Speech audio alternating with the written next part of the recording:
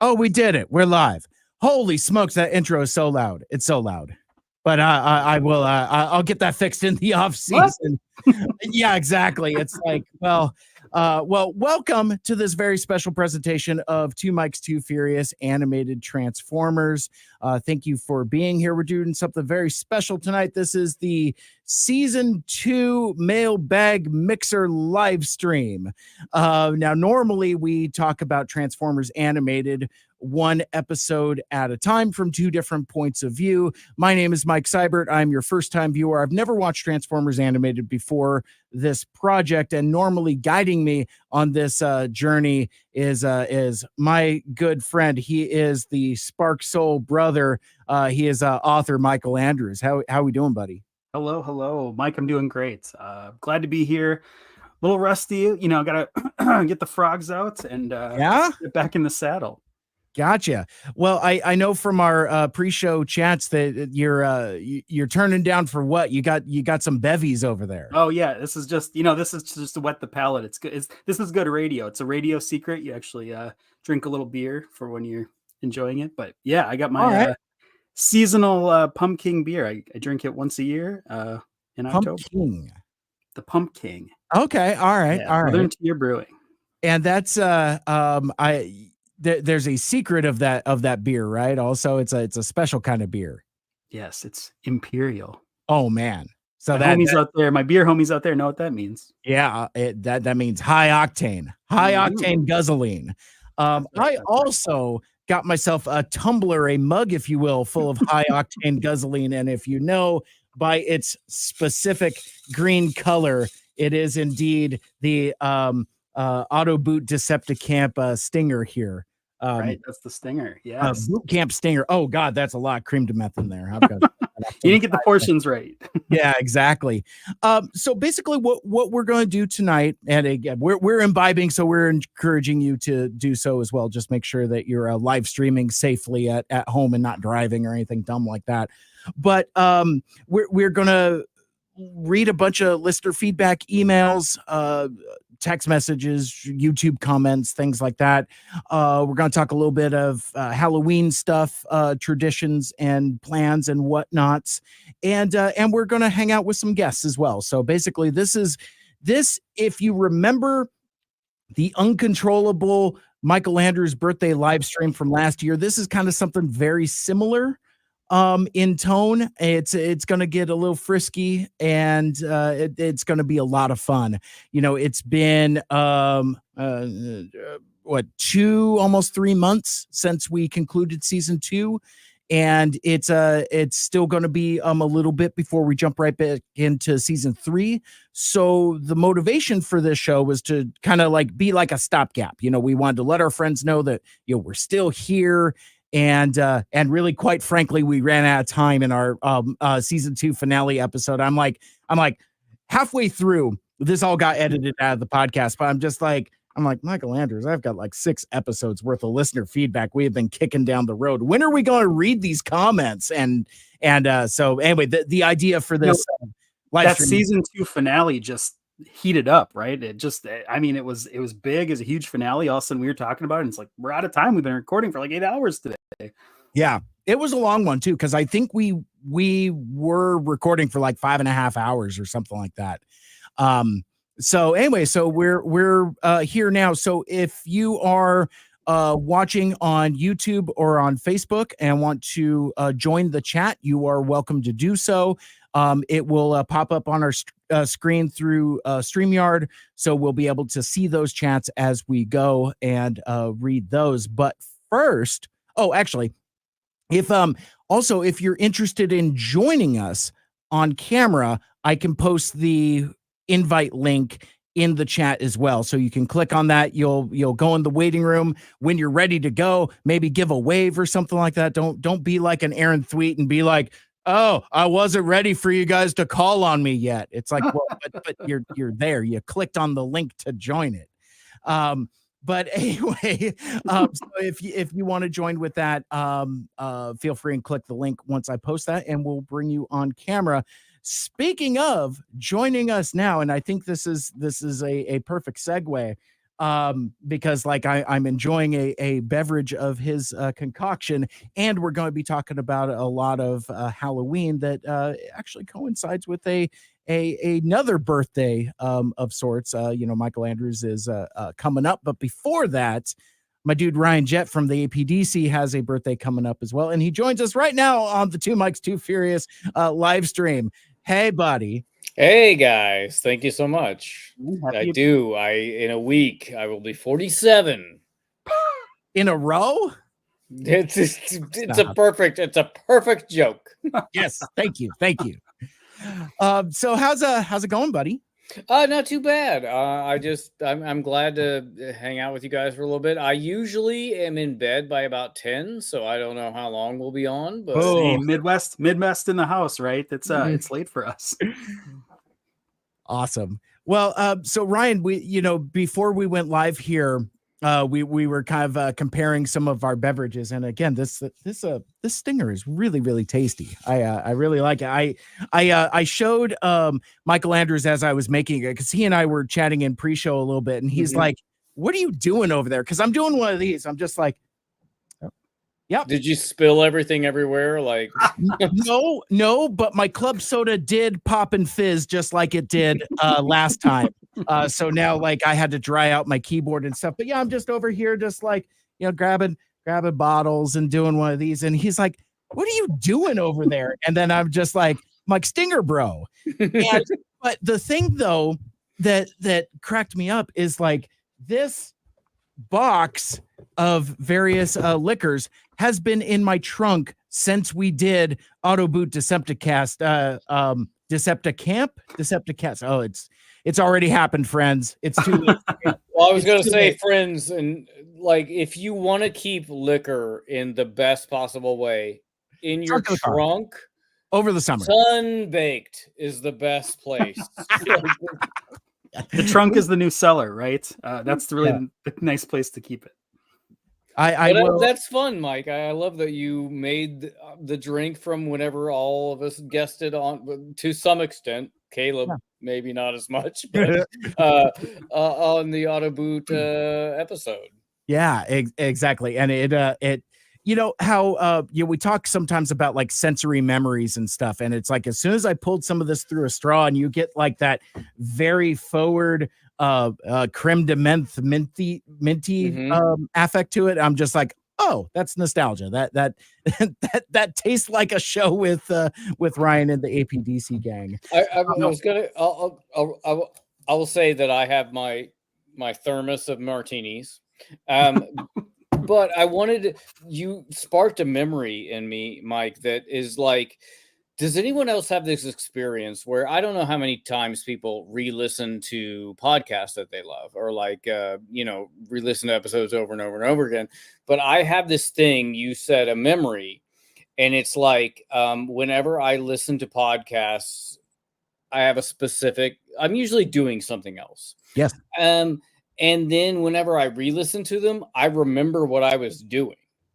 Like I have, does anyone have that experience? I don't know.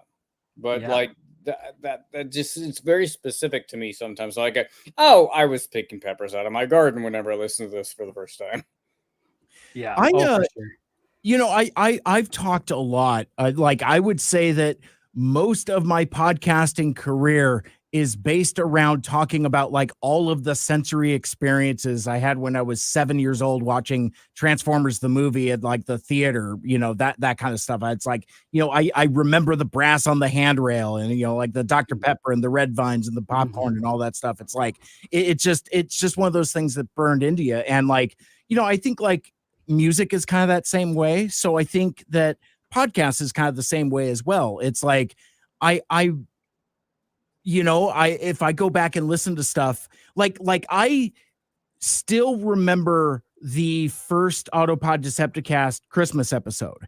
And I remember laughing so hard that I almost drove off the road. And I remember that stretch of time. Like every time I go through it, I'm like, oh, this is the part where I almost ate shit when I was laughing my face off during that APDC episode. So yeah, I too believe in the power of a curse. Yes, absolutely.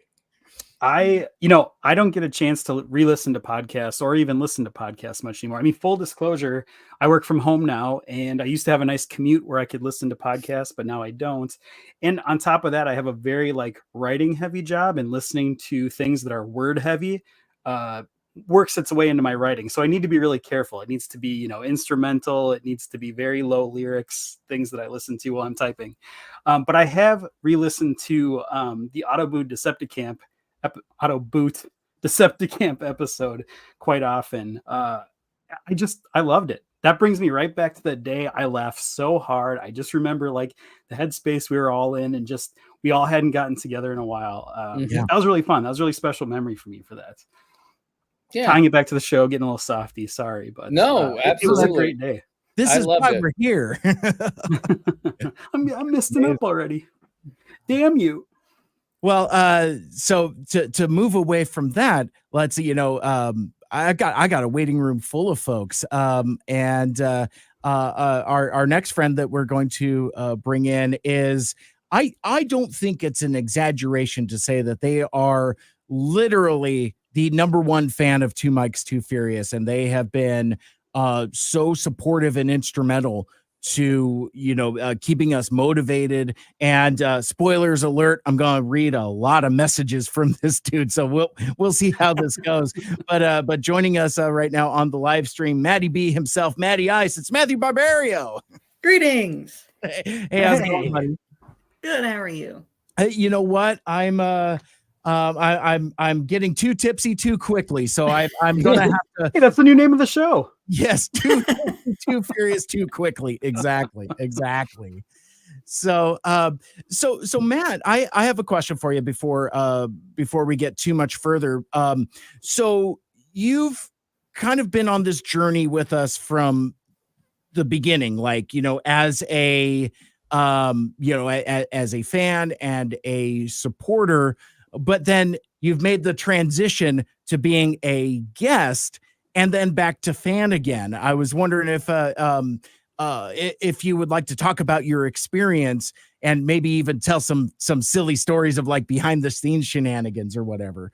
I was there. What am I talking about? Well, I'll need to vet some of those stories before you tell them. But yeah, text them to me first, and then we'll talk. It was really cool going from just being a listener to being a guest and then back to listener again. It was my first time ever being on a podcast, and I didn't quite know what to expect because, sometimes these things go off the rails. But oftentimes they go off. It was a lot of fun. Awesome. Hope I could do it again in season 3. Absolutely. Yeah, absolutely. That's we're in discussions about how kind of the format of season 3 is going to go, with regards to guest spots and how we want to do that. We might end up doing something kind of similar to this for some of the larger episodes. So that's going to be tons of fun. So is Aaron not going to jump on with us or what? He was in the waiting room and then he bitched out. What's his I think both he and Caleb had talked about they were going to jump in. So, I mean, that's the last I heard, but they're flighty fellows, not stalwarts like myself. There you go. Very good. Can they just drive over to your place real quick and hop on those other 2 mics? Isn't that what? Yeah, absolutely. Well, and I forget what you have since renamed the Ryan Basement, because this is the Autopod Decepticast studio. That is where the magic happens. Yeah, it's so nice. look at it. I thought about doing a reverse angle, but I'm like, oh, you want to see my Christmas tree and DVD collection?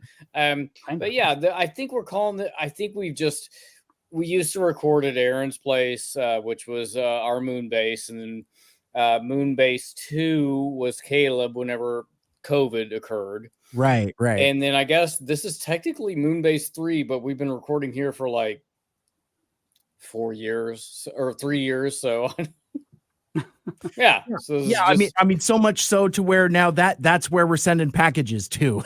Yep. That's where I know you guys record. So I'm looking for it. Care of Moonbase 3. There you go. There you go. All right. Well, we'll see if other folks jump along with us as well. Oh, I should probably post that link in the chat. While I do that, I grabbed the most orange shirt that I could find in my closet. Depending upon the lighting, it's salmon adjacent. I also have a pink shirt, and I asked my wife, I'm like, what is the difference between these two? And she's like, that's red pink, that's orange pink. And I'm like, okay, orange is the key word I was looking for. So now I'm wearing this. So this is Halloween adjacent, I guess. Dude, I have, this is very funny for someone who does graphic design, but I have a mild color blindness, and I cannot tell the difference between pinks and oranges. Okay. Specifically. And like we're playing Trivial Pursuit, the pink and the orange slices. I know that they're different colors, but I can't tell you which is which.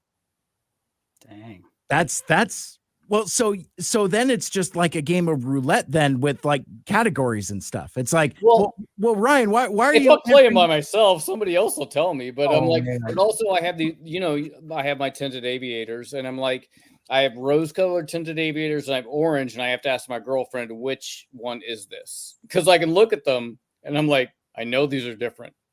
Which one is this? I know I'm gonna look good in either, but which one is which? Absolutely. Right. So I bring that up, not to have a color fashion legislation, though.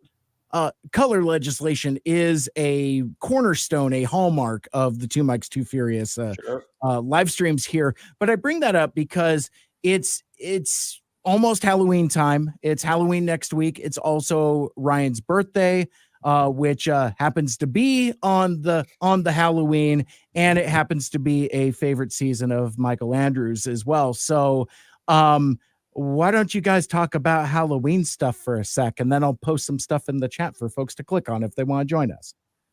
Oh yeah, I really wanted to talk about like Halloween traditions, or like what people do for Halloween. What movies do you have to pop in and watch? Do you guys have anything like that for like Halloween stuff you do? My girlfriend and I we just recently watched, I don't know if you know about or know the film Carnival of Souls. I think it's 1962. I do. Thanks to Mystery Science Theater, I hate to admit, but no, I had never seen it. She had never seen it, which is kind of amazing because I'm a huge horror movie film buff, and like we watched it. It is amazing. Like it's it kind of, I feel like, influenced a lot of like the George A. Romero, like Dawn of the Dead, because it's in black and white, and not to get too far afield, but like I kind of wish that more horror movies were done in black and white, because you can get like super detailed, like super blacks, like super focused, like whites and blacks between the two. But it like it's very short, but it's very good, and it has this protagonist, this woman who is surprisingly progressive. Like I think one of my favorite lines from the movie is she's talking to the guy who's like, "Oh, I just like a pick me up in the morning," and she's like, "Well, you must be hilarious by noon." And it's just we've just been watching kind of horror movies that we have never seen before, which is, there's not a huge amount of them, and that's kind of what I do for Halloween, is I kind of watch horror movies I haven't seen before, because I tend to watch a ton of horror movies throughout the year. So that's kind of what I like to do for the run up to the Halloween season. Yeah, that's interesting that you say that, because this year, unlike other years, we've been watching scarier stuff that we haven't seen before.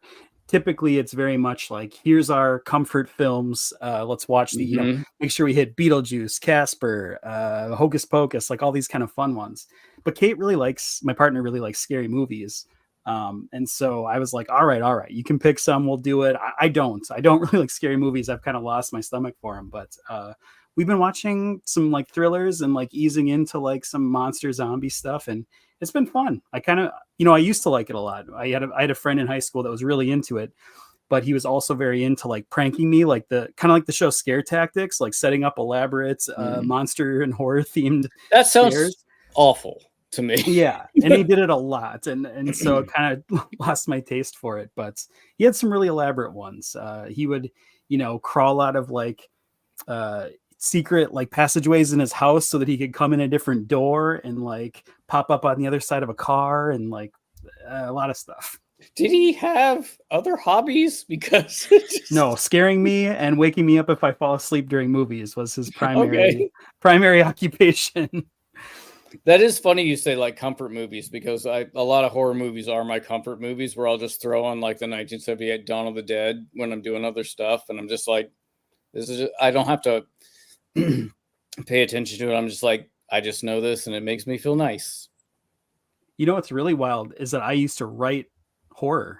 That was kind of like where I started kind of writing fiction. I would write like thrillers and horror, and I got really into it. I was reading a lot of Dean Koontz, and I got really into like that sort of style of fiction. I really liked it, even though it kind of scared me in real life. I was pretty good, because I was so easily scared. I could know what scares people, so I'd write a lot of that. But yeah, I don't know. Somewhere I just went the wizard route. It was just safer, I guess. Wizards, dragons, good, safe.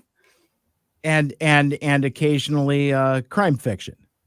And occasionally crime fiction. Yeah, I think that was my dipping my toe back into horror for Gone for a Spell. There's some spooky scenes in that. So interesting. I did not know that. How about you, Matt? So. No. What do you participate in the Halloweens? Not really. I'll watch like the Haunted Mansion or maybe Casper, but other than that, not really.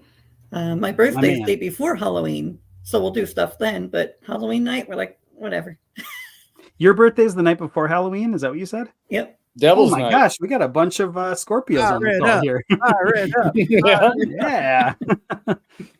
All right, let's all start chanting and spear Mike Seibert. I don't know. What do we do here? That's terrible. I was just thinking about nice Halloween movies. I'm like, Hocus Pocus is another one we watch every year. That I love that movie. It's great. I've come around to it. I had a very like, Hocus Pocus for a long time. Arms crossed. Yeah, exactly. Every time. Well, it's interesting because like I have because you guys mentioned Haunted Mansion earlier, and I have a coworker of mine who is super into Haunted Mansion, like the ride, the imagery, all of that. I've tried not to ask her about the movies because neither of them are particularly good. But we were on a car ride to a remote event for work, and she had asked me, she's like, why are you so much into Transformers? And I kind of tried to explain it. It's like, for me, it's like, it's nostalgia crossed with friendship, that kind of thing. And she's like, that's kind of what Haunted Mansion is for me. It's like, and she goes on further and says, Haunted Mansion is my Transformers. Like, basically, like she and her family have been to Disneyland long enough to where I'm sure they've got their name on a bench or something, or like on a brick or something like that. But like, there's just something about like that particular imagery with the ride more than anything, like that style of ghosts and that style of the titular Haunted Mansion, that kind of thing that just really clicks and resonates with her. And I was like, that's pretty cool. Yeah. So that's very sweet. Just to mention one of my other hobbies, there's a fantastic Haunted Mansion board game. It's a lot of fun. So really? That's another staple in the household here. We play the Haunted Mansion. How often do you guys play board games? Not as much anymore. It used to be like every Friday, every Saturday, every Sunday, but I don't know. Time changes a man, I guess. What? That's just a thing people say. Come on, that's just what people say. How maudlin, my goodness. I know. Time changes a man. I think one of the Roosevelts said that. I don't know. Well, that reminds me of this chat I got here from John. Jesus, you're as old as my parents. I'm like, oh my God. Those guys are. I'm hip and young. Okay. How do you do, fellow youngster? Yeah. My goodness. that guy voices a transformer, and it's kind of okay. All right, so I've got somebody waiting in the lobby there. You ready to jump on with us? Nod, wave, something. Can we do like the robot voice or the monster voice? Just keep them hidden for longer. I'm seeing neither a nod nor a wave, so that means okay. That's a nod. Fine. He thinks we can hear him. He's in the waiting room. Whatever. Anyway, joining us on the Two Mics Too Furious live stream. And again, if you want to be part of the fun and be part of our Brady Bunch collage here, you can hop on and hop off as much as you'd like. There's a link in Facebook and maybe on YouTube. I posted, it says, YouTube rejected your comment. This is fairly common when sharing a link. You may need to share the link another way. So I went into the actual YouTube chat and posted it there. We'll see if that works. But anyway, how user friendly is YouTube? It's kind of not. It's but it's like the number 2 search engine outside of Google. So and a lot of folks have found our podcast, ironically enough, through YouTube. Nice. Ryan does a lot of searches for number 2, but oh, that's good. That's good. So joining us here on the live stream, another third, strengthening us to 2/3 of Autopod Decepticast. It's my dude Aaron. How we doing? Hey, how's it going, guys? Nostalgia, friendship, time changes a man. There it is. He's all caught up. You're up to speed. Ryan, what color are my sunglasses? I was paying attention. I have all kinds of gotcha questions. And props, Carrot Top style. You're one of the better stalkers. You know that? We didn't know you were there. You were just picking up on everything we were saying. No, hi, guys. Hi. Hey. Thanks for having me. You're welcome. Thanks for taking the time to click through and stop by. We really appreciate it. Yeah. That lead in to introducing me was so long. You were like, okay, let's introduce our next guy, but I'm going to talk about something else for 10 minutes. And now everyone has met me. Everybody knows what the deal is. I mean, it's the transaction that you go into with being a friend of Mike Seibert, because I would imagine that there's got to be a Friends of Mike Seibert support group where it's just everybody's just like, man. I know. That's a good idea. Yep. Yeah, at least the group text. Yes. Not for nothing, Mike, but whenever we do record with you, we're like, all right, this is going to be like 4 hours. Yeah. We extend the Google Calendar. Yes. Oh my goodness. So and speaking of friends, joining us in the chat here, New Daniel chipes in. Hi y'all, and if I remember correctly, our buddy New Daniel just celebrated a birthday as well. So happy birthday to you. Also joining us in the chat, it's our good friend Abby. Yo, hey Abby. I hear a rumor that Abby might be joining us on camera later, time permitting. But again, if you want to join us in the chat, you're welcome. Click on the link in somewhere and chat or join on camera. Aaron, how are you doing? Good, great. Sorry, I don't really have anything exciting to say. I've just been working, man. Man, I feel that. You know how it be. I do actually. I feel that in my soul, especially this time of year. What are y'all sipping on? Sorry to interrupt your train of thought. Okay, Ryan's got a fancy pink drink. Was that looked like it had a just hint a regular of martini. I'm sure you Thermos full of martinis over there. Okay. That'd be a great title for your biography, by the way. Thermos full of martinis. I'm writing it down and stealing it, and I will not attribute you at all. That's fine. Is that some kind of microed brewer product? Yeah. Southern Tier. Are you guys familiar with this? I thought it was. Oh, it's out of New York, so maybe not. I thought it was nearer to you, but anyway, it's a seasonal staple for me. Imperial pumpkin pie ale. Oh, I've heard you talk about that. Yeah. Is it hitting this year? It's hitting. They also make a stout called Warlock, and it's like pumpkin pie, but it's a stout, so it's a little more chocolatey, a little more thick. Those are for later. Innuendo. Yeah, exactly.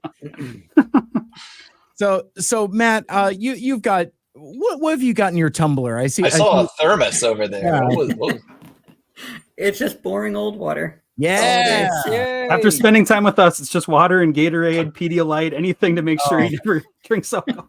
H2O. Excellent. So let's see. In the chat, our friend John says howdy back. And Stuart says greetings, all y'all. Thanks for hanging out with us. Our birthday boy, New Daniel, has a question for Aaron. Aaron, any new toys, Aaron?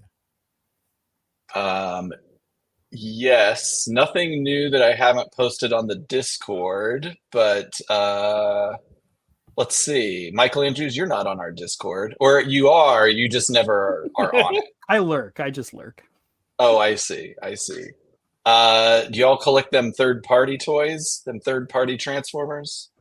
Are you listening, Hasbro? Get them. We have a special guest for you, Aaron. Come on in. It's a lawyer. Cease and desist. No, I got that Fans Toys scrapper, and I can't stop looking at it. It's beautiful. Now, you guys want to see it? Yes. All right. And he just pulls out his wiener. I wasn't talking about the toy. Meanwhile, Alpha Magnus, this isn't where I parked my car, question mark. Look at this big. It's probably hard to get an assessment of scale. It's as big as my head. Jesus. Aaron has a huge head, by the way. I do. How are you Yeah. lifting that thing? So that even, yeah, it's like all metallic-y, shiny, painty. And it weighs about 5 pounds, so it's a brick. It does not weigh 5 pounds. I'm exaggerating. You're right, Ryan. You caught me in a moment of hyperbole. But I'm Put it on a scale. sure- What are your crimes? I'm sure there is no shortage of diecast in there, right? I mean, like probably has like a diecast skeleton, maybe some feet, maybe some knees. I think you're right. None of it is external. It doesn't feel like. I'm trying to do the cold touch technique. Right. I think it's all embedded inside of it. Perhaps. Interesting. I don't know, but it's pretty weighty and girthy and stout and chocolatey. And veiny. Too far. Now that was the line. Oh Like my Seibert's God. been great having you on. We're gonna bump you down the couch. If that's This is a family show. No more at 8. So Daniel posted Devastator will be huge. Now, correct me if I'm wrong, Aaron. This scrapper is the first of the Fans Toys Constructicons, right? That is correct, yeah. So yeah, if that's just what a leg looks like, I mean, what's long haul gonna look like? You know, he's a load bearing pelvis. I mean, crime. Are there any other kind? Wow, this got real buck wild, real amazing. Yeah. Hopefully it doesn't look like the what was it? Titans Return one. You remember what that thing looked like? The Titans Return long haul. Yeah, it was Combiner Wars. Or Combiner Wars. Yeah. And he's all crotch. That's like even when he's in all crotch all the time. He's just basically a giant crotch with like little arms and legs and a teeny tiny head. He's hip skirts and feet. Yes.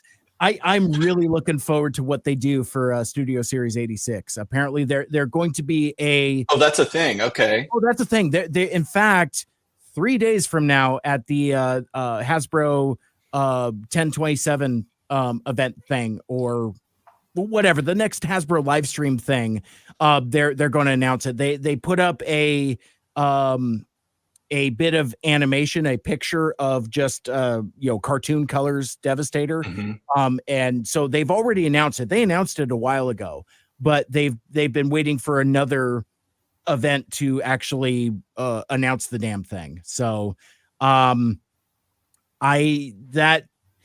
it's interesting now that it's been announced that Studio Series 86 is going to end next year. No, I'm sorry, in 2026. is to coincide with the 40th. I didn't even know that. Okay, wow. Yeah. So they've said like 2026 40th anniversary of the movie. That's it. That'll be the end of it. And so I think now it's going to be kind of like the March of the Light Brigade to get those last minute characters in, including Devastate, which I think will be terrific. Because that Combiner Wars. You think they'll do a Predaking and it'll be a one-shot thing? Like you're not gonna have to wait for characters like you did with the last Minosaur they came out with. No, it's just gonna be like a box set. No, it won't be. They're releasing. In fact, I think they're doing 2-packs. Oh, that's cool. At least, yeah, I think that's what they're doing. I think it's like it's going to be like Scrapper Mixmaster or like Bone Crusher Scavenger type of thing. Well, that's a shame it's ending. Hopefully, they get out all the appropriate characters. I was going to say you've been getting a lot of good stuff in that line lately. That Galvatron looks sweet. That's coming out. Yeah. And clearly that Optimus Prime, everybody's gone gaga over it. Mm-hmm. And it's super cool that they gave the collectors a new mold that is really awesome and didn't just repaint the last mold, Right. Which is truly what's been vexing and frustrating. And I don't want to make this too much toy talk. Like it's too late. Well, I mean, you buy the ticket, you take the ride, because like I could talk about Studio Series 86 because like I'm really frustrated with it's a mixed bag between like repaints and actual new figures. So it started off with all new figures, right? Mm-hmm. So like that's how I ended up buying like a Kingdom Ultra Magnus, because I never thought that they would do Magnus in Studio Series 86. Turns out they did him in Commander class. I bought a Siege Sideswipe with the stupid space mud on it. I'm like, well, fine. This is what they're going to do. Turns out, not only did they repaint him, but they retooled him into a leader class figure, and that figure fucking rules. Like that 86 Springer is great. Mm-hmm. Like the color is right, the proportions are finally right. It's they need to get you that Cyclonus. They need to repaint and really re-release that one for you. Exactly. Pony up for that again. Yeah. Oh yeah. And I would throw down for it gladly. But then like, I bought Kingdom Blaster, and it's just like now, but those like Galvatron are just like straight repaints. Like there's no new tooling. There's no new accessories. The Galvatron face looks better. Did they retool the face a little bit, or is it just me? I think it's just the white paint. It's the difference between the white paint and the silver paint, I think. You had a little work done. Yeah. Exactly. I love that as we're having this conversation here, John and Alpha Magnus are like having this whole terrific conversation. And I just realized that John just recently found our podcast, just started listening to the podcast 2 days ago while starting TFA, and really enjoy it. So thanks. And there's more chats going through it as well. So thanks for joining us and hanging out here on this live stream where we're not talking about Transformers Animated too terribly much, but at all. So far. Well, but speaking of, I think now's as good a time as any, now that we've been here for almost 40 minutes. I think I'm going to dip into the mailbag and rustle around a little bit and share some of the listener feedback that we got that we didn't have time for in the finale there. So let me find that here. Give me just a second here. You said you had quite a bit of it. Like there was, I have a lot. We put it off for like 5 episodes or something.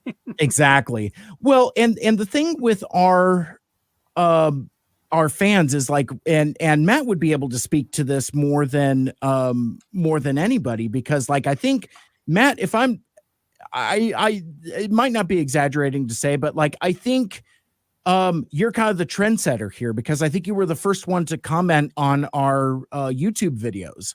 And I think from there, that's like comments beget comments. And now the YouTube channel, even if folks don't necessarily listen there, folks go there to comment. And it's become quite this really cool community of Two Mikes, Two Furious listeners.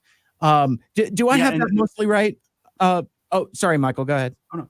I was just gonna say, and thank you for making it a good first comment instead of setting the tone for bad comments. And but if was our first comment on the YouTube channel, we'd be in trouble. But I think you set the bar nice and high.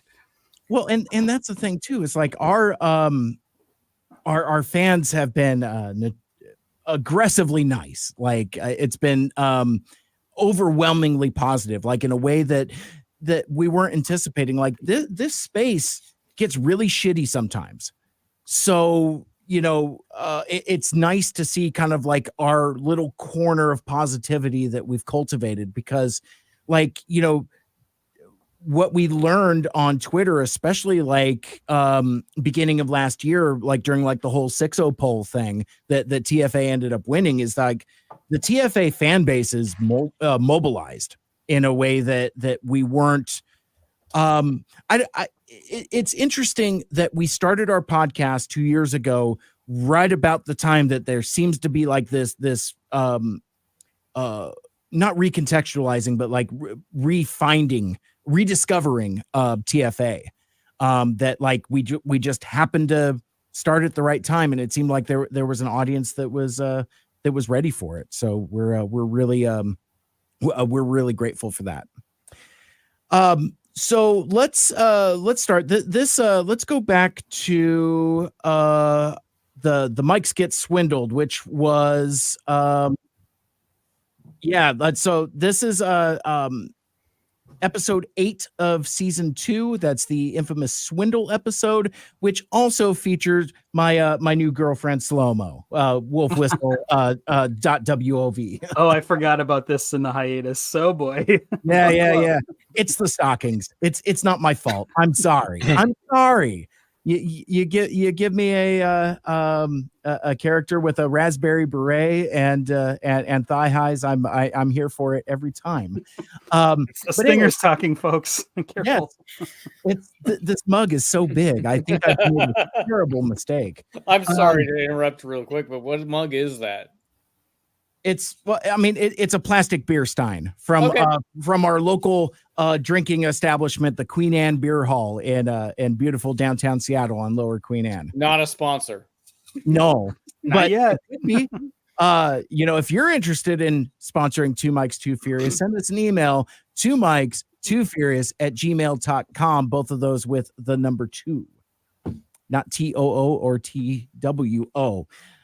So our good friend Maddie B writes us a spooktacular episode of 2M2F. Had to say that given the Ghostbusters discussion.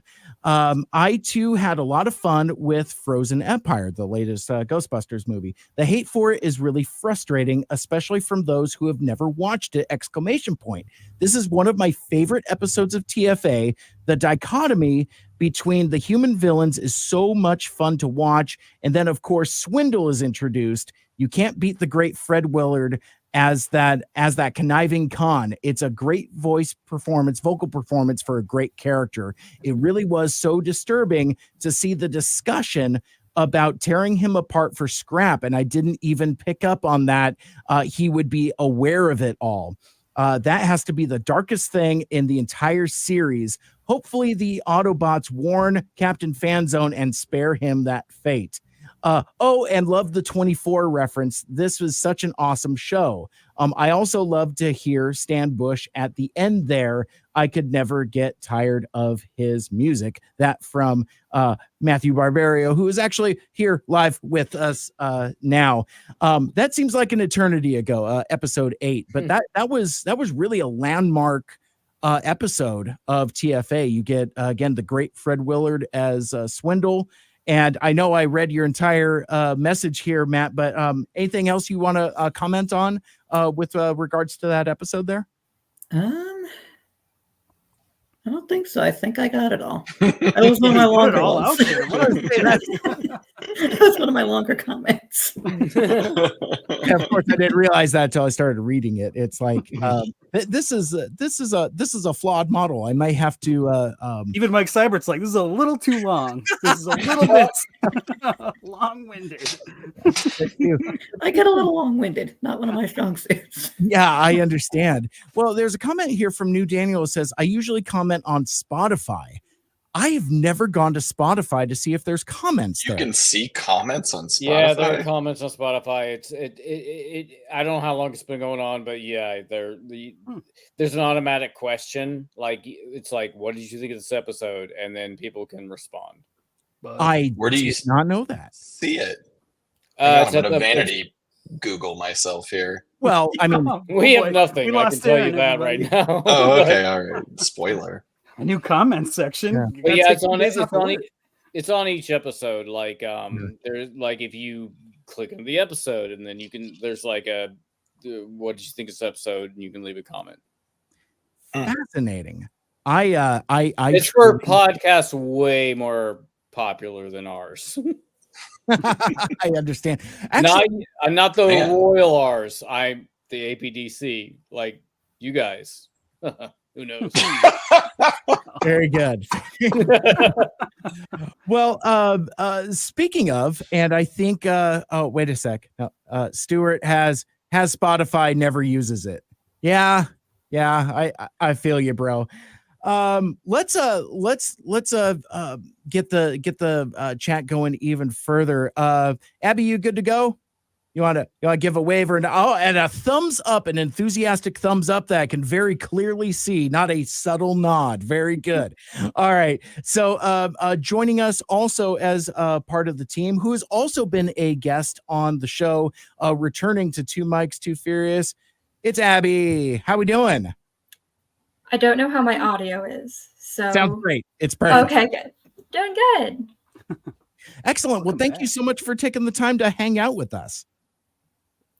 Of course. And I brought my little drinks as well. What you got? What you got?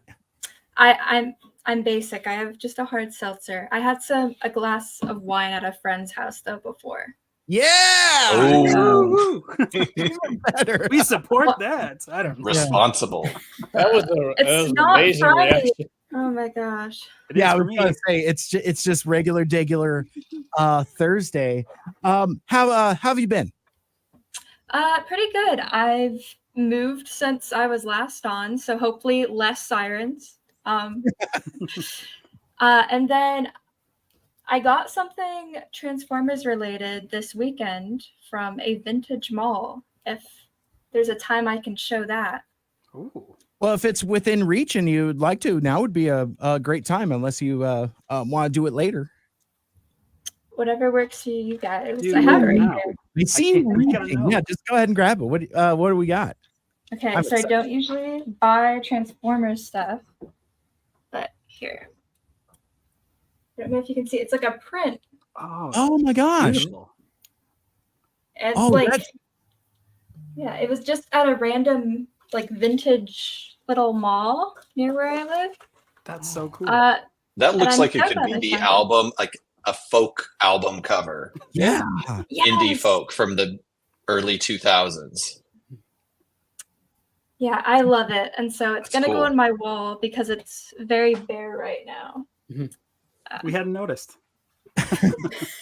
She's got a map. I mean, come on.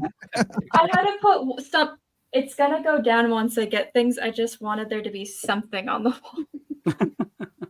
Did you put it up just for us, just to be on tonight? Did you stick it back there? I can't say that, but it's for you right now. Thank you. Thanks. I'll take that, I guess. I love it. Well, I appreciate that.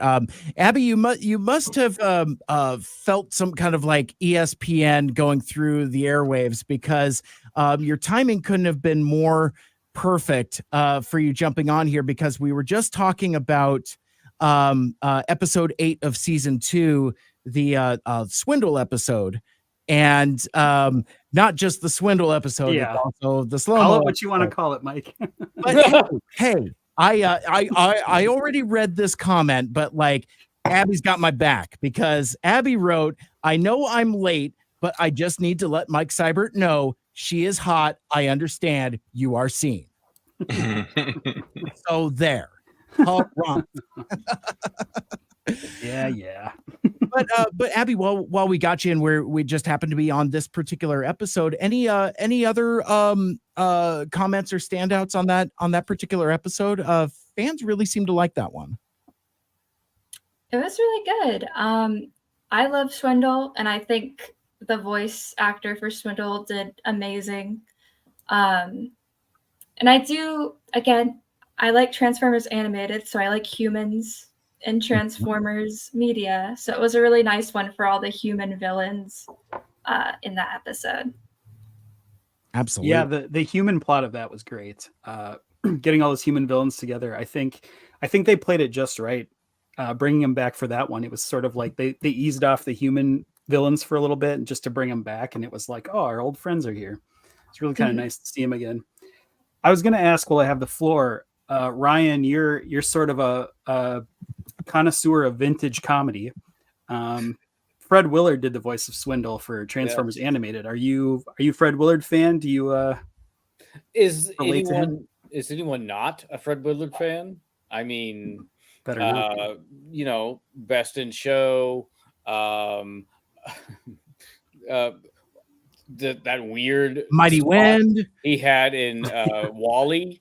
I just watched Wall-E again for the first time since theaters, like last weekend, weirdly enough, and I totally forgot that he was like the human actor in it. He's like, it's all over. Hope everything's fine soon. He's 700 years later.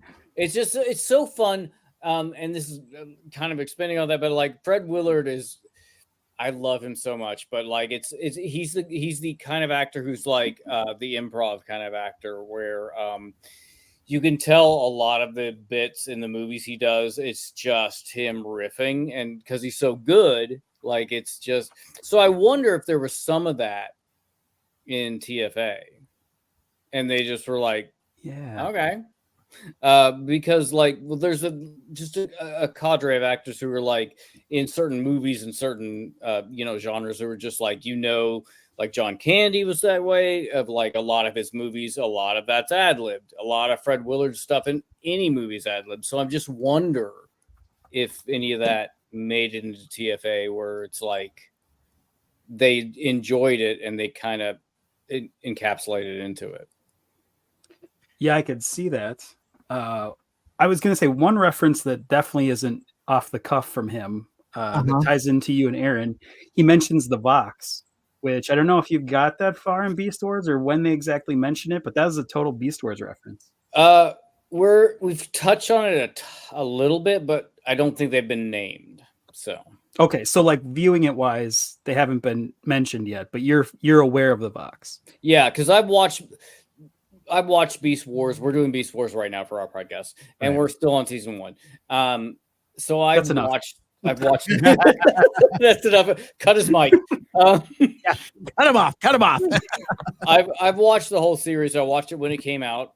It kind of got me actually kind of back into Transformers, and so I've watched it all, and so I'm aware of certain beats, mainly season 2. Like in rewatching season 1, I'm like, I don't remember a lot of this, but they set up so much that happens in season 2. And I think the box comes in mainly in season 2. So they haven't been named, but it comes in. But yeah. Yeah. Real quick on that. Abby, Matt, since you guys skew younger in our audience, where's your familiarity at with Beast Wars? Are you guys in the Beast Wars camp? Is that just old stuff for grandpa? Where are we at? Again, let's go back to John's comment from earlier. Yeah. On a scale of it's your show versus your parents' show, where? Oh no. The middle. I do want to watch it. I do want to, so you kind of like know of its existence. You haven't. Yes, but there's still some series of Transformers, especially I feel like I watched the original, but a lot of things between season 3 of the G1 to basically like the movies and animated, I didn't really watch or haven't watched yet. Sure. That makes sense. Matthew, what about you? I have seen all of Beast Wars except I think the last 2 episodes. Oh wow! Whoa. You just stopped at the What a weird finale? choice. You're just like, screw this show. I was I'm gonna chugging start along on it, and then with just my money here. I lost my momentum, and I haven't gone back in a while. Oh, Wow. sure. I'll finish it eventually. That's this is a terrible pitch for Beast Wars, but like, I guess there are. If you like G1, there's a lot of stuff to love in there. But if you watch Beast Wars, again, terrible pitch, but like season 1, it's a slow burn of like, I don't know if I like this show, and then it just gets really good when season 2 comes, which is again just a terrible pitch for any show. But I'll say the episodes are getting better. They're more consistently good. yeah, The last 3 or 4 that we've watched. Yeah, I was questioning our decision, you know, cover up it. through about episode 10 to dedicate so much of our lives to it. But it's generally pretty good now. Well, you heard it here, folks. 2/3 of the Autopod Decepticast says, "Don't watch Beast Wars. Hop on over to Two Mike's Too Furious." No. That's a very uncharitable characterization. We said it's generally pretty good. Oh my gosh! Speaking of, I think there is maybe a third member hanging out in the waiting room. Yo, you ready to go? Give me a nod or a thumbs up or a something. Oh, that's a thumbs up. Oh, here we go. We're just going in dry. Please welcome to the show, Caleb lying on the floor drinking wine. Oh, great. Kennedy is here. Hey guys. Hey, thank you for committing more to our show than you do to your own show. I really appreciate it. Turns out he can find a fucking microphone too. Who knew? How's it going? How you guys doing? Good bit. It's good. It's good, buddy. How are you? Hey man, I'm just laying on the floor drinking wine. Oh, What kind of wine? Red. Okay. Just another Thursday night. Abby, is this the friend's house that you came from? Is this what we're? Is this where you were?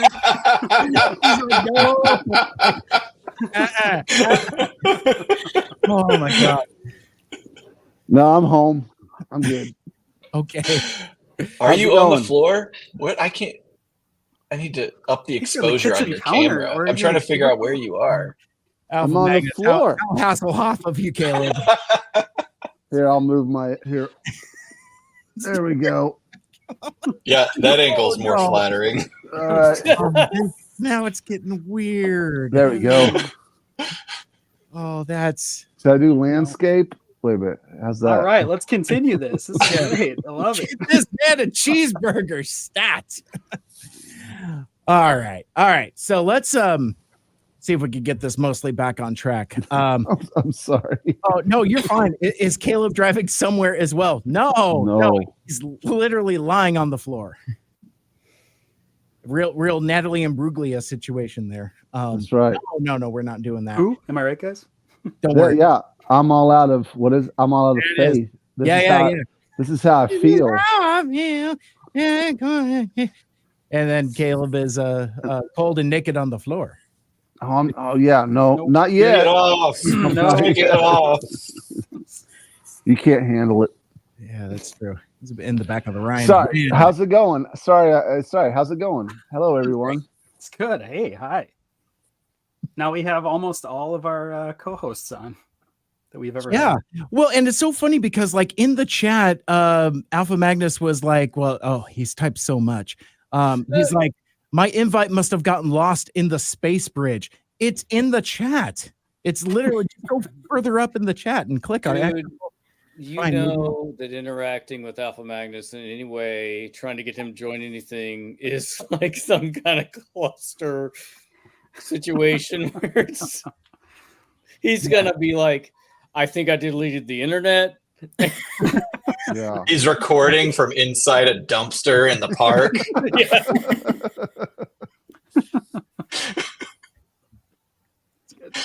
It's good. I mean, even his thing here. I'm joking. I'm covered in glue. What the? There it is. What could that possibly mean? Are you going to I lost my TFCon? Is that headphones, what's I lost going my on? headphones. I think he's working on a cross-play for TFCon, if I'm not mistaken. Well, Maybe. so Mike, Yes. yeah, both mics. So get me up to speed. You've been on for an hour and introducing people and everything. And that's about it. I've read in one true bit of fashion, history 1 and- hour, one letter. Oh man, we're gonna be here a long time. Oh my gosh. So speaking of, let's go back into the mailbag, and this is actually an email from Abby, who wrote to, "Hey Mikel Andrews," not hey Mike's, not hey Mike's, hey Mikel Andrews. So this is for you specifically. He hates that, Abby. Don't do that again. I can't go back in the closet. Mike is a jealous god. That's true. I meant to reply to this way earlier. I'm so glad you enjoyed both movies. Mutant Mayhem is fortunately getting a 2D animated series due to its popularity. I should have written that the subject line was Teenage Mutant Ninja Turtles. Yeah, I got it. My mistake. I haven't seen if it's dropped yet, but maybe something to have on your radar. It has since dropped. I have not watched any of it. I have. Ooh. Yeah. So how is it? Really good. Abby, did you find it the same? Did you watch it yet? So I've watched only a few. I don't know how many episodes have dropped so far, but I only watched a few. Again, I really like fighting sequences and animation. Oh, So some of so it has good. been very satisfying. Yeah. Because they do keep a lot of, like, again, it's 2D. It doesn't look the same as the movie, but they keep a lot of that energy and the action sequences, and I really appreciate that.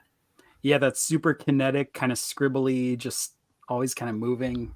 I don't know what that style is called, if it has a name yet, but yeah, it's really beautiful, and it's really kinetic too, because it seems like so far it all takes place in like one night. Like it's one of those shows where it's, kind of shifting perspectives, and they split the brothers up right away, and it's all taking place like simultaneously, real time. Pretty cool. Nice. That's awesome. So is it called Mutant Mayhem? What's it called? I didn't even know this is a thing. It's Tales of the Teenage Mutant Ninja Turtles. Yeah, I think it's Tales of But it's a continuation of that storyline. Yeah, correct. Yeah, it's Okay. a direct sequel to the Mutant Mayhem movie, which rules. Like if you haven't watched it, I can't recommend that highly enough. It's and it's kind of weird because we've been here for an hour and we haven't even really talked about stuff that we've been up to since we signed off back in August. But one of the things that's come and gone during our hiatus is Transformers 1, and Mutant Mayhem kind of has that feel to it. Like it's streamlined, it's approachable, and it's like, so if you have somebody that isn't a fan of TMNT and you want to give them a entry point, start with Mutant Mayhem, because it rules. It kind of takes, it's through kind of the Spider-Verse lens a bit, but yeah, no, it's fantastic. The voice cast is a lot of fun, and I had a blast with it. I was bummed that I didn't watch it until streaming. It's like, oh man, I really wish I would have taken the time to watch it in the theater. Yeah, it was super cool. Actually, Wes and I went to see that at Movies at the Park here locally, and not the most ideal way to see any movie, but it was kind of cool just to. We went just laid on the grass and watched it, and it was. I basically had no expectations going into it. I didn't know anything about it, except from stuff I'd seen randomly online, and I loved it so much. So good.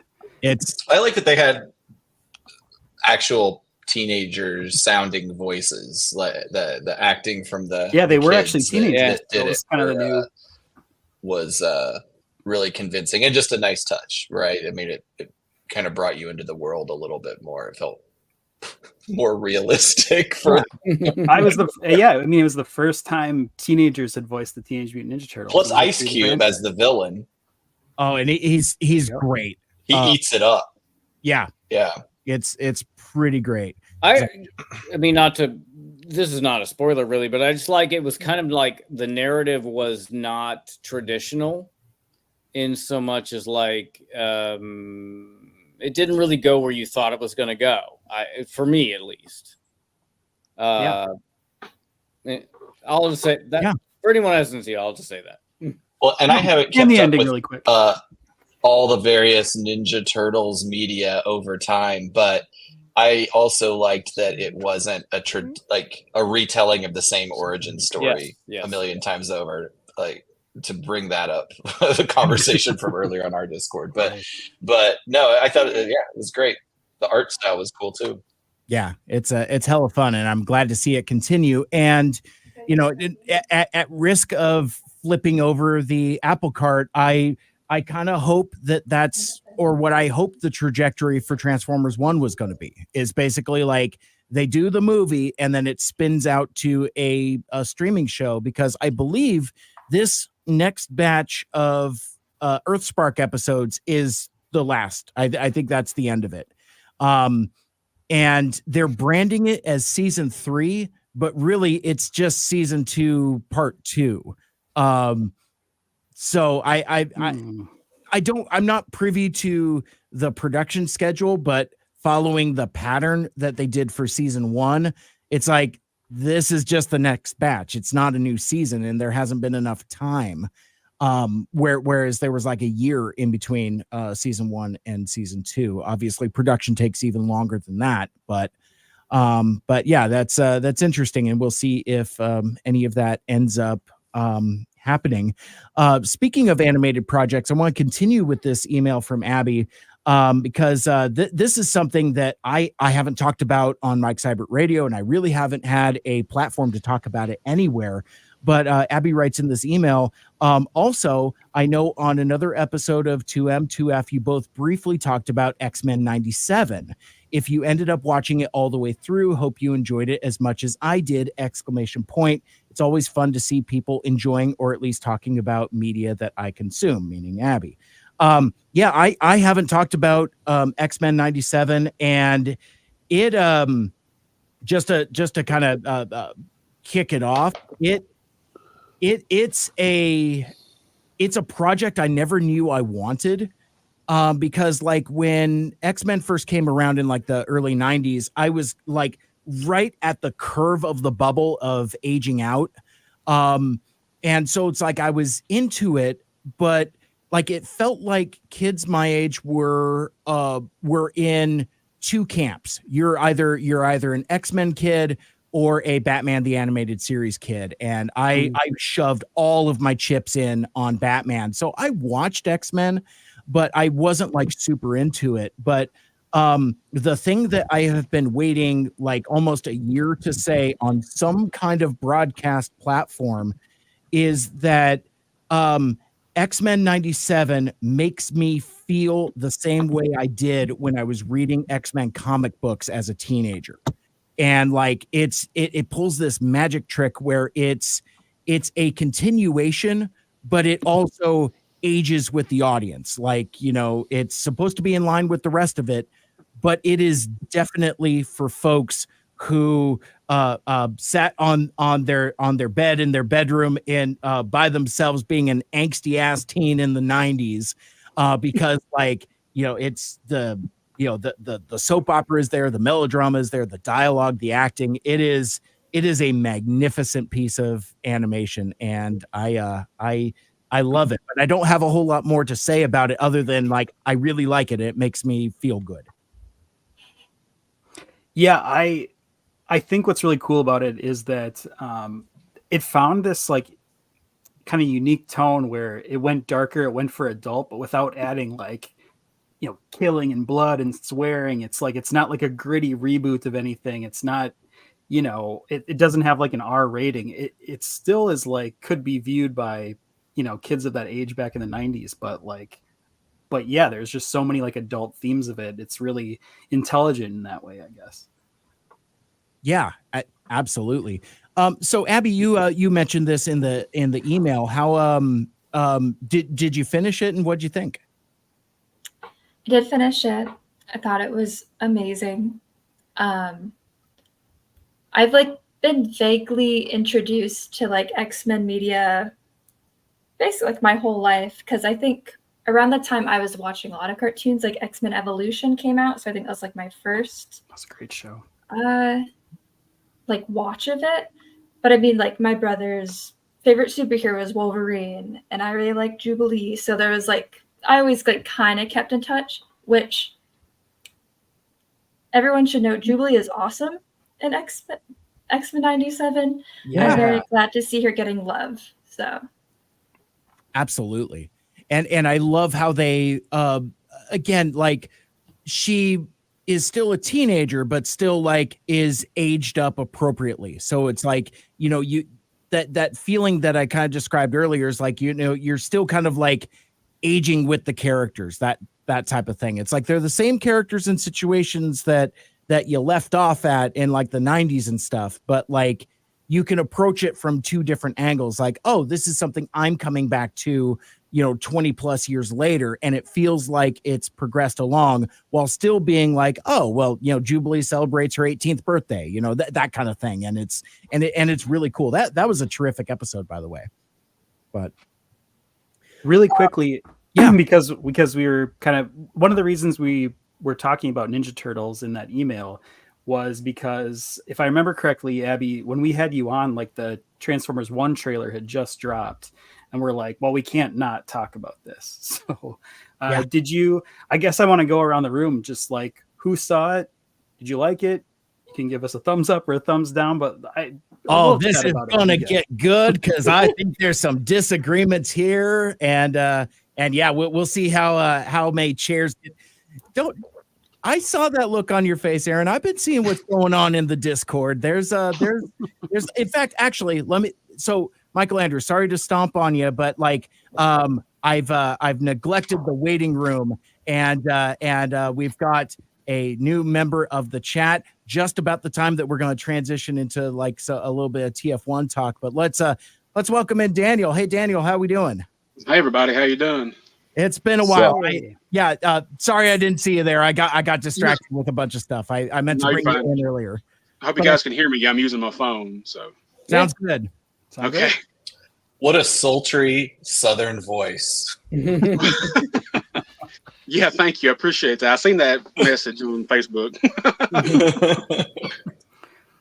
Yeah, I've been really digging on Geeks with Beards, by the way. Like you know, just tremendous success to you guys. Really digging it. I'm glad you guys are doing the thing. Thank you. I really appreciate that. Yeah, it's something new that me and one of my coworkers just decided we was going to try to do, because we both love comic books. He knows certain things. I know certain things about certain characters, like the turtle one that Aaron enjoyed. That was all my co-hosts. He knows everything about Ninja Turtles. It was all new to me. Awesome. Gotcha. So now that Daniel is here also, but because he's got all the APDC swag in the background, I guess. Oh, wow. Let's so obviously Nice. we could do a whole other podcast at a whole different time, and there's no shortage of hot takes to be had. But yeah, let's go around the room a little bit and talk a little bit Transformers 1. Who wants to start that isn't me? Because if I start, I will just continue, and nobody wants. I've done like 2-hour episodes on the dang thing already, so you can find that on Mike Seibert Radio. I'll let somebody else have a turn. Seibert, you moderate. Just go around the circle or square. Perfect. I love it, and I will continue to drink. Did you say what that was? It looks green. Is that like a? Oh yeah. It's the boot camp stinger from our episode that we did back in July. Creme de menthe. Was that refreshing, Caleb? I can't remember. Yeah. Statistically, Caleb's grown another head. Statistically, yeah. Yeah, no, I brought another. I'm bringing another person in to discuss TF1 here in a minute. Oh, perfect. I mean, yeah, when it's my turn, when it's our turn. Okay, very good. Well, do you want to start? We'll be nicer to him than Tom Sharpling was. No, you can do. Yeah, no, that was the other boy. Oh, okay. So, whoops. Oh, no. You have two kids? What? Aaron, I have two children. Oh. So, Lifelong but friends, ladies and gentlemen. so I mean, so yeah, I thought it'd be interesting to get like a kid's take on TF1. So I've got my here in the light. Hello. Hi. Hey, so what's your name? Kenny. Yeah, and how old are you? 10. And you saw TF1. Yes. What'd you think? Pretty good. Why? It's just like the animation was. The animation was pretty good. Yeah. Anything stick out like that you really remember that you really like in particular? Don't overthink it. Not really. Not really. No. Where did you go see it? The IMAX. IMAX? Oh, nice. Technically. Technically? Yeah. Technically. Whoa. Did you see it? Caleb cuts his mic. We didn't see it in it. We saw it at like. Did you see it at Alamo or did you see it over at the IMAX? The IMAX. AMC? Oh, The AMC. The AMC. You saw it at the AMC IMAX. Yes. Right on. It was cool. Did you get any popcorn? Yes. Yeah. Was it good? Yes. Okay. So You don't have to Who's say his this. favorite character? Once if you need We help. like the movie Popcorn Positive. Yeah, yeah. Who's his So- favorite character? Yeah, good question. Thanks. You're welcome. Yeah. Did any characters stick out for you? No. No characters stuck out. There you Not go. really. I guess it you wasn't that find good a the- question. Did you find the portrayal of Alita to be not quite as it was in issue 17 of Yeah. Ask him about feminism.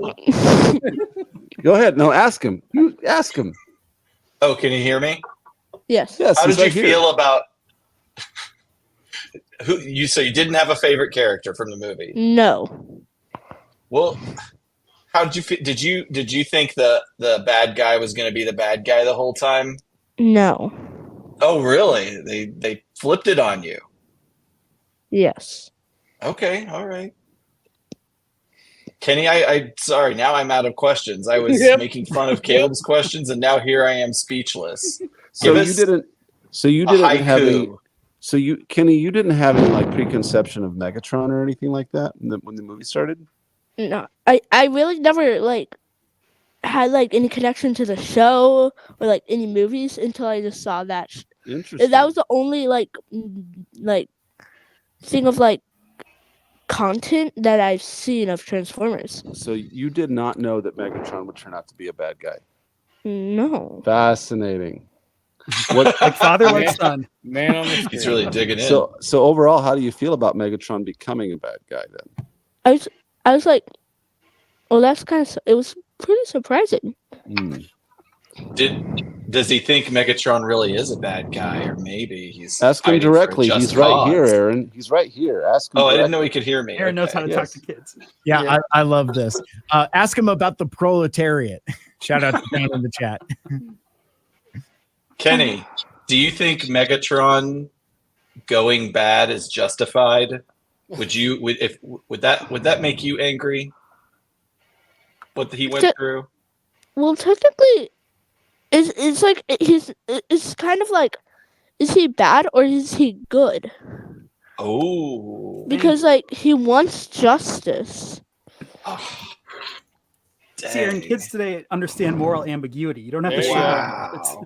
There you go. I'm learning here. Yeah. Media literacy, ladies and gentlemen.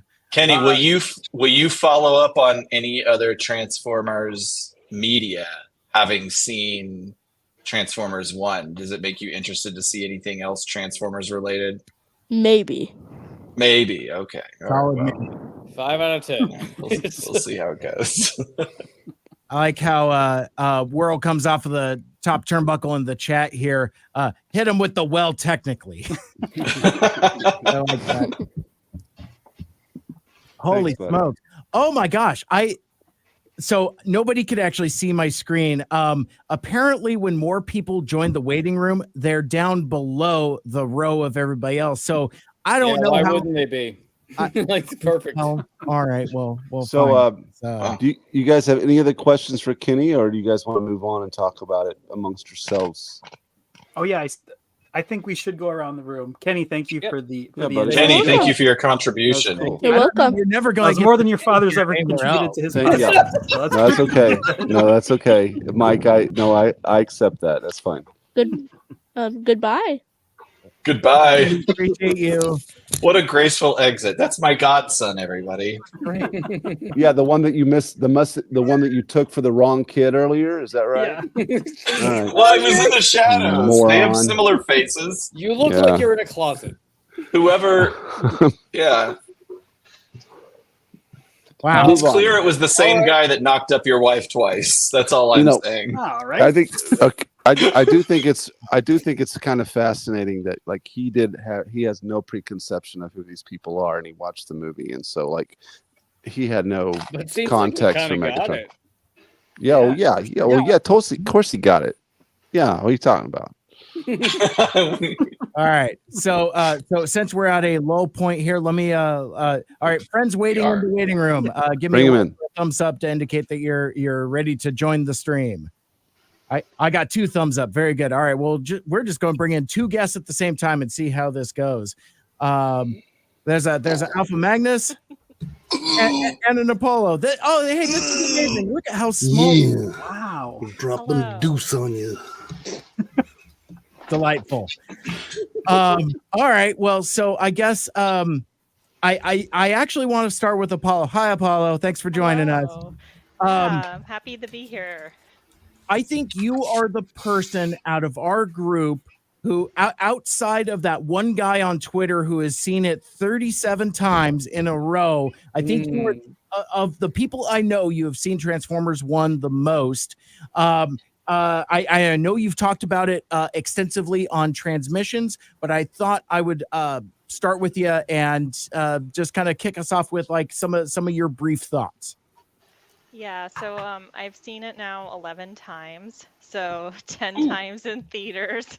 Did I make you do a spit take? Yes. Yeah, and once at home on digital last night. I didn't realize it was that many.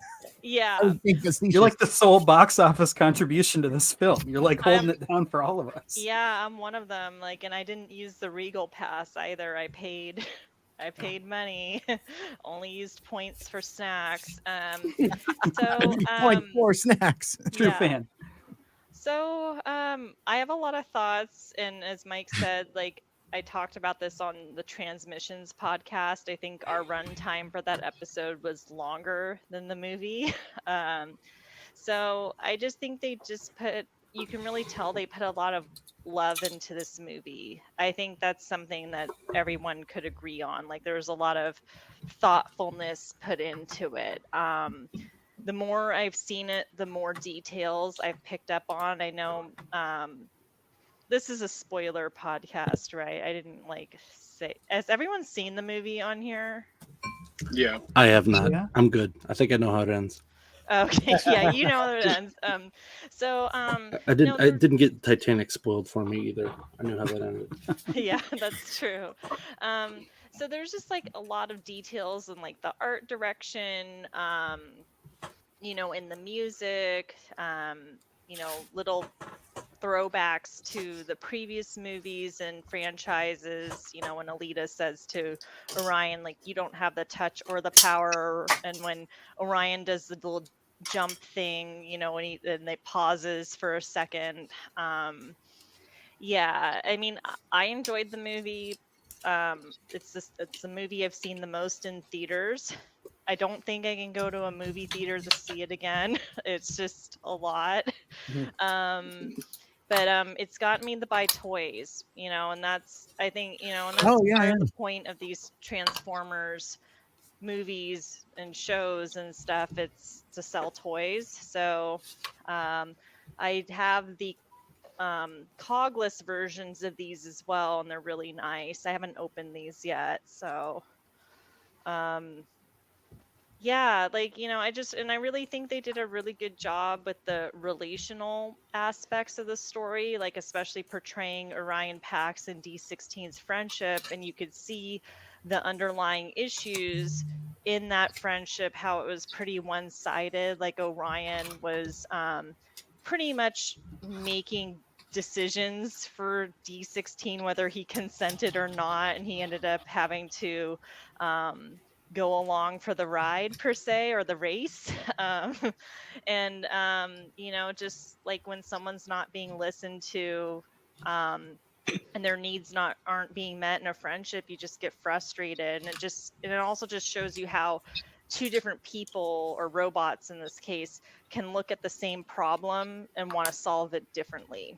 So also, I want to just say, because I didn't talk about this on transmissions, I love Starscream. I was not sure about Steve's performance, like when I first heard he was announced being a voice actor, but I really liked it, and I thought he was really cool, and I hope there's a sequel so we can see more of him. And that's enough for me, because I want everyone to get a chance to talk. And I just want to mention that's Steve Buscemi. We're not on a first name basis with him, like Apollo, but I'm not either. Maybe I'm aspiring to be. It's very Hollywood of you. Yeah. I appreciate Steve and Chris. Steve, his acting. Yeah. Well, and I was wondering about that because, like, Apollo, we got to experience that together at that advanced screening, and that was interesting because we saw it a month before it came out. And it was like, so we had the opportunity to see it with our friends from Seibfest. It was just us, more or less. Like, I mean, it was very much a kind of fishing in a stocked pond, but like, we were like super into it, and it was interesting to hear all of like the casual chatting and a lot of pointing. There was a lot of pointing and a lot of nudging. Like anytime there was a blue side swipe on the screen, it's like I had like a half dozen different people like turning in their seats. They're like, "Hi, blue side swipe, blue side swipe." I'm like, yes, yeah, yes, like my wrist. It's fine. But I was like, it was interesting to watch people who are fans of stuff. So it's like, watching Apollo watching this Starscream performance that we know nothing about was really kind of cool to just kind of like have that kind of experience there. Tons of fun, and it was kind of funny with the bad guy revelation. My our friend Chandler, like he was, so I had Apollo on one side, Chandler on the other, and he was like elbow nudge, and Chandler's got a large elbow. It's like shove me halfway over. He's like, so he's the bad guy, and I'm like, yes, friend, yes. But anyway, that was that was a really fun experience. But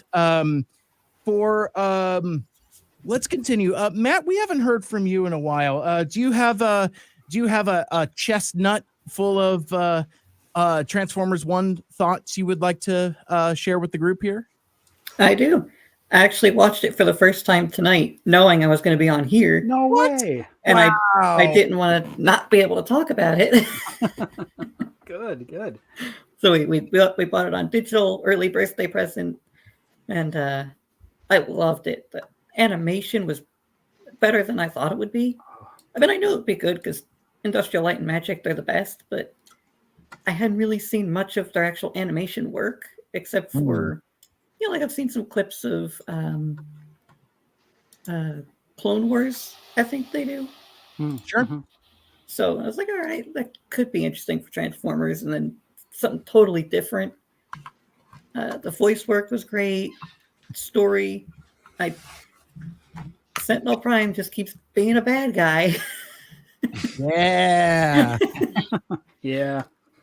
Well, at least TFA, he's okay. I mean, he kind of sucks, but he's okay. Notorious rat bastard Sentinel Prime. John Hamm's performance, though. Actual xenophobic racist Sentinel Prime, that one. Well, anyway. I kind of liked them. I don't know. Yeah, I don't know. Of course you But as we've done like this whole experience, like there are times where going through Transformers animated like this is a bit of a nostalgia buster.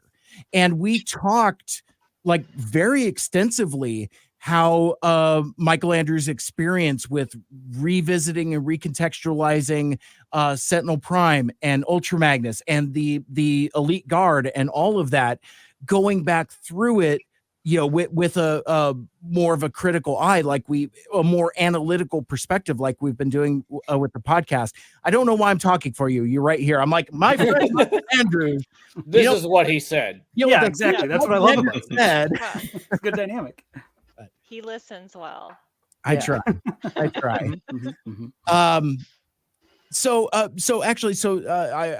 Jumping ahead in line, actually, I do want to go to Mikel Andrews because, in that screening a month before the movie came out. So again, I got Apollo on one side, I got Chandler on the other side, and there's the reveal. And actually, even before the reveal, I'm like, how is Mikel Andrews going to handle this iteration of Sentinel?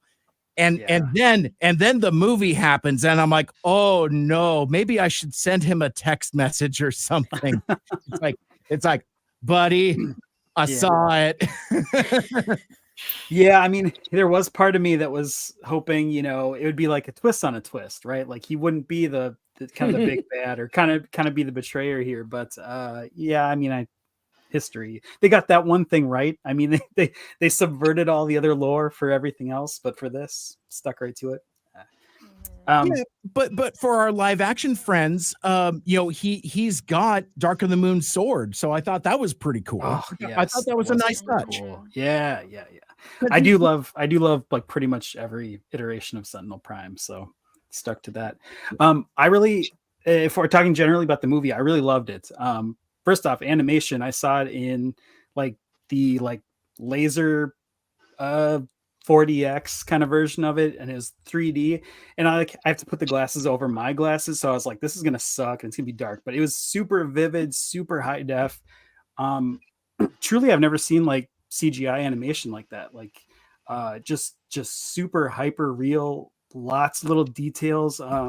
I kind of felt like I was back watching the first 2007 live action movie, where I was just like, I've never seen anything like this. Like little bits and pieces are moving, and it's just so many things happening at once. I really liked it for just the animation alone. It was fantastic.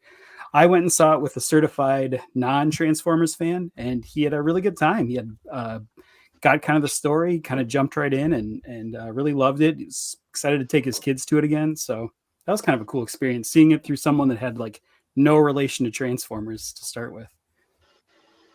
Absolutely. Let me see. Who haven't we heard from in a while? Oh, actually, so before we pivot, in the chat, World posted, yeah, he was evil, but he got a semi-gratuitous wrapped in tentacles shot. And I mean, we've gotten to the later portion of the evening, and, and I don't know what the vibes of this crowd are. Sorry. And then I'm all like, it's Buck Wild, you good.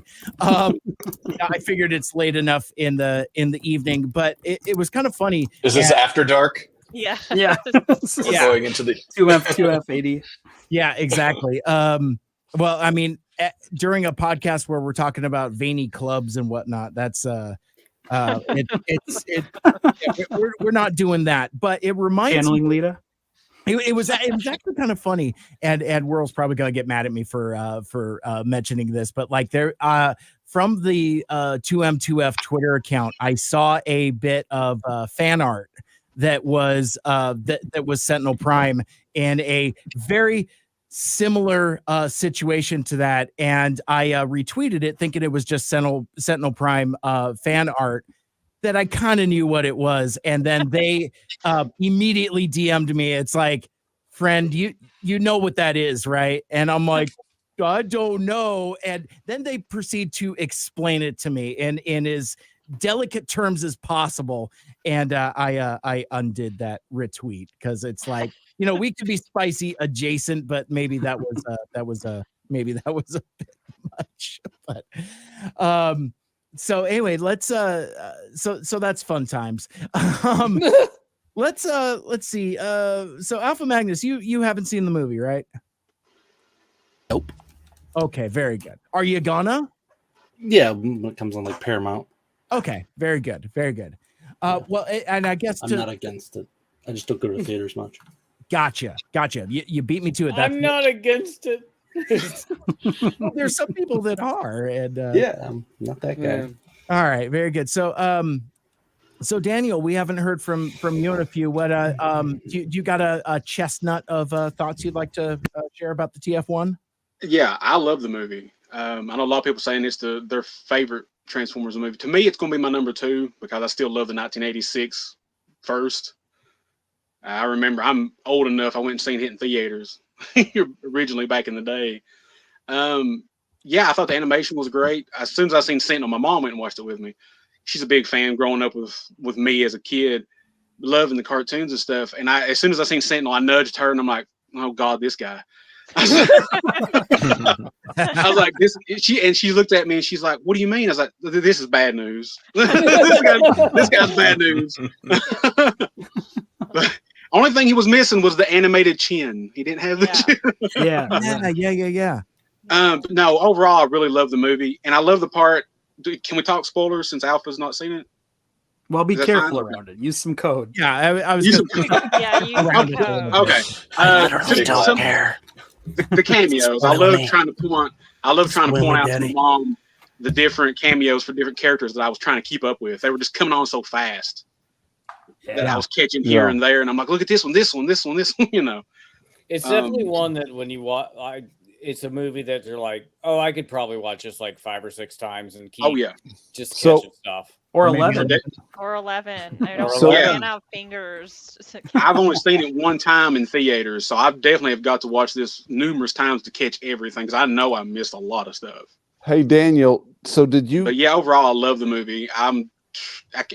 Nobody's seen it yet. Definitely get out there and watch it. And then when it comes to streaming and when the Blu-ray and stuff comes out, definitely support the movie so we can get a sequel because this is. Yeah. I want more of this version of the Transformers films. I love the live action to a point, but I want to see more of this kind of Transformers in theaters. I think I'd love to see more animated Transformers in theaters, and I think if we support it, whether it's Blu-ray, streaming, whatever, I'm hoping that'll tell Hasbro and Paramount that hey, we want to see more of this.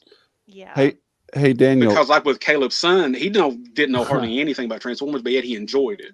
And that's what this movie, I think, did was for us fans of the old school and people that didn't know anything, we all got enjoyment out of it. Yeah. One shape or form. So I think that's great. Yeah, I do agree with you, Daniel. Oh, Caleb, you wanted to say something, right? Yeah, I'm sorry. My mic was doing weird. I was going to just comment really quick. Daniel, can you hear me okay? Yep. Mm-hmm. Okay. Daniel, did you go see the 86 movie with your mom and then you've now seen the TF1 movie with your mom?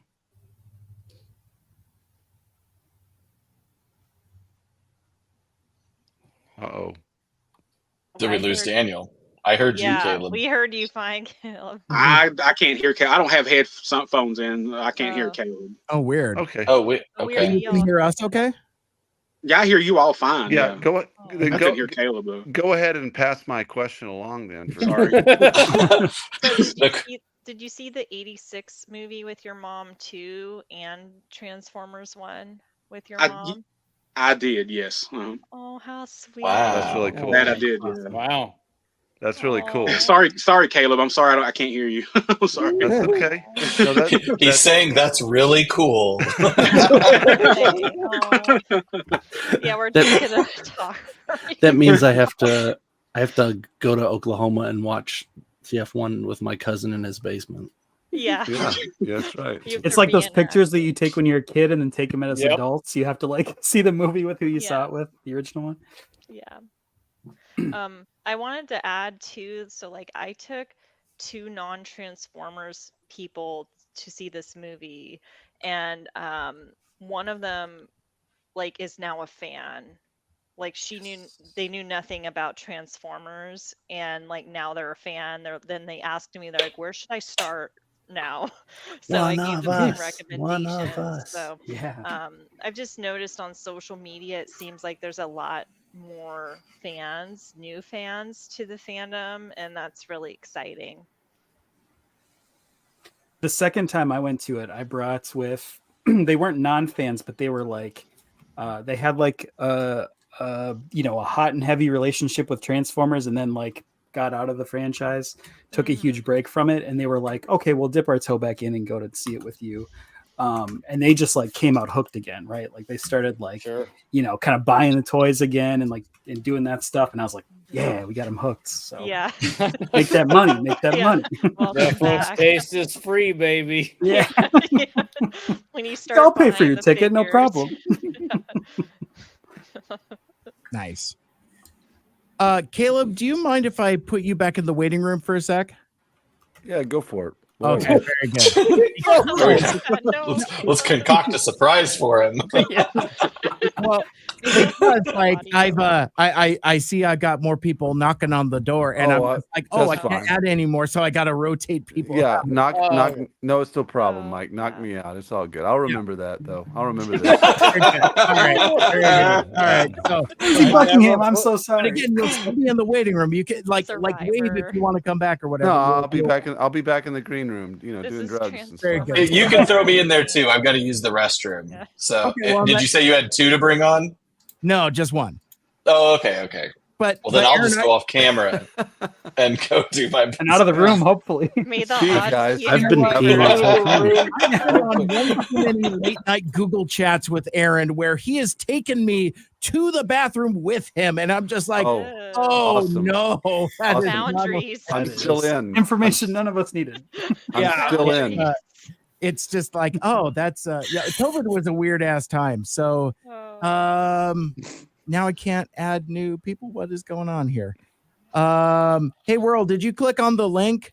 Because I don't see you trying to get in the waiting room. Try it again. Say it a little louder, Mike. Maybe she someone is trying to enter, but the studio is full 10 You people. still got Caleb in there. I have to kick him out. I got to actually kick him out. All right, bye, Aaron. Kick from studio. Bang. Kick guest. Aaron will be removed from the studio. If you want to prevent this person from rejoining, you should ban them instead. What? No, room. All right, do it. This is how friendships get I know. That's fine. That's fine. I'm just happy I'm still in.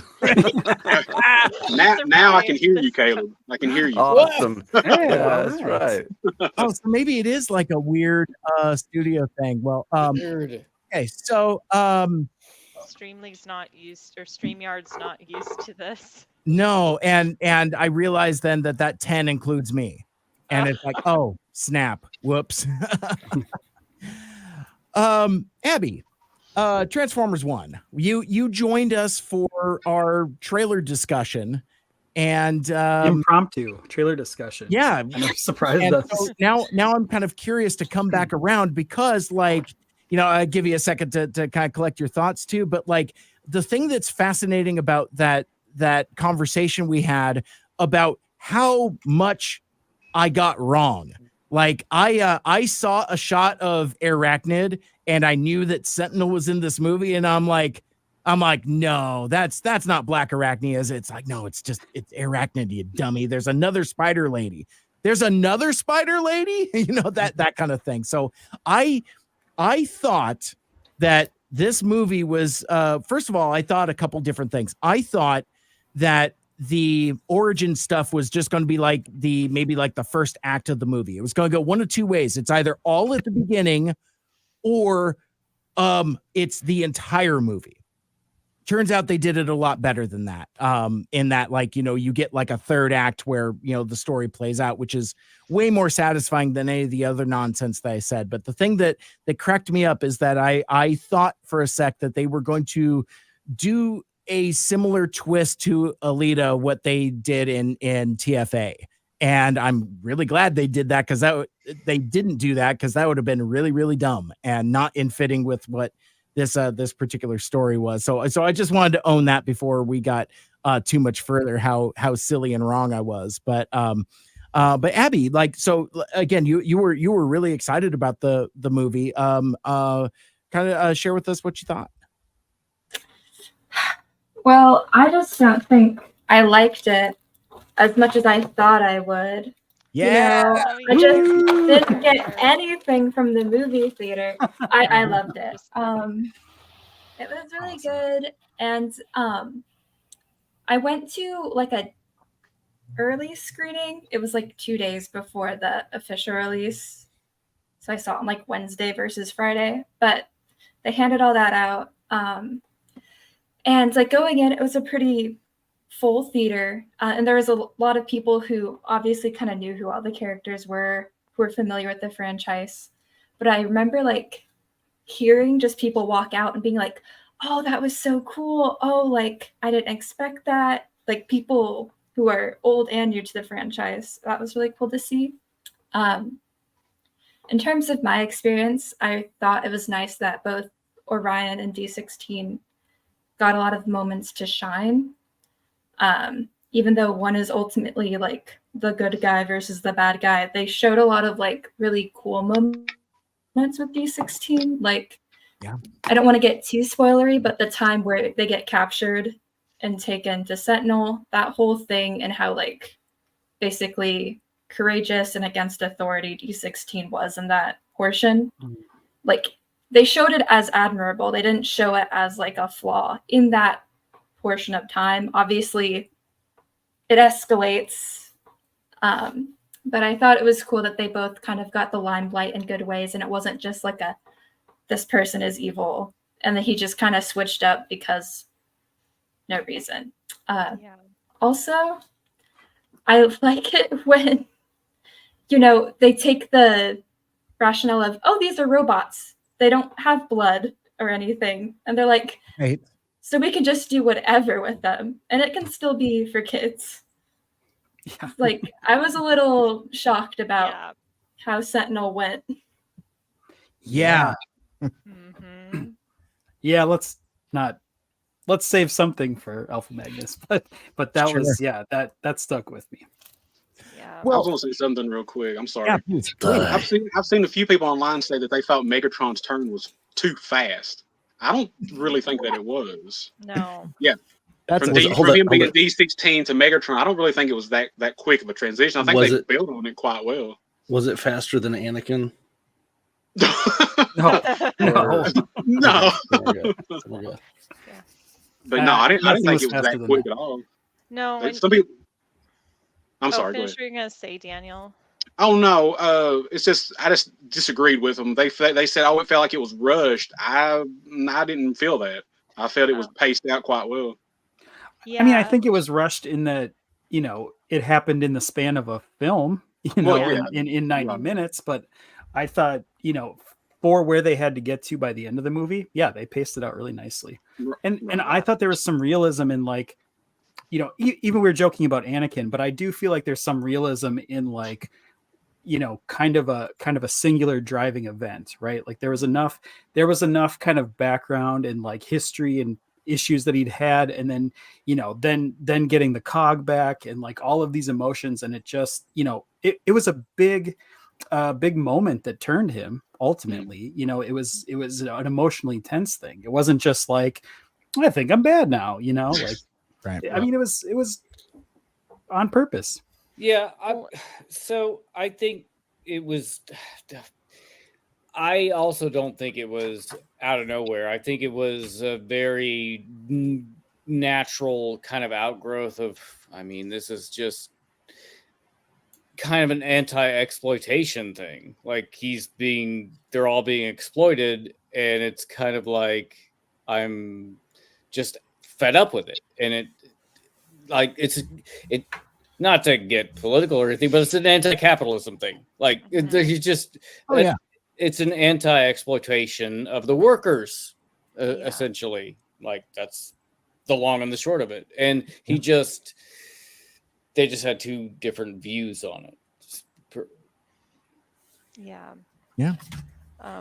I want to add on there too. So like, there's a lot of like build up to like when the turning point in the movie, like if you look at the dialogue or listen to the dialogue between D16 and Orion, you know, he makes a lot of comments, D16, about like, I'm gonna like hit you with a shovel, or like, you know, I've saved you like 1,000 times or something like that, you know, because like Orion's like, thanks, I owe you one. And he's like, more like 1,000.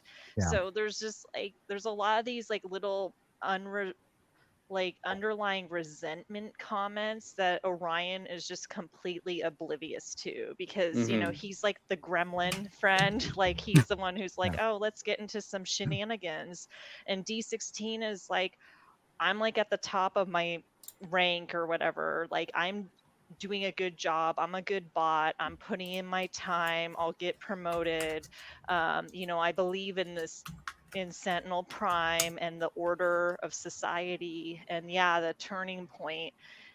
You know, he's not, I don't think he even sees himself as turning evil.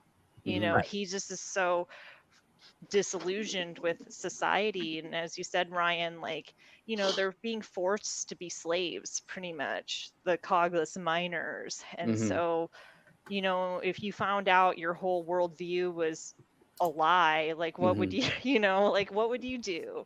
You know, and Orion and D16 just have different approaches to how they would handle it. And Orion's always thinking about the overall we, like everyone, putting other people's needs in front of his own, and D16 is always thinking about himself, like how is this going to benefit me, how is this going to help me, this is what I want to do. So but yeah, those are great points that everyone brought up. Yeah Never absolutely. trust Sentinel.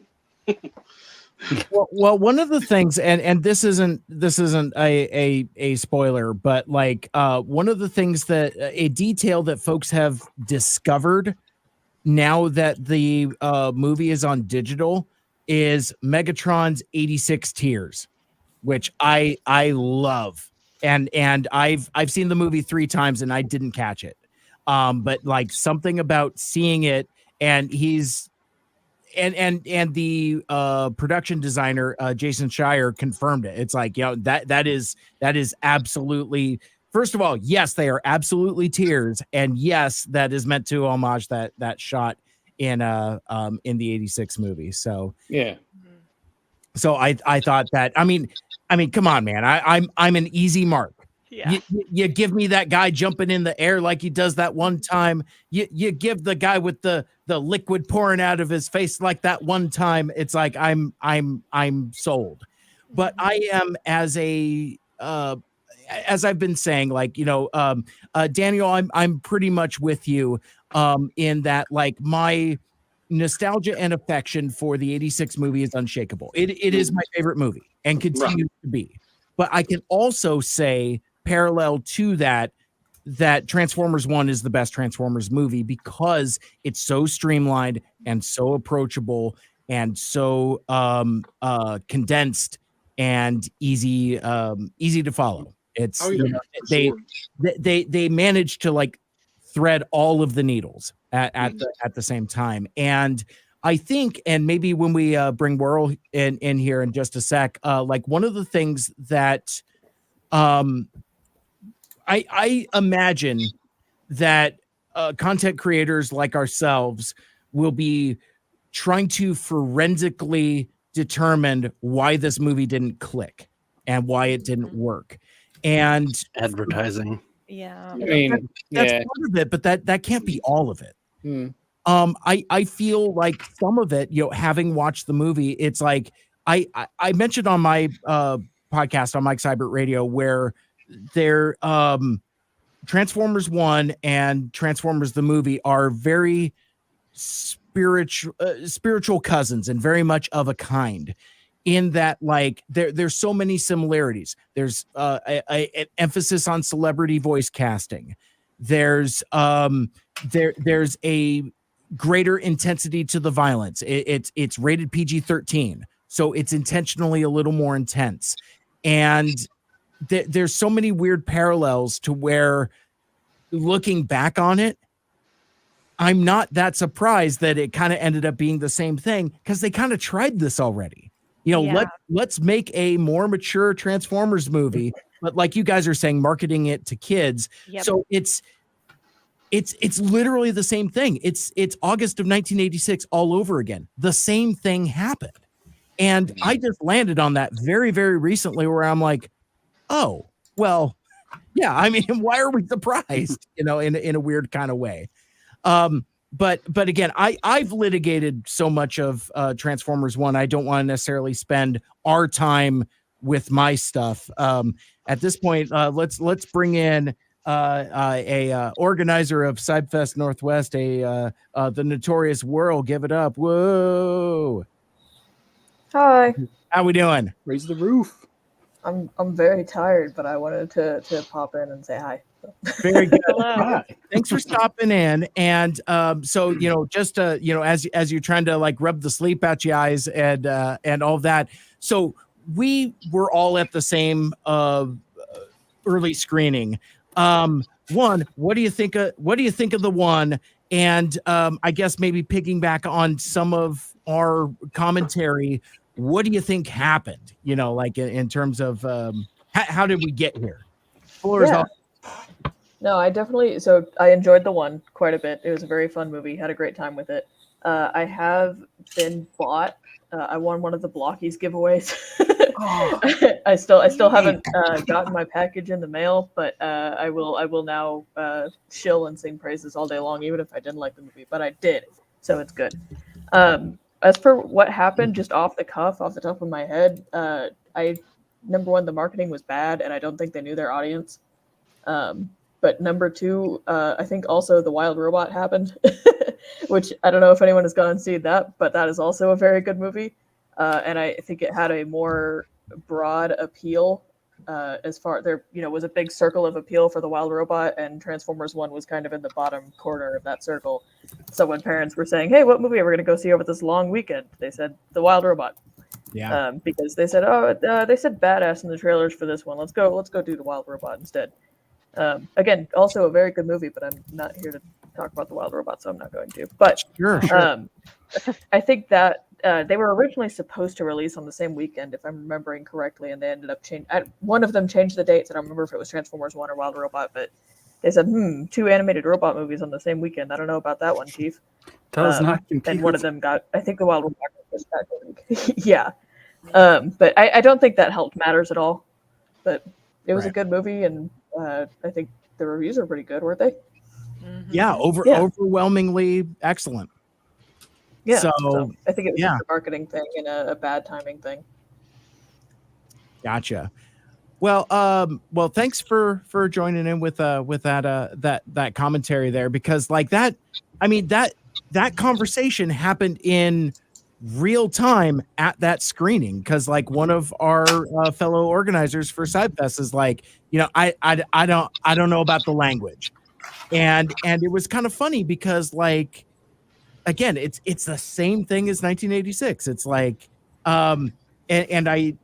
Well, no, there was like a year difference, but still, it's like, having that conversation to where I think some of us of a certain age, that was probably the first time we heard somebody say shit in the movie. That was me. That was my first swear word.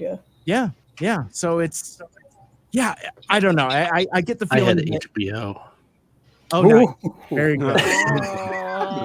It was my stepdad, but yeah, I do have one thing to say about the Transformers 1 is, and I haven't seen the movie or anything, but the guy who plays Megatron, he has been the best part of social media. Like, he shows up dressed like cosplay as Megatron stuff. So I think he's just amazing because he went full force. Yeah. Yeah, No he's half been measures. Supporter, yeah. Yeah, absolutely. And I didn't want to get into spoilers, but there are specific lines of dialogue that he says that like chills me to my core. And damn it, I don't want to narrate the whole third act there, but there because like there are times when it's talked about how when he actually becomes Megatron, and I have a take I've never heard anybody else say. It's like it's sure he says what his name is. He's like, I am Megatron, but there's a line after he meets Optimus Prime and he sees who it is and he has that realization.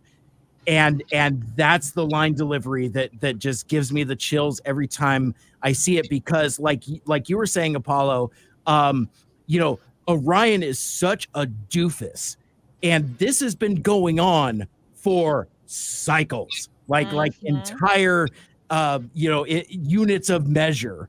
I saw some cycles legislation on Twitter, and I get fucked. I don't care, whatever. Yeah. But anyway, it's like, so this has been going on forever, and for that to resolve that way, I think that's what pushes him fully over the edge to where there's no coming back. Just one guy talking, despite everything that had already happened. But I think it was that final realization. So anyway, so all right. So we're getting really deep into Transformers one talk. You want to mention Transformers animated? Animated. Keeping Transformers We one. tried Now eventually you will have dinosaurs on your dinosaur tour. Hello. Yeah, let's circle back to TF. Yeah, sure. So let's get back into the mailbag here, because let's see where I left off at. We go back to ironically enough, since we have 2 of the 3 members of the APDC here, our crossover episode, Auto Boot Decepticast. This is part 2 of that episode. Matt sent us a comment and said, another great episode, Mike, Michael, and now the APDC crew. Auto Boot Camp is such an important episode of TFA. I mean, just look at that huge reveal at the end, ! I really didn't see Long Arm being Shockwave when I first watched the episode. Oh, by the way, spoilers for season 2 of hey, by the way. It's like, oh, don't you recognize your old friend Long Arm? I love that reveal so much. It cracked me up. Anyway, let's see. Lost my place.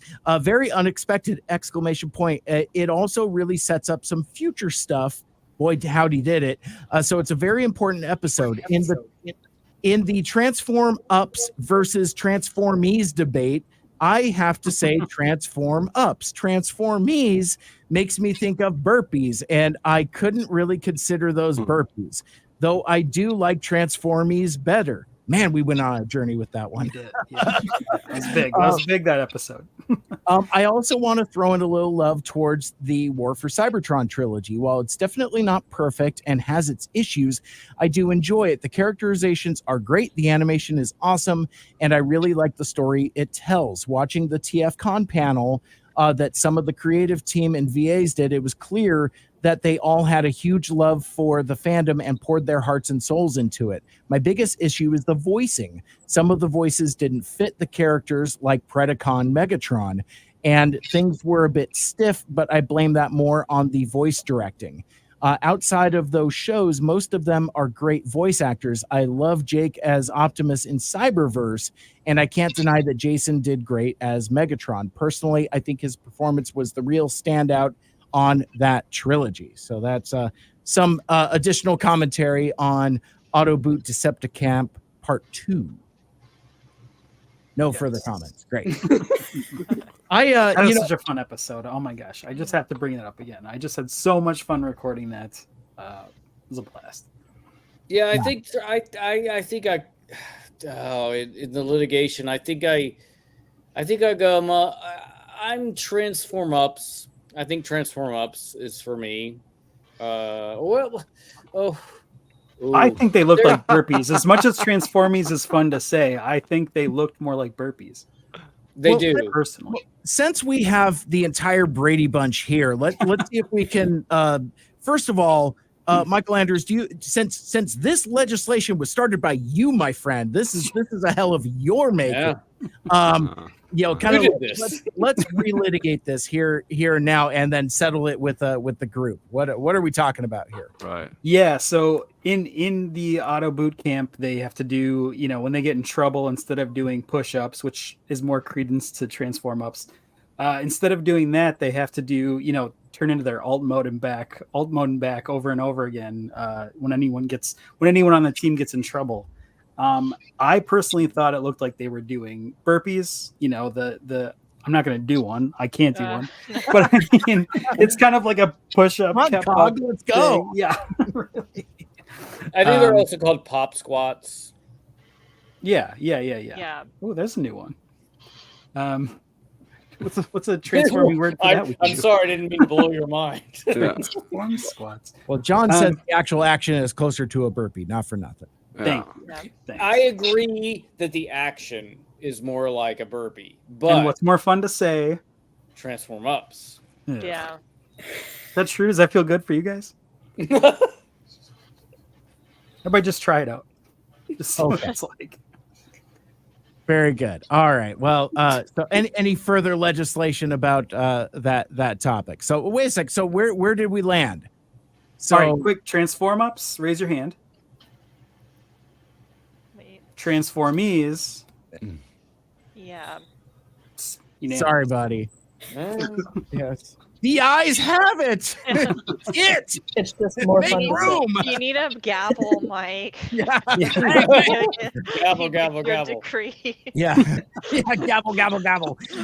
All right. So let's move on to the return of Black Arachnia in Sorry Not Sorry. I'm sorry, Sling and Web: The Return of Spider Mommy, season 2, episode 10. And I think I legally can't talk about this episode anymore. Class action lawsuit happening. Well, I think for folks on the East Coast, we have now transitioned into the midnight hour. So now I think it could get super late night, and we could talk about the filthiest episode of Two Mikes Too Furious ever, which is unintentionally the dirtiest episode of Transformers animated ever. I mean, what is subtext? What is text? You know, it's I'm just saying there's stuff going on in that in that episode. I mean, I guess while we have a good cross section here, did you guys kind of pick up on that too, like in that episode, or were you just like, here's 3 porny perverts talking about an episode on a Sunday morning? Yeah, I don't know. It felt to me a little innuendo-y. No comment. Smart. Nothing wrong with a little innuendo in Transformers. I'm worried about what I will say if I start talking. Scary, isn't it? Well, having the wherewithal to say, like, you know what, maybe don't share tentacle porn on your podcast page.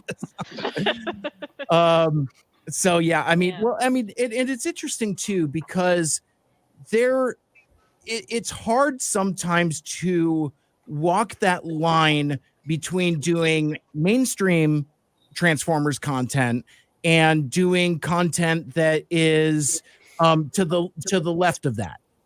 And like, I mean on our podcast all the time, you know, we talk about you know shipping and OTP and you know that kind of thing, but we don't go as far as we probably could. It's not like this is like deep Tumblr or anything.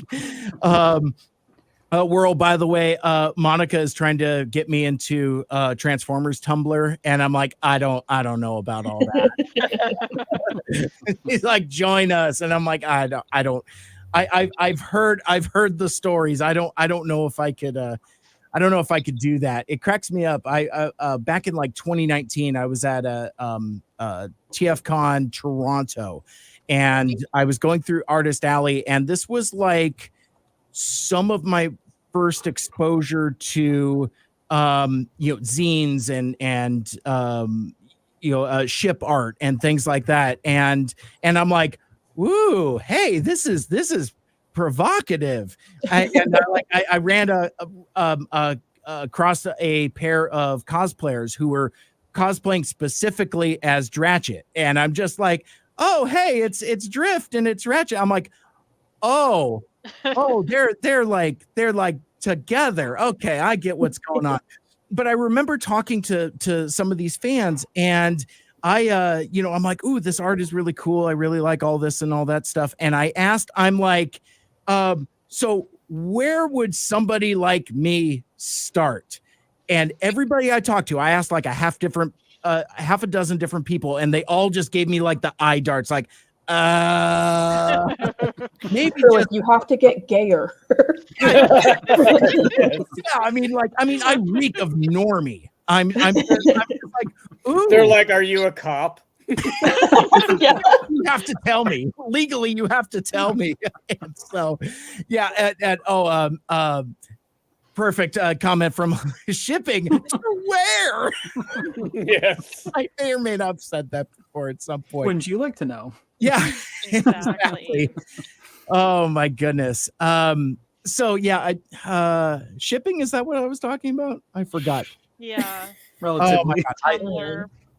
Oh yeah, deep Tumblr. We're not doing that. So anyway, let me just read some listener email from our horniest episode ever. This from Matt. Another great episode! Exclamation point.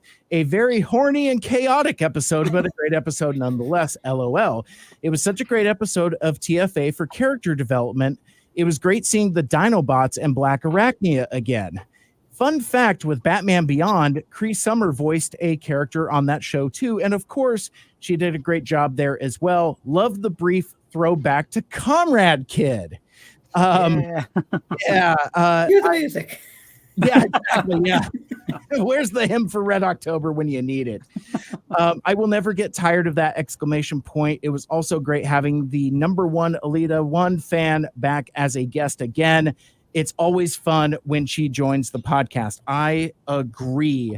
And so Apollo, when we saw that Transformers 1 together for that advanced screening, did you have the same feeling I had where I'm like, what is Lita gonna think here? Because like anytime, like when Alita shows up on screen and it's like she's here and then she continues to be there. Like something I said on my podcast and Apollo, you've seen it 11 times, right? Yeah. Is Alita's movement as fluid as I think I remember it was? Like she's always like tumbling and flipping over things, like not all that dissimilar to like Rise of the Beast RC. Like everything is just like a flip and a spin and a turn. She doesn't just like walk over a box. She like throws a leg and like tumbles over it. Am I remembering that correctly?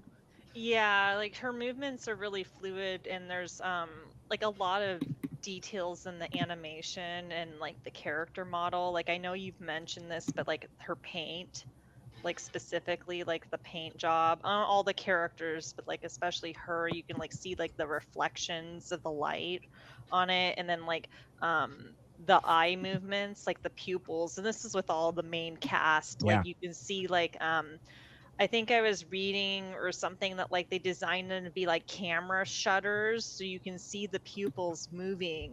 And with hers, they're specifically noticeable. But I did think of Lita, our friend, our mutual friend Lita, watching the movie and going, "Oh, she's gonna love this version of Alita 1." Like, I really thought she was amazing in Transformers 1, but I also like the Transformers animated version too of Alita and Black Arachnia. You know, it's a very tragic what happens to her, but she owns it. Yeah, absolutely. Well, and again, Black Arachnia is a sultry vixen and really owns the femme fatale trope. Yep. And it's the dynamic that I really like is that she knows how uncomfortable she makes Optimus. Because all she has to do is just kind of slink up to him a little bit and he gets the wobbly knees and he's just like because I mean he's still got it for her, like in a couple different ways. Like he sees it's like, oh no, well, you're not super evil, you're like good, but he's also still like, yeah, but I still want you to be my girlfriend also. It's like it's like both things at the same time, I think. Yeah, he's scaroused. Yeah. That's the word. Yeah. Awesome word, by the way. Yeah. Writing that down. Yeah. Please take it. Sharing is caring. So any other filthy Optimus Black Arachnia shippers here? Just me. Yeah. I enjoy it. Yeah. I do. Not as much as I ship Black Arachnia and Silverbolt from Beast Wars, but Fair. Yeah. I love how Black Arachnia and TF animated definitely mirrors the Beast Wars, the sultriness that she had Yeah. in the Beast Oh, Wars for series sure. too, for sure. Yeah. Yeah. I also do like it that the filthiest episode of your podcast is like the cleanest episode of ours. Just waiting for That's how we somebody knew we to were make safe. make that connection. We Yeah. we had to cut out a lot of it, but we always checked in with each other while we were recording. Like, is this APDC bad, or are we still kind of in like the green zone here? Oh my God! I never sent Ryan that stuff that we cut out because there was You some didn't. stuff. There was some stuff that we cut out that we were going to put on the APDC Patreon. I And- just assumed that Mr. Andrews was put the Kaibach shot. I never Kibosh signed on it. off on it. I never signed the contract. But Yeah, so your assumption is correct, Ryan. as long as it stays behind the paywall and I can keep my job.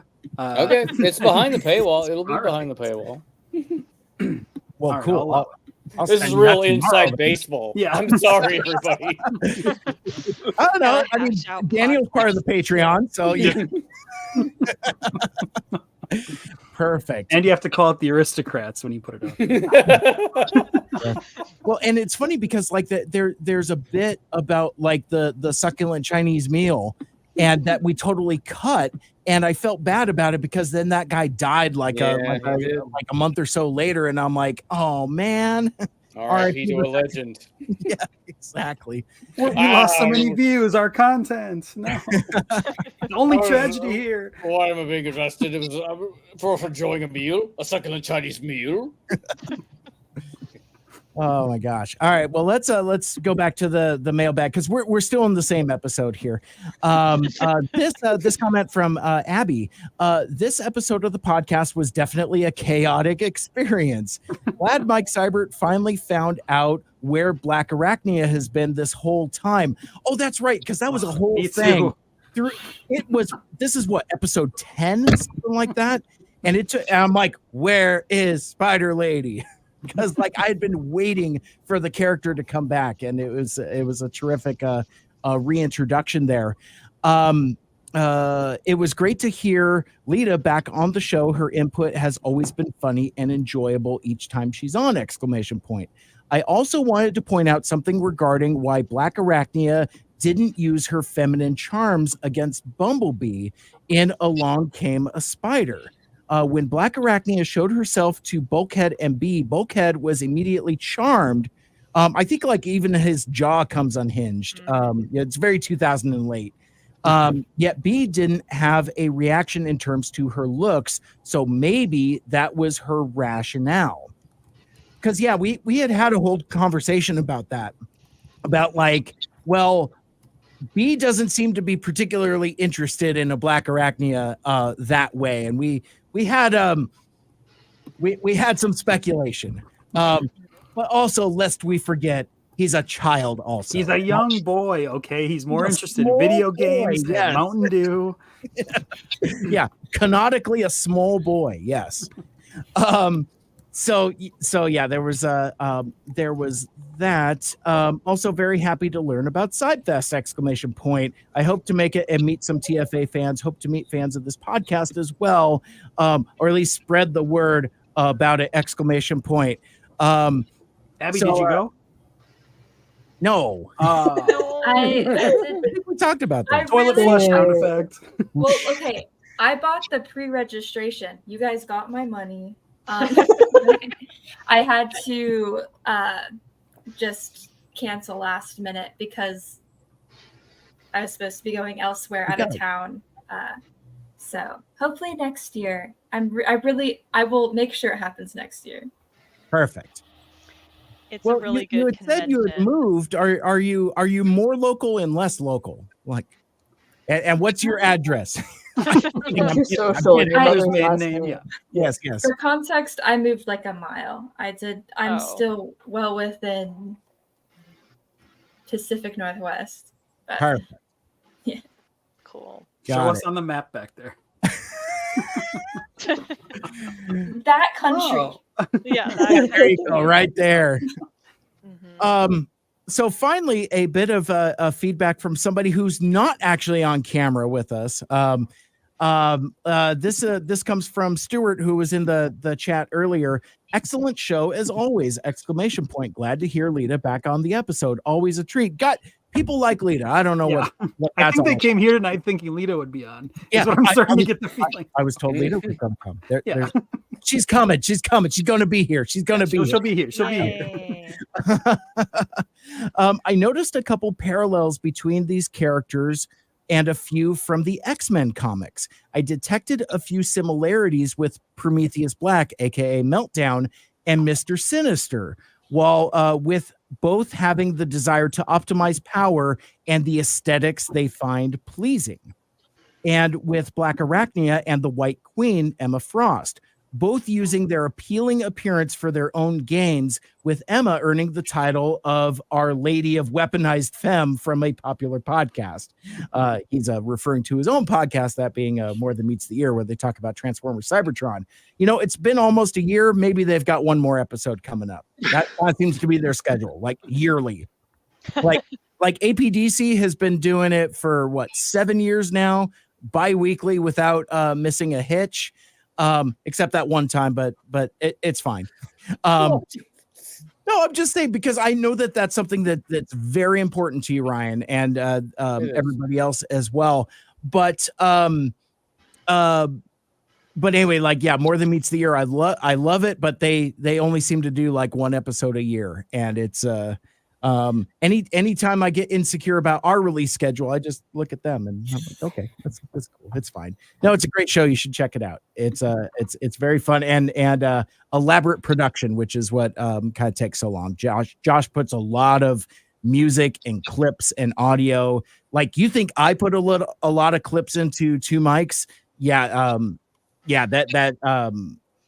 got nothing on Josh. It's a really cool show. Thanks again for the great episode, and I look forward to the next. So I really like this comparison here with Meltdown and Mr. Sinister. I never put that together, but that fits so much.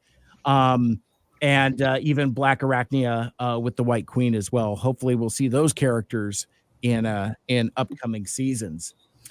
Yeah, those are really great. I guess I never thought of those characters at all, but now that you say that, it's really good. It's a really good analogy. Absolutely. Can we, real quick, get Aaron back in? Is he in the waiting room? I saw a message in the chat. Let's see if he's there. Oh, he is. Oh, shit. Hey, A-Tron himself. I've been here for 20 minutes. I thought you were doing this to me on purpose. Yes. Absolutely. I forgot what I was going to say. So we're still talking about our TF1 hot takes, right? Okay, let me tell you, I hate it. Actually, you're not too wrong, Aaron. Two things on that. One, I'm embarrassed that it took me watching that movie twice to get the AA-tron. I missed it. I'm really embarrassed about that, but that's fine. As much as I hate that joke, having had my name for my entire life, sure. I appreciate that he got to put that in there. Yeah, absolutely. You think that was? We were talking about Fred Willard earlier. Do you think that was a riff, or do you think they had already cast him and they wrote that and they had that in the script? That has to have been a riff, right? You mean what Keegan-Michael Key was doing? Yeah. Kind of a riff on Fred. Maybe. We were pondering if Fred Willard riffed his TFA episode. I'm wondering if Keegan got to. There's a little improv going on in his lines. Yeah, maybe. There's no way they could have written that without him being cast. That's already. Oh yeah, 100%. Right. Yeah, I mean, so we're still talking about the AA-tron joke, right? I mean, that. Yes. You know what? Let's move on. Who cares? My name's Aaron. Yeah. Figure out the Fred Willard connection. Watch Key and Peele. It's a great show. Okay, all right. So Aaron, you're kind of the well, I was gonna. We don't really have to talk about TF1. Sorry. Aaron, you're the resident Key and Peele fan. Can you tell us some of your favorite sketches? You sounded like in the Discord that you had a take that was that you, by your own admission, still needed to kind of like resonate a little bit. Talk a little bit about what kind of this started in the Discord, the APDC Discord with somebody, I don't remember who it was, but not to dox them because it's behind a paywall anyway, but like they said, like, is it okay to give Transformers 1 a 2-star review? And Aaron comes off the top turnbuckle. He's like, only if you want to get dragged. We did proceed to drag that person. Because I said I didn't drag it. No, I didn't drag said them. I said I did. Oh, you did. Yeah, because I'm like, everyone is welcome to be wrong. Everyone has the freedom to be wrong all they like. But it's that Aqua Teen Hunger Force thing of like, you're entitled to your dumbass opinion about what you think you know. There it is. But Aaron, you had mentioned like kind of like the wrestling with trying to figure out the dichotomy of it being like a good Transformers movie, but also being like, I don't have it in front of me. And again, I guess I'll pick it up. No, I was like, it's an okay movie. It's just okay. It is a good Transformers movie. And I don't know. I would just like to see Transformers have a movie that's good. That's like critically, like real. I mean, this was actually fairly critically well regarded, but I mean, it's still not that good. I think they were being charitable when they gave it the reviews, but I think they just saw all the Michael Bay stuff. Sorry, Mr. Andrews, and they've only had that to compare it to with other Transformers movies, and they're like, oh, okay, this is sort of delightful, actually. But no, it's not bad at all. It's just kind of slightly better than average as a movie, and as a Transformers movie, it's pretty good. I like the fan service. I like the I get that. I don't know. Maybe they're trying to reboot it as something that's for everybody to capture a new audience. I hadn't followed the box offices. It sounds from hearing your all's discourse that they failed.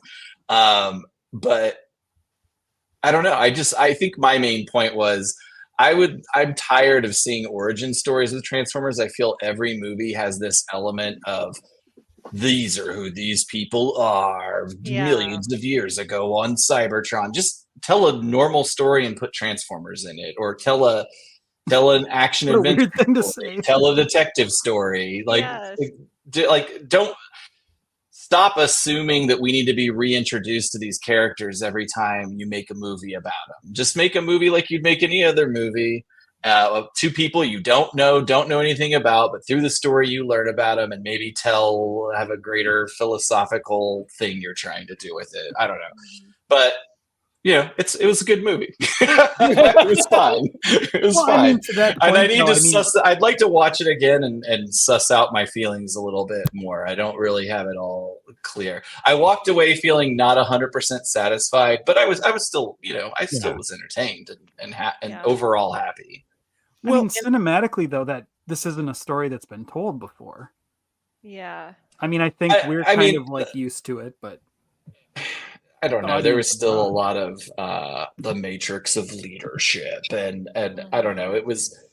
I think I just want to see a normal movie that. I think in the Discord I brought up Spider-Man: Homecoming as a good example of what I'd like. That like Spider-Man: Homecoming, we didn't need to see the spider bite him and do the whole oh no, things are weird, I'm discovering my powers thing. You just told a story, and it had to be Spider-Man, I guess, or you couldn't have those action sequences. But it could have been another kind. It could have been other characters in there, and it would have been still a good movie. Yeah, and Barbario and I are like, see all live action movies after 2007. Yeah. You bring up a good point though, Aaron, like about like why do we have to be reintroduced every time? Like the last 3 movies have kind of been prequels in a way, like, you know, Bumblebee and Rise of the Beast, and then now Transformers 1, where it's kind of like they're you know, they say it's a reboot and then it's not, and it's like, well, what is it? Like, and this to me feels like a reboot. It would be cool if they made like Lost Light, that series, the comic series, into a movie, and just like don't, as you said, don't explain anything, but just tell a story. But how do you make the gay robot movie appeal to general audiences? Well, I think seriously, I mean, I get well, what you you're just saying. was a great point, though. It's because the people behind it don't have the confidence to tell a story like that with Transformers. Yeah. And so they feel like, I mean, the audience isn't as big as Spider-Man Homecoming, right? So right. But yeah, they don't have the confidence to tell that story, and it makes me sad to tell a story in that way. In which the audience isn't as big as a Spider-Man, but like obviously, I guess if we can debate marketing or whatever, but if we're going off of them going to the well of like brand recognition of like, I would assume the reason they're doing this is brand recognition. Megatron, Bumblebee, Optimus Prime. But it doesn't, the box office is not returning that. Then why not try something different? Because it's not it's a working. great point. I like it. But I think they're I'm afraid trying to think of an away. example. Oh, sorry. Go ahead, Daniel. No, I'm sorry. I think they're afraid to step away from Optimus and Megatron and Bumblebee because those are your marquee characters. Of course, yeah. Even though you have Ultra Magnus and Hot Rod and Cup and all the other ones, kids may not know those characters. Kids will look at a toy of Optimus and be like, oh, I know that's Optimus Prime, or that's Megatron, or God forbid, that's Bumblebee. But, and I mean, this version of the story is different, both of them being minors and cogless and stuff like that. I just think Hasbro, like Aaron was saying, they don't have that belief or that bravery to do anything different, so they're going to keep telling these origin stories, different versions of them. I mean, I like this version. Oh, I do too. I love the story. I love the minor thing. I like so much about it, but I would love to see them take some stuff from the comics, either IDW or even Skybound. I think Skybound, in my personal opinion, is a little bit better than what IDW did. That's just me. I mean, I loved IDW, but I think Skybound is great, and I'd love to see them take some of those stories. You know, take the Chrome Dome story and all the Brainstorm story, all that stuff like that, make a movie. But unfortunately, I just don't think theatrically they're want to do that. I think that'd be more of I'm trying to think of an example. I know there are examples of movies that are even sort of super heroic in nature that were just thrown at us, and an audience maybe didn't have any background knowledge on characters, but the movie still became a hit. Like Blade, 300, Sin City, those types of movies. Nobody knew about that shit other than real comic book dorks, and those movies were. Here's what you need to do. Is Don Bluth needs to do a Transformers movie. I was going to make a joke and say tell an epic Tolkien-esque story. was it Don Bluth that did Lord of the Rings, or am I mixing that up? No, that was Ralph Bakshi. Oh no, he did Fritz the Cat. What's happening Cool here? World and stuff. Cool. Oh man, But I just think because Don Bluth, his movies are so horrible and dark, and they're made for kids, and everybody loved them, and I'm like, that would work so well for Transformers. Like, give Transformers to Don Bluth. Your sarcasm is drifting. It's not sarcasm. I'm completely legitimate. The people, Cool World was a flop, wasn't it? Yes. Okay. Yeah. Yeah. Bashiki, that's who I was confusing Don Bluth with. Sorry. Bakshi. Same person. Okay. Same person. I don't have the word in front of me. Okay. Yeah, like thinking about this movie, like when I watched it yesterday, I was thinking about not a Transformers fan, and it really plays out like a formulaic Disney movie. And which makes sense because the director was from Pixar. originally. So, Oh, awesome. which, like, so I don't know, like that's just like another But they thought have I the have. ability to tell original stories. I mean, the modern Disney movies are pretty unique. I feel Yeah. like I think what certainly Aaron's most looking Pixar for movies. is like a Transformers movie that's just called like Rust City, or like something just like dark and seedy, and very like I don't know what I'm looking Wreckers. for. I guess I'm just looking for something like unique that's not an origin story. All that said, this was still refreshing compared to anything we've seen in the last 15 years. And to be totally fair, it is probably a gamble to tell even the story that they told in the eyes of the general public. So I have to give them some credit, even though it's not necessarily the way I'd like to see it evolve in a different way. But I'm not in charge. I didn't go to college for that. You're not in charge. You got to get on the brain trust for the movie. Theoretically, Mike's in charge. Oh God! Oh no! He can boot me. I heard. Yeah, he's got the power. Yeah. Too many the people. touch. Now, ironically enough, not a problem now. So if you want to jump on, now would be a great time to, because we got 3, 6, 8. Yeah. This is 10. I'm gonna have to jump off in a bit because I gotta go to bed pretty soon. But I would imagine. I'll let you know.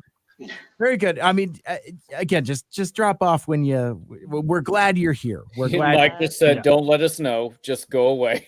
If you wait to leave, you'll be here all night. Yeah. I'm like reading an email, and then like out of the corner of my eye, like the tiles reshuffle, and I'm like, what happened?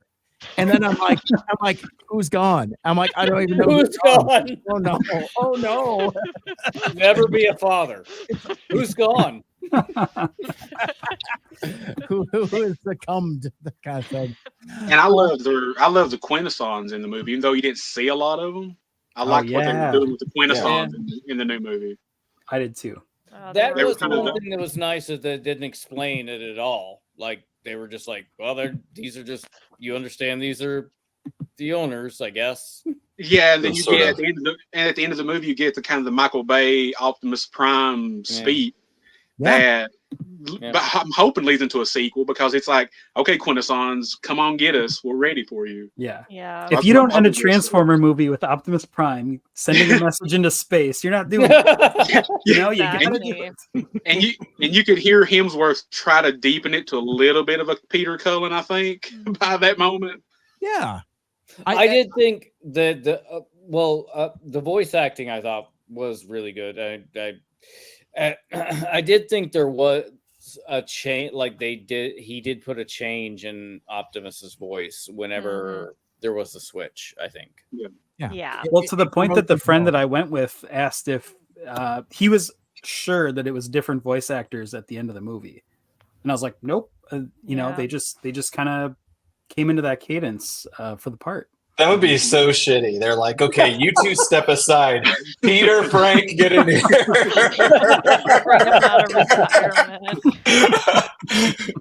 And I love how they slowly changed Megatron's eye color. From yellow to the red to also show his shift in attitude. And when he looked at Orion and said, I want to kill Sentinel, I'm like, whoa.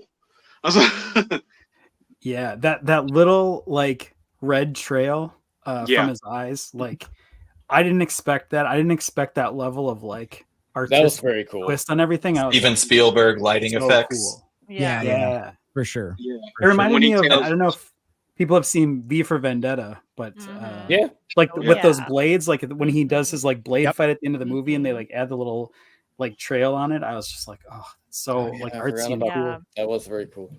Yeah, and when at the end when he tells Optimus or Orion before he drops him, he's like, "I'm done saving you." I teared up. Yeah. That hit me.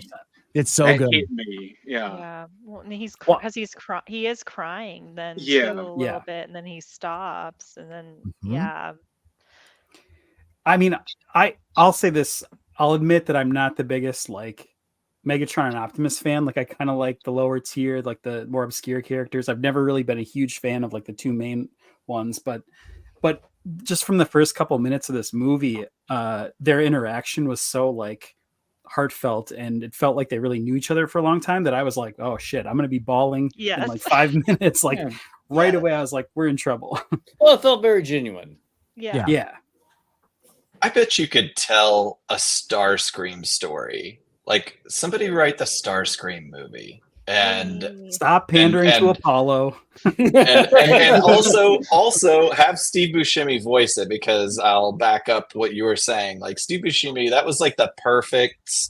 I usually kind of dislike celebrity voices in animated movies, but that was like the perfect choice. I think it was not a Chris Latta impression, but it still had the connotations of sniveling yet competent and strategic. Like that was awesome. I loved Steve Buscemi. I really liked that, like his voice modulation was like a physical result of the injury from D16. Like I thought that was a really cool little twist on the a very like memorable voice.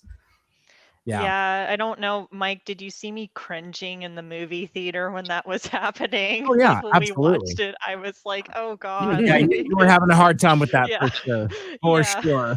Yeah, no, I do think it was a good way to show his voice actually changing, but it's just like, oh wow, this is very violent. Yeah. Like in the original cartoon, Megatron chokes Starscream how many times? Like all the times. All the like he's into it or something. That's what I meant when I said really cool. I meant super violent. I didn't mean super cool. And no, I knew. Oh, it's awesome. No, the I know violence. what you mean, like from a storytelling perspective. But no, Aaron, that would be cool if they did a Starscream movie. I mean, I'm saying that as a Starscream fan, but it would be. But you can have a tier 1 character, but one that doesn't always get like the tier 1 focus in a movie. Yeah. Yeah. I saw a take on Twitter a few years ago where someone was like, we should do the Bumblebee movie, but it's the Starscream version where he's paired up with a human on Earth and like learns like it, but that would be not interesting. It'd be interesting. Like he'd be like the mean girl, like As long as the human's Alexis. Not that dress. Yeah. You gotta wear this one. Maybe like a female version. He's so of Dr. bitchy. Parkerville. Yeah. You'll never get asked to the prom with that attitude. No, I see. That's what you're wearing. Well, if you're comfortable with it. Well, and to throw even more on this with a TFA twist, in this season we've met the Starscream clones.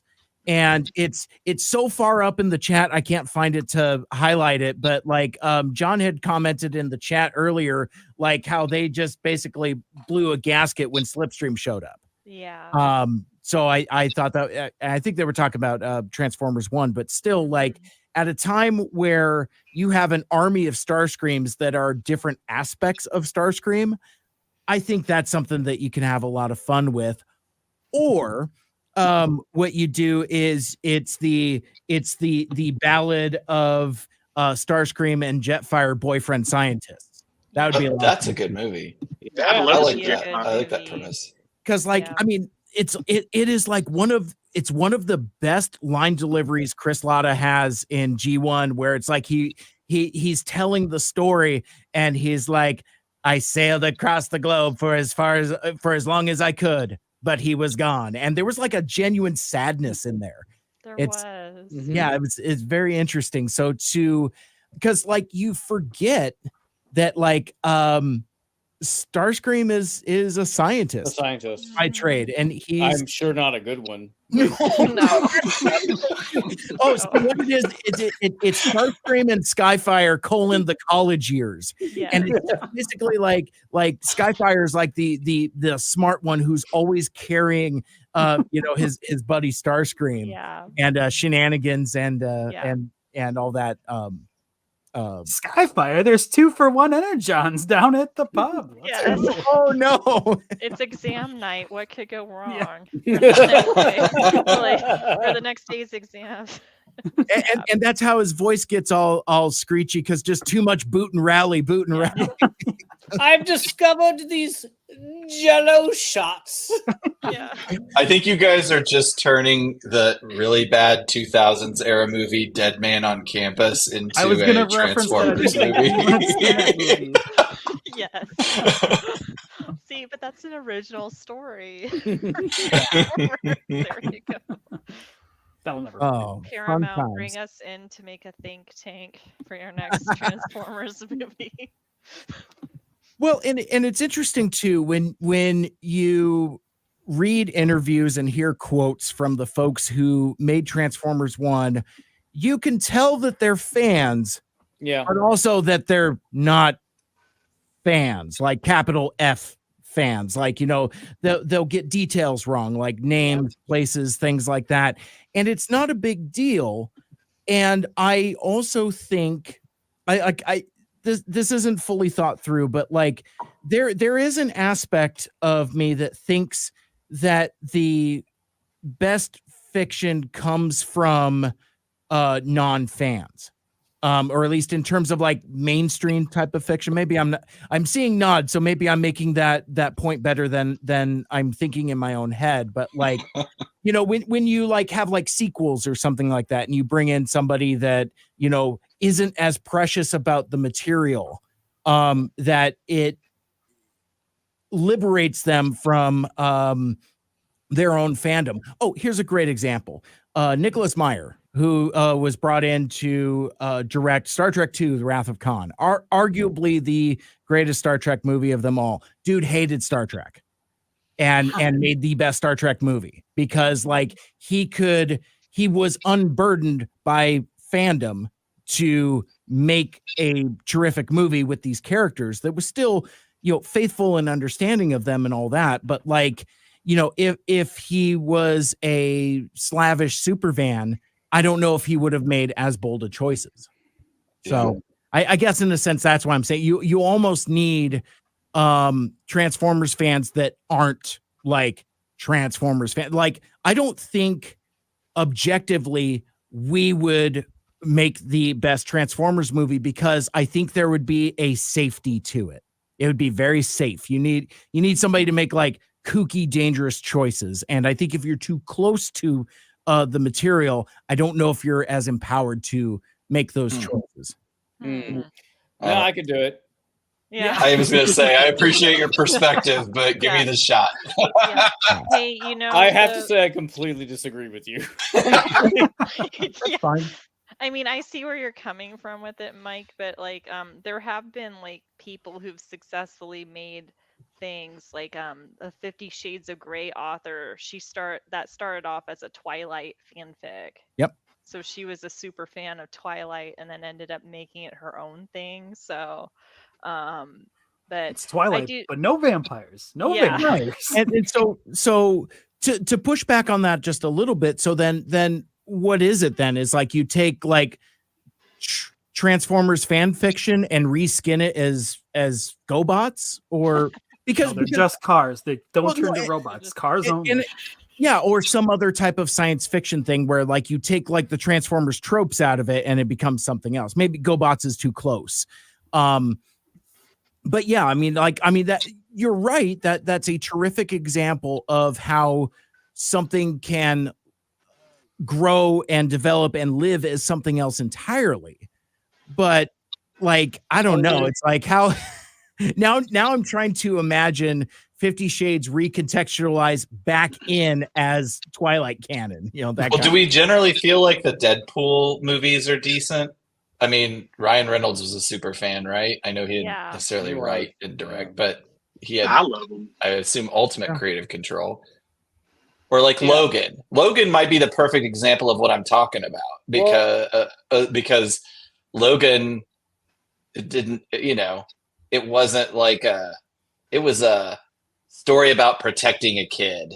Yeah. It was a journey story. Like, it wasn't, but it just so happened that Wolverine was in it and maybe some other mutants, but like that's kind of what I would like. It didn't have to be dark and super violent, but I mean that's the kind of like, original take on a Transformers movie, Yeah, I'd like to see we're that. kind of getting far afield here, but I think No. that, but I Yeah. agree with you, and I think that like there is some kind of middle ground because, like, oh man, I don't think the people who make, like, for example, the DCU movies like comic books at all. Like they or have read one or know who the characters are. So or- I'm like, just real quick. I don't think it's hard to write Superman. I don't know why you guys think it's hard to write Superman. Why do you have to make him sad? So I just think they fundamentally don't understand these characters at all. So I think that's an example of, like, if you don't understand the material at all, I think that's bad. Yes. Yeah. I do though. In defense, Go ahead. Sorry. No, go ahead, Abby. I would say in defense of Mike Seibert's opinion, Thank you. and I'm like, I stay in middle ground is that, like, I think you should be passionate about the source material, but I understand you might be too passionate or have a character you're not willing to flaw for the better of a story. And so I think it's a balance of being a fan, but also being a good writer and not letting your fan, like, what you're a fan of impact your writing or how you would write a character in a well-conceived way or a poorly conceived way. Yeah, I think you actually nailed it. Is like a good writer who likes the material. Yeah. I actually think this is a really funny conversation because freshman year in college, I wrote this. What would be a Transformers fanfic? I guess that term wasn't used when I was in college, but like, but I wrote it with like all original characters. I didn't use any of the main cast. And like I had some friends read it, or like college friends that I just met a couple days, which is weird. Like, I'm surprised I showed them it, but like they read it and they were like, this is really good. Why don't you just make this original characters? And then it would be like something everyone would like. And I was like, oh yeah, I guess I never thought it. Like, they liked the story, they liked the plot, but they were just like, yeah, you could just make this humans or something, or like set it on Earth, or so it's kind of weird. Like, we're having almost the reverse of that conversation. It's the now. Twilight 50 Shades story. Yes. Only you're not a billionaire. Yes. This is weird. What happened? This is we're helping you launch your new story. And I was pumped about it too. I worked really hard on it. I had like sketches for all the characters. I was like, they're Transformers, you guys. And they're like, nah, it could be anyone. What if they're just anyone? Yeah. What up? They're Transformers. Yeah. Now I want to read your story. I do too. I'll try to dig it up. I'll dig it up. Yeah. I will say it bridged the gap. Sorry, one more thing, because now we're talking about. The story bridged the gap between like the vehicle Transformers and Beast Wars Transformers. Like it explained that transition. Oh, the transition nobody cared about. Hey. Oh! Yes. Come on. Here comes Ryan Jett with a folding chair. My God. Where's Smash against forehead? That was 200 folding chairs getting thrown into the ring. Well, I mean, we've all, like, you know, been around, like, you know, churches or like organization halls or whatever, where they've got like the stacks of the chairs. He just took like the whole thing and just pushed it over. It's like unending folding chairs just landed on top. I'm sorry. I wasn't. Yeah. Hey, Ryan, why don't you plug your book really quick? Go ahead. Oh, all right, everybody, get out of here. Clear out this live stream. Everybody, get out. It's officially a mausoleum because he's dead. Well done. Funeral, just throw the dirt right on his face. Don't even call his mother because he's dead. R.I.P. Ryan Jett. I would like to add really quick, like, to get onto what you were saying, Abby, and then Mike, is like, I think like having like the director or something like not be a super fan is a good idea, but like there could be super fans involved that they can be consulted and be like, hey, like, what do you think of this, you know, for feedback. But yeah, it is good to have like an outside perspective on things too. Awesome. I love it.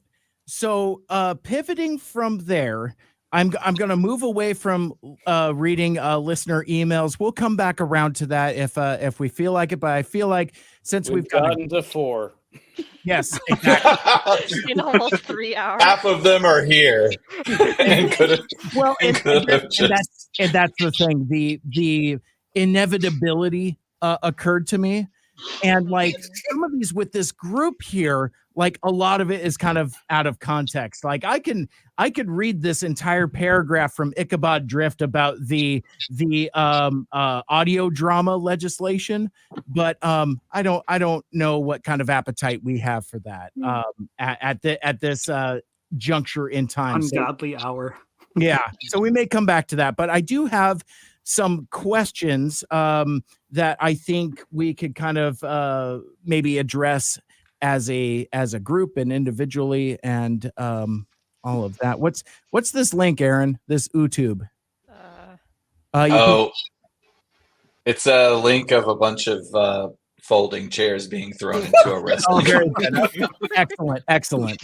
Sorry, I got distracted by the private chat. So one of the things that we did to ahead of this live stream was I made up a Google form with some questions that were very vague, and then Mikel Andrews, our title and description smith, kind of zhuzhed it up a little bit and made some good, fun questions. And we got a couple responses, and I thought we'll pivot to that for a listener feedback and continue here. So, Mike, I'm sorry. Yep. You're gonna go. I'm gonna have to drop. I gotta go to bed. So Boot him. I gotta get up early. It's very late. Don't let him hang up. You take control, Mike. Boot him. But I loved hanging out with all of you and interacting, and it was a lot of fun. I appreciate you. Thanks so much, Ryan. We always appreciate you hanging out with, and it's like, you must lower me into the steel. I cannot self-terminate. Mm-hmm. And don't forget 1 week from now to wish him a happy birthday. Bye, Ryan. Nice seeing you again. Yeah. And happy birthday next week. Thank you. All right. Oh, he's gone. Oh. No, I really fucked that up. There's no way. I gotta find like a fade and remove. That would actually be cool. They would just be like, and he even had like the thumbs up too. Like I was gonna lower him into the steel. Yeah. Wow. So abrupt. Well, R.I.P. that guy. Yeah. So just throw the dirt right on his face. All right. So in this question and answer form, first, my first response was from Whirl. And the question is AMA exclamation point, ask the mics anything. GIF or GIF? Or because they're GIF being or GIF. Yeah, is it GIF or GIF, or is it GIF or GIF? You know what? I think we know what you say, Mike. Yeah, well, in my time, I've loosened up on a lot of things, and I've been holy shit, what happened to everybody? Look at this. Everybody just went dark. Oh, and then Daniel came back. And Daniel, you're still on your phone, right? I'm still on my phone, yeah. How? Like, do you have this hooked up to a car battery or something? How are you not out of juice? No, it's just the charger's hooked up to it. I'm good. Okay, all right. My God, man. But yeah, it's suddenly like everybody just went dark. It's like, oh man, dude's gonna start reading more emails. Time to punch out. But yeah, no, I try to be open-minded and be more progressive in my older age, but there are some things, because of my age and experience or whatever, that I have decided to make a choice to be stubborn about. And one of them is this GIF or GIF nonsense. I don't care that guy tells you that's how it's supposed to be pronounced. It's GIF for me. That's just me. This is what we in the writing biz call kill the author, right? Like, you don't care what they think. You have to make your own opinion on it. Mm-hmm. Yeah, because I also believe at a certain point, as the author, the work leaves your possession and goes into the possession of the audience. And oftentimes, arguably, you can't control what the audience does. And, especially with like interpretations and different outlooks on things, like how, we talk about Transformers a lot, and we put some creative coding on things. It's like just because Braun and Soundwave are standing next to each other in one scene of one episode, that makes them a couple, that kind of thing. I mean, that's fun, but that's not in what the original intent of the work is. But that doesn't make that interpretation any less valid. So, like, I'm sure that folks might have different interpretations. Like, well, let's make it super personal with, like, if somebody had a take about coming of age that was beyond what you had intended it. Like, it's like, well, that's not how I meant that to be. There's a certain point where the art belongs to the audience. That's all I'm saying. May I provide an even more logical? I back you up, Mike. I'm GIF all the way, but the guy had the ability, if he so wanted, to name it .gif. First of all, and second of all, it's graphic interchange format. The word graphic is a G, hard G, G. I don't know if that's a hard G. So is that, whatever it is, it's a G sound. It's GIF. Go fuck yourself. Wow. Yes. I remember at a time when I was arguing with people circa 2015, I'm like, the movie isn't called Guardians of the Galaxy. And it's like, that's it. I mean, that's kind of where I'm at. And then it becomes like, well, this is what he wants people to say. And I'm just like, so because like, it's, to me, I'm going to dip into casual ageism here. It seems like something what one of them millennials would do. Like, I'm going to name something incorrectly and then make you call it a different thing. And that just feels like a specific entitlement thing. But I got a good handle of my own ageism here and my own casual bigotry here, but still, it's like that's why I'm so abrasive about it, because of the origins of it being in such a I don't know, a place of entitlement. Like I say what it is, so therefore you have to bend the laws of language to accommodate me. I think I've already said too much about it. Yeah. It says here this question was submitted by M Seibert 69. Do you know who that is, Mike? Yes, I do. I want to add in so Aaron said, as another graphic designer on here, I 100% back the GIF version of why we want that to be that. There's also peanut butter named Jif, and it's spelled JIF. So there you go. I was gonna say, I don't say it GIF because I don't want people to think I'm talking about peanut butter. I want to be very clear. Yeah. So you're not Team GIF? I thought you were. Me? Yeah. Oh no. No. Oh. No. Is anybody Team GIF? No. Oh, well, shit. Let's move on. Oh, then. my God. I mean, a good part of my day is talking about peanut butter, so I need to make a very clear distinction somehow. Do you have a jar of Jif? Wow. We burnt so much time on that. Jif. I got so wound up too. My God, I didn't even know. All right. So, Jif, I'm writing it down. yeah, right.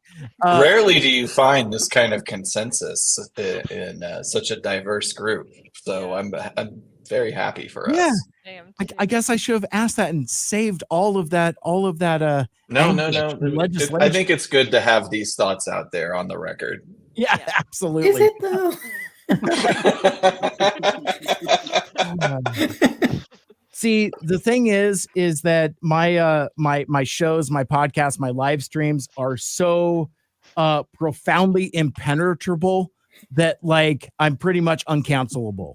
Because if I put that out on Twitter in one shot, sure, but who's going to dig through hour 3 of a podcast and say oh, this guy, turns out this guy's got some really wrong ideas, some spicy takes about the GIF legislation. He's racist against Jays. Oh my God. Let's move on.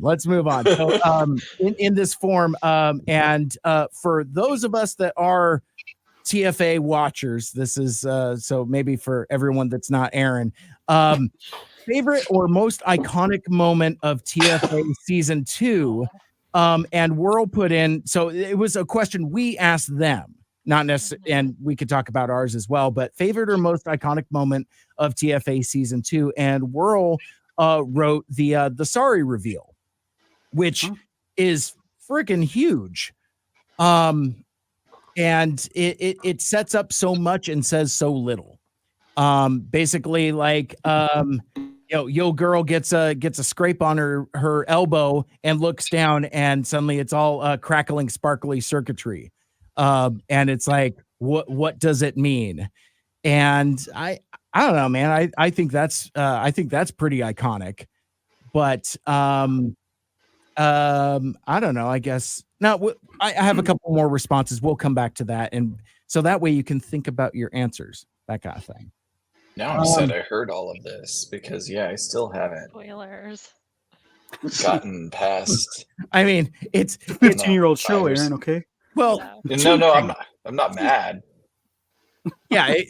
Actually, I am. Meanwhile, we told Aaron's like, I'm glad I don't have to the go watch entire plot of Transformers 1. Don't lecture me about spoilers within my own podcast. The title even says season 2 mailbag. It's like, well, what's a season 2? It's like, why am I even here? I'm just here because I like you people. I understand. Just no season 3 spoilers. I like for us mine. too. Exactly. Yeah. Right. Yeah. Right. We're only going as far as we've made it within the canon of the podcast. It's like, I mean, we're glad to have you, but also shut your mouth. So spoiler gets you booted. Yeah, but speaking of spoilers for season 3, like Daniel was mentioning here, the question is written using very subtle code or of one word or less. What are you most excited for, Mike Seibert? That's me. For Mike Seibert to see in TFA season 3. No real spoilers, please. And Whirl wrote knife hands. Knife hands! Exclamation point. Yeah, I had to figure out what that meant, but yeah. Yeah. Yep. Okay. Yep. Very good. It certainly ties into their iconic moment. Yeah. Interestingly enough. Oh, interesting. Let's see. What else would you like to see or hear in season 3 from Two Mikes Too Furious? Any special guests, bits, topics? Do you have a concept of a plan? Sound off cog. So Whirl writes, I think everyone should fight in a series of increasingly more unhinged games to see who the ultimate Mike is. I like that. I support that. I don't know how we would do that virtually, though. Yeah, that's the thing. If we were in person, we would do it. 100% for it, but virtually.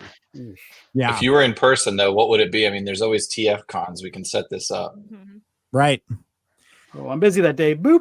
Yeah, I was going to say, it's like I'm sure my dude Mikel Andrews has a good bob and weave game, and could probably run with the quickness when needed. Or like bob and don't show up.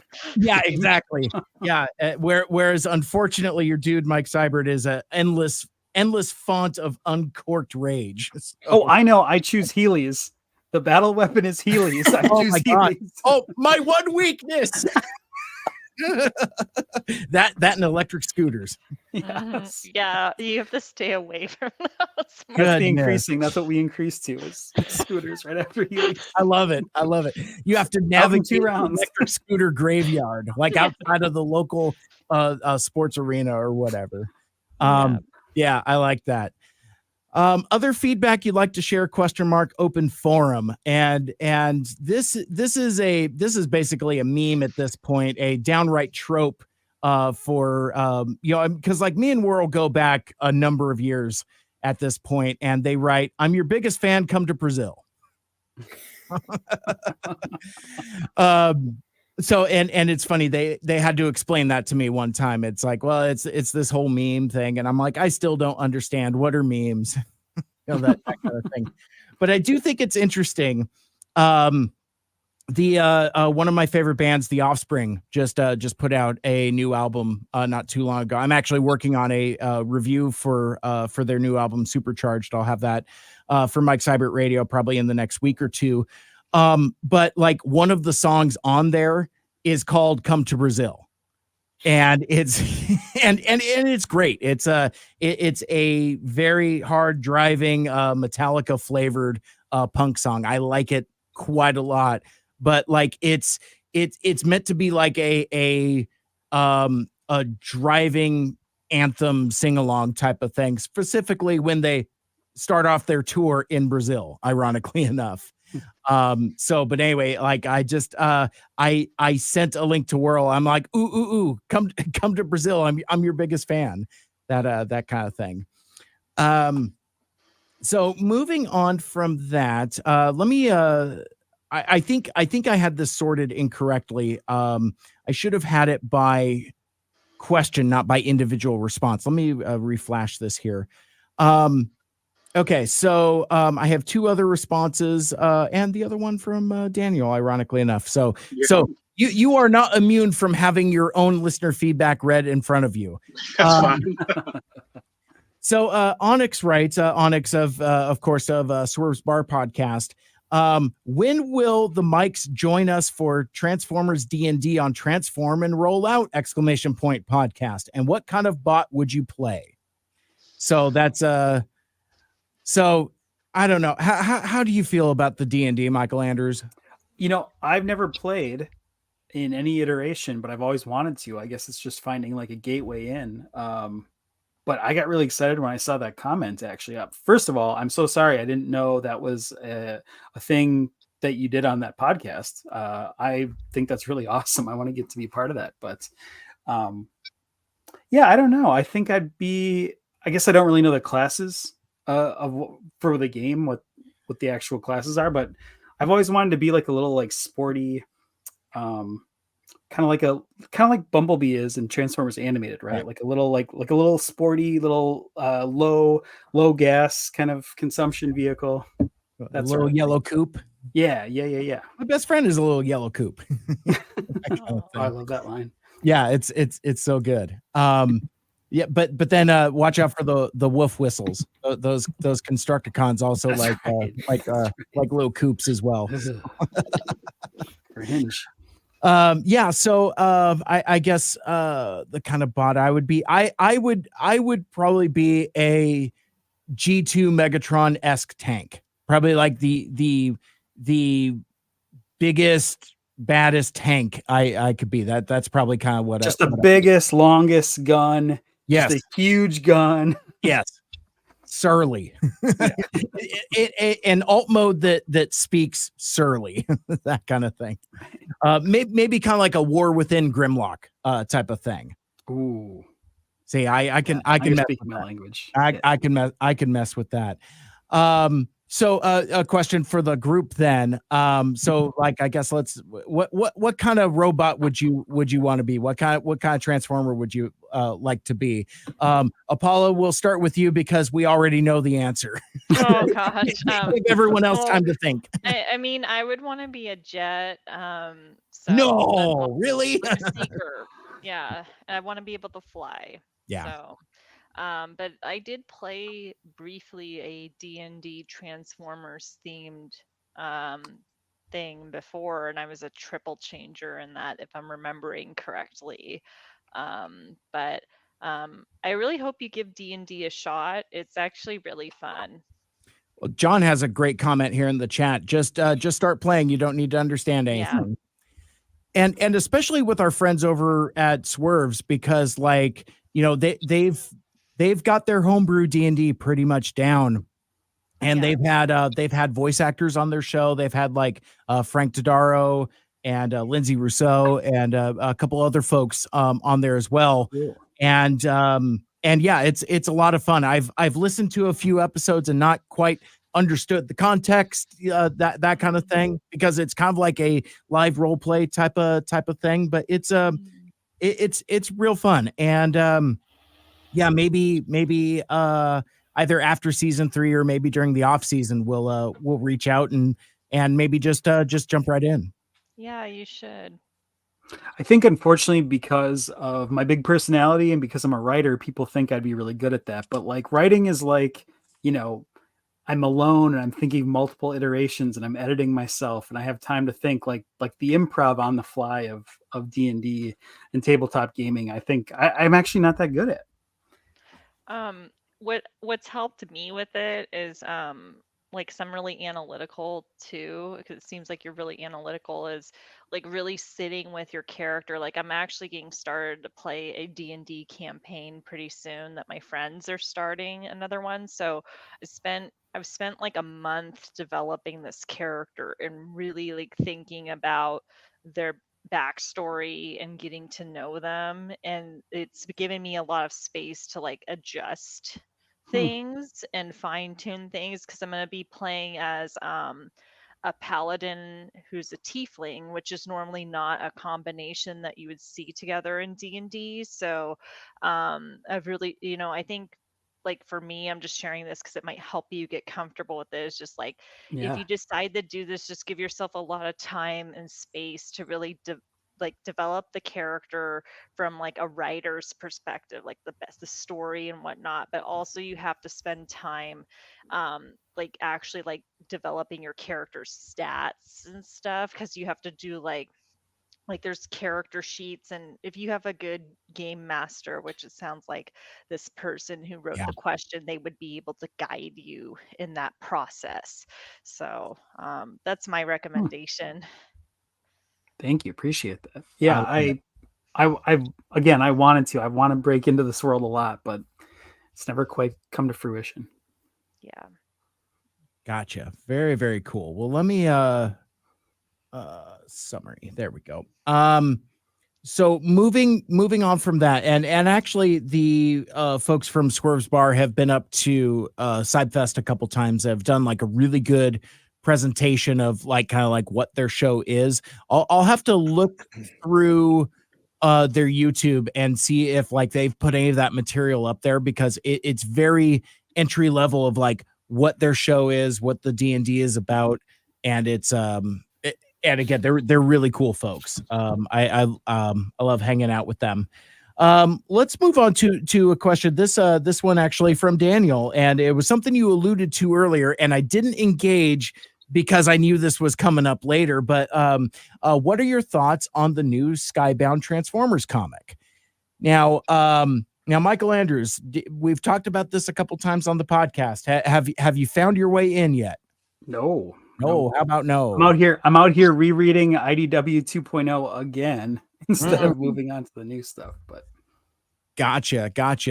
And for our other friends, Matt, Abby, or Aaron, have any of the three of you dipped into Skybound? Because I know, Abby, when you were on, we were talking about how you were getting into some of the IDW stuff, and I think we touched on Skybound, but have any of you guys found your way there yet? I got a hand wave. Oh, go ahead. Sorry. I feel like I've been given some spoilers about what happened, so I'm not thoroughly reading every chapter or anything, but Sure. I am kind of keeping track of where in the story we are and what happens. Seeing characters appear as it goes on, but we talked about it, and there's one thing about Transformers that I really like, and a panel in Skybound kind of made me remind that. It's like, and I showed like the little print and whatever. Yeah. Show that off again. Yeah. For people who didn't see it. But I love seeing Transformers kind of just in like a natural environment. I don't know why, but I find it to be just really interesting to see kind of these techie creatures be a part of a very organic world. And I remember seeing, I don't think this is a spoiler, because I think most people know that the Transformers come to Earth in Skybound. But like that opening shot of Optimus Prime, like seeing Earth, and like it's so green and it's really pretty, and he's like, oh my gosh, like I love that. Yeah. And like that was kind of like, oh, this will probably be all right. This will probably be good. Awesome. Everything's fine. Yeah, and then there's also an underwater scene with a few of the Decepticons that I don't want to spoil, but that's Cool. also very beautiful and just kind of cool to see. That's a My yeah, man. that's a great issue right there. That's Yeah, really that's good. Yeah, it was and and I'm not going to spoil it, but like again, like the Daniels and the Apollos know what I'm talking about. Like it's the thing that I love the most about Transformers comic books is when the artists can convey emotion through characters that don't have a face. So like there's this particular sequence involves Shockwave, but also Soundwave, and neither one of them have faces, and the delight that the curiosity that's on Shockwave's face when he sees what he sees in the ocean, and it's like you can almost see him like Soundwave is like just out of arm's reach, and he's like, bro, you gotta see this. Holy shit.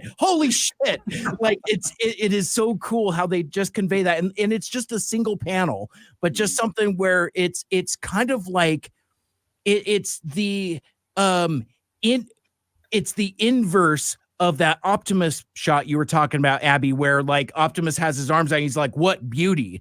Shockwave has that same experience. It just goes a little different, but the reaction is still the same. Like that core, like holy smokes, would you look at this? It's like, Soundwave, check the, do you see what I'm seeing out here? It's a really cool thing. And I'm falling in love with the way they do Soundwave in this comic book. Oh yeah. The way Daniel Warren Johnson has been writing Soundwave is amazing. I love it. Yeah. And quite frankly, that's what got me in. There's the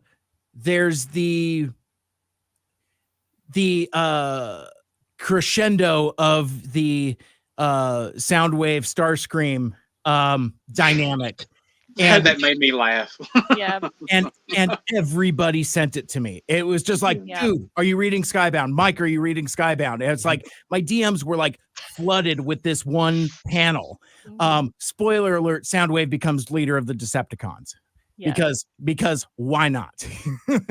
I mean, it's about time. Exactly. I mean, talk about being the most qualified, unburdened from everyone else's nonsense. You know, yeah, and what he says the Starscream about Ravage, I'm just like, Don't mess with Soundwave's kids. Yeah, exactly. Don't kick him. Being a cat dad myself, I felt that in my bones. It is the good stuff, and there's so many things, and it's fascinating to watch how the fandom has embraced Skybound. And I think in a way that maybe it took longer with IDW, both 1 and 2. And I think one of the reasons for that is because it's so sparse. It's like the original Marvel comic. Like it comes out once a month. It's one book, one title, once a month, and that's it. And I think kind of the hubris of IDW, especially IDW 1, was that it was not spread too thin, but there was too much. It was saturation, like to the point where, like, we talk about like Lost Light a lot, but then Robots in Disguise is just sitting there being neglected, and that book rules, and nobody talks about it nearly enough. To say anything about like all the Spotlight series and everything else, there was just too much. And I think there's something magical about there being precious little. Yeah. Now, granted, we're seeing more of that with, obviously you have Void Rivals and now G.I. Joe and all that. It's funny. We live in a world where there's more G.I. Joe books than there are Transformers books. Just kind of funny when you think about it from that angle. Yeah, and I get all of the Energon Universe books, the Void Rivals, the G.I. Joe. So yeah, I'm excited to see where the G.I. Joe book goes, since they're wrapping up Scarlet and Destro. I'm curious to see where the G.I. Joe book goes. Yeah, absolutely. Aaron, you're a little quiet over there. Have you dipped into any of this stuff? No, I was going to ask you guys. So, having only read the first run of IDW, I need to pick up on all this stuff that's Mhm. 5 years old and at this point and to today. But does it feel like, and the context of this conversation, it feels like it is. Does it feel like Skybound is kind of hitting that stride in the same way that IDW did, 4 years in or so when things really got interesting and deep and unique? Like, is it there yet? Is that, or I think is it just? the first issue grabbed you of Skybound. Mhm. Yeah. I think if you can get past, I mean, that first issue, I'm not going to spoil it for you, but when a character I've is seen some screen dispatched, grabs. I've seen some vicious murders of human Yeah. beings, that kind of stuff. But yeah, they Cool. went right for the guts the first issue. Yeah. Yeah. I love that they do a lot of comparing and contrasting. Like, I was talking about that thing with Shockwave and Soundwave in the water, but like kind of like the mark that things that are resonating with fans is when you see fan art and you see people talking about it. It's like, I forget who the artist was, but it was like they had a fan art rendition of Skybound Optimus that's like, oh no, this life is so fragile. And then you have Skybound Starscream, yeah, this life is so fragile. It's like the same thing, just inverted. Yeah. And Skybound does a lot of that. And Apollo, I want to hear from you, because I think of all of us, you are the most entrenched in it for the stuff you do with transmissions, doing like full reviews of all of the comics. So I would defer to your wisdom as the expert here. But for me, the way that the reason why Skybound works for me is like in a weird kind of way, and stick with me for a second, because I don't know if this entirely makes sense, but like much like Transformers 1, it's stripped down. It's stripped down and it's accessible and it's approachable. And it's and there is a simplicity to it. And I don't mean that condescendingly, and I don't mean that negatively. In fact, quite frankly, that was kind of what turned me off. No, not turned me off, but didn't really get my juices going with Skybound, because like I picked up the first couple issues, I read them, and I'm like, the 13-year-old me would have thought that this was the greatest comic book in the history of ever. 45-year-old me is just kind of like, I mean, yeah, that's cool and all, but like I found it lacking in depth. But what happens is the depth kind of, I don't know if it necessarily comes later. And again, maybe Apollo and Daniel, you guys would be able to sharpshoot me on this, but like it still kind of retains that streamlined perspective. What happened with me was my perspective changed, is that I've embraced it. I love it. I love that it's straightforward. And sure, you've got the Energon universe stuff, but it's not as convoluted as IDW got, even in the early times. Like, even before they're launching multiple books, even before they're like the lore in IDW is just too gnarled. It's almost the point of it. And it always was. And whereas Skybound is untethered from all of that, it's just this straight ahead story about the Energon universe. Yeah. And it's like Mad Max Fury Road of Transformers. It's just a action thing. It's just a good, solid action thing. In my opinion, but I would defer to the experts. All right, defer. Am I an expert? I guess I am. Well, you've consumed the most, I guess. And Daniel and I are. Yeah. Right. And you've talked about it the most. Wait, so do you want me to talk about Transformers in particular, or the Energon universe, or both? Like, sure. The floor is yours. Oh gosh. You could talk about as much or as little before as you go into it. So when you say Energon universe, are we living in a universe where does that, like G.I. Joe and other properties, are all connected together with Transformers? Is that what's happening? Okay, thank you. So Aaron, so I'll give you a little overview. So the Energon universe, this is the new one that Transformers lives in. G.I. Joe lives in it as well. And then there's an original story called Rivals. It's written by Robert Kirkman, famed for Invincible and The Walking Dead. So, and that's an original story. And that one's been really interesting. It's been hit or miss. But I'm gonna try to stay focused on Transformers, because I have a lot of thoughts about the broader Energon universe. But Robert Kirkman wrote an original story, and he's just inserted into this G.I. Joe Transformers situation. No, it's the other way around. It's a Trojan horse for Transformers. Yeah. In fact, go back to the history about it a little bit. Even in the solicitations, it doesn't say that Void Rivals ends with the reveal that it's a Transformers book and the launch of the Energon universe. But Kirkman was trying to be savvy while also being coy and you know what? Hey, comic shop owners, if your customers are Transformers fans and you're Transformers fans, you're going to want to order big on this book. I can't tell you why, priming them, but you're trust me, you're going to want to go in on this book, which is a very savvy move.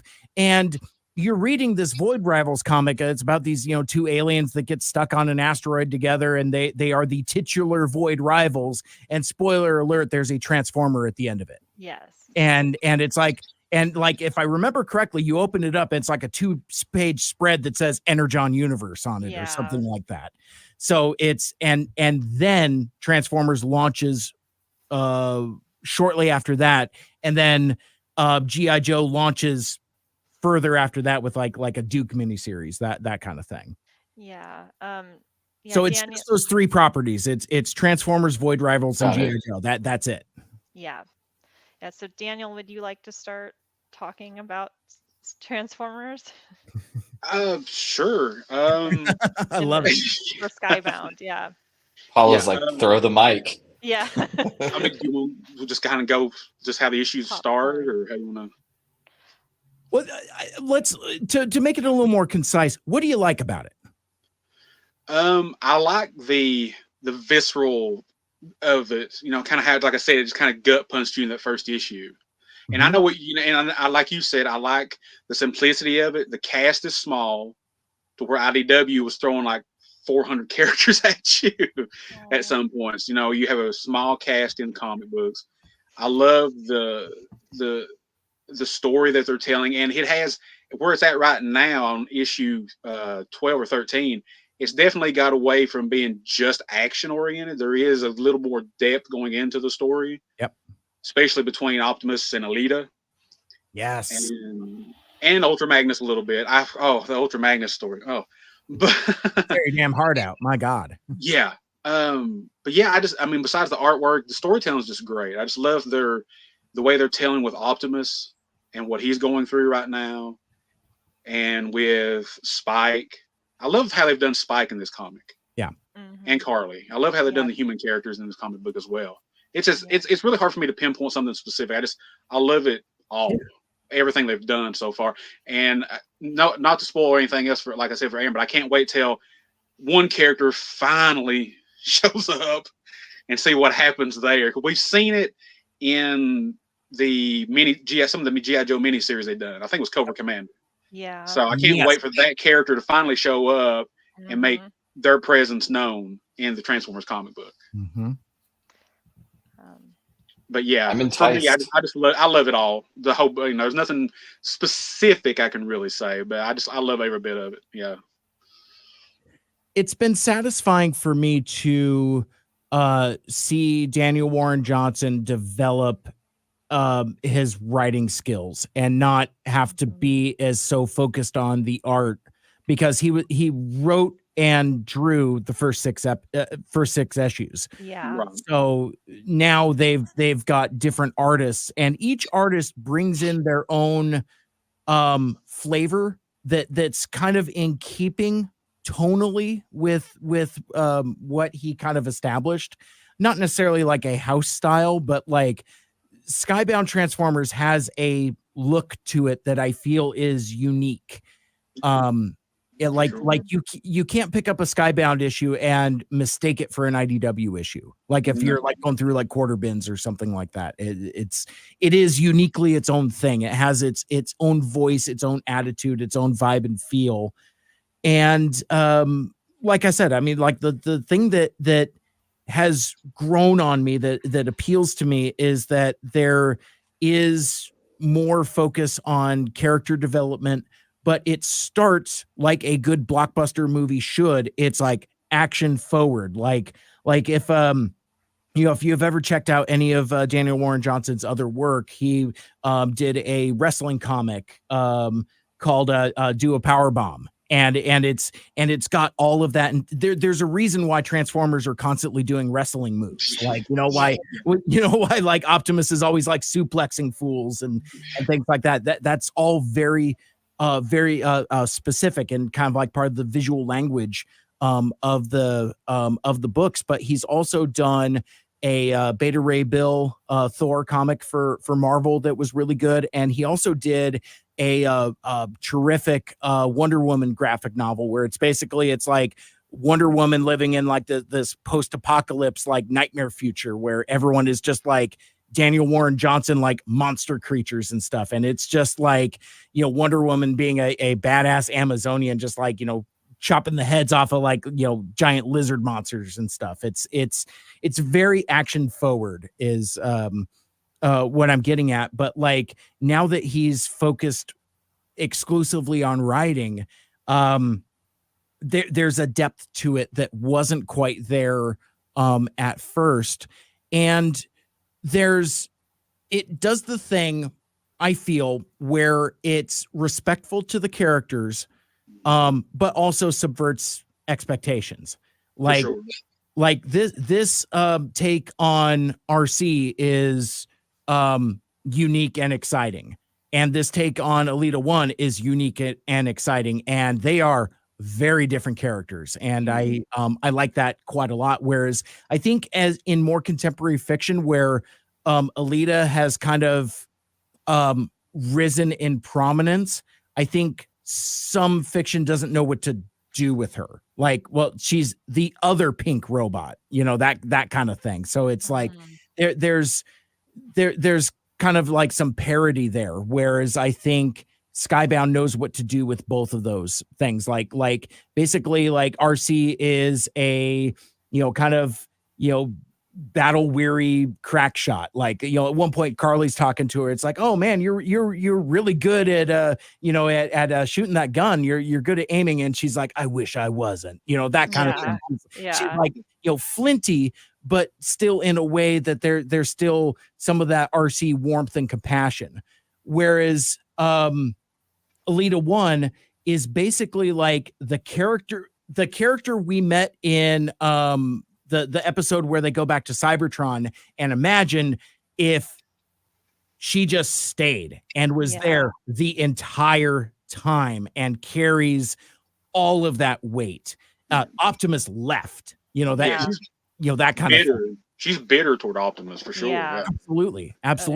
And I love the interaction between her and RC, where RC basically tells like, you don't know me. You don't know what I've been through. So I love that. I want to see more of that too. I want to see more of RC and Lita 1 interactions. Yeah. I also throw out, because like I'm super into contemporary sideswipe. RC is a Lamborghini. So that's how I can get my pink sideswipe is you just use Skybound RC. Just throwing that out there. Yes, I saw all three of the blue side swipes in that one scene in Transformers 1. Yes, thank you. Let go of my wrist.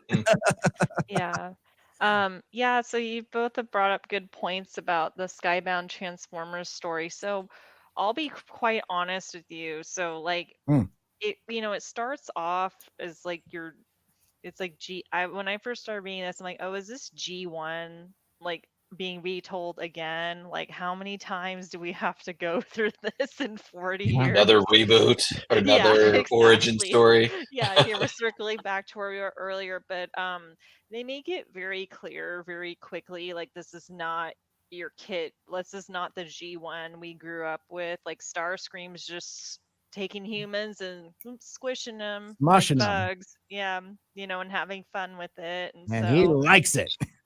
he's having fun with being mean, being a villain, and fully embracing that villain era. Um, and they do a really good job. You brought up this earlier too, Mike, with the juxtaposition, like about, and Abby, you brought it up too, with like the nature. It's like, oh, this is so magnificent, this nature, and life's so fragile on this planet. That's like and I must protect it. That's like Optimus's view. And then the Decepticons, when they see nature, they have a different view on nature, but they agree. They're like, oh, this is so cool and magnificent. They don't use the word tool or cool, but Right. it's like, oh, look at this is so magnificent. Look at the Mhm. abundance of all these creatures and these whales and stuff. And so they do a lot of that where it's like a mirror, like an opposite mirror of like the Autobots are trying to strive to do good, and the Decepticons, of course, are not. The whole thing has been really interesting with Optimus, like his character. Like, I don't want to get into too many spoilers, Aaron, because I'm sure you're going to read this at some point, but you've probably seen that he has there's something different about his body.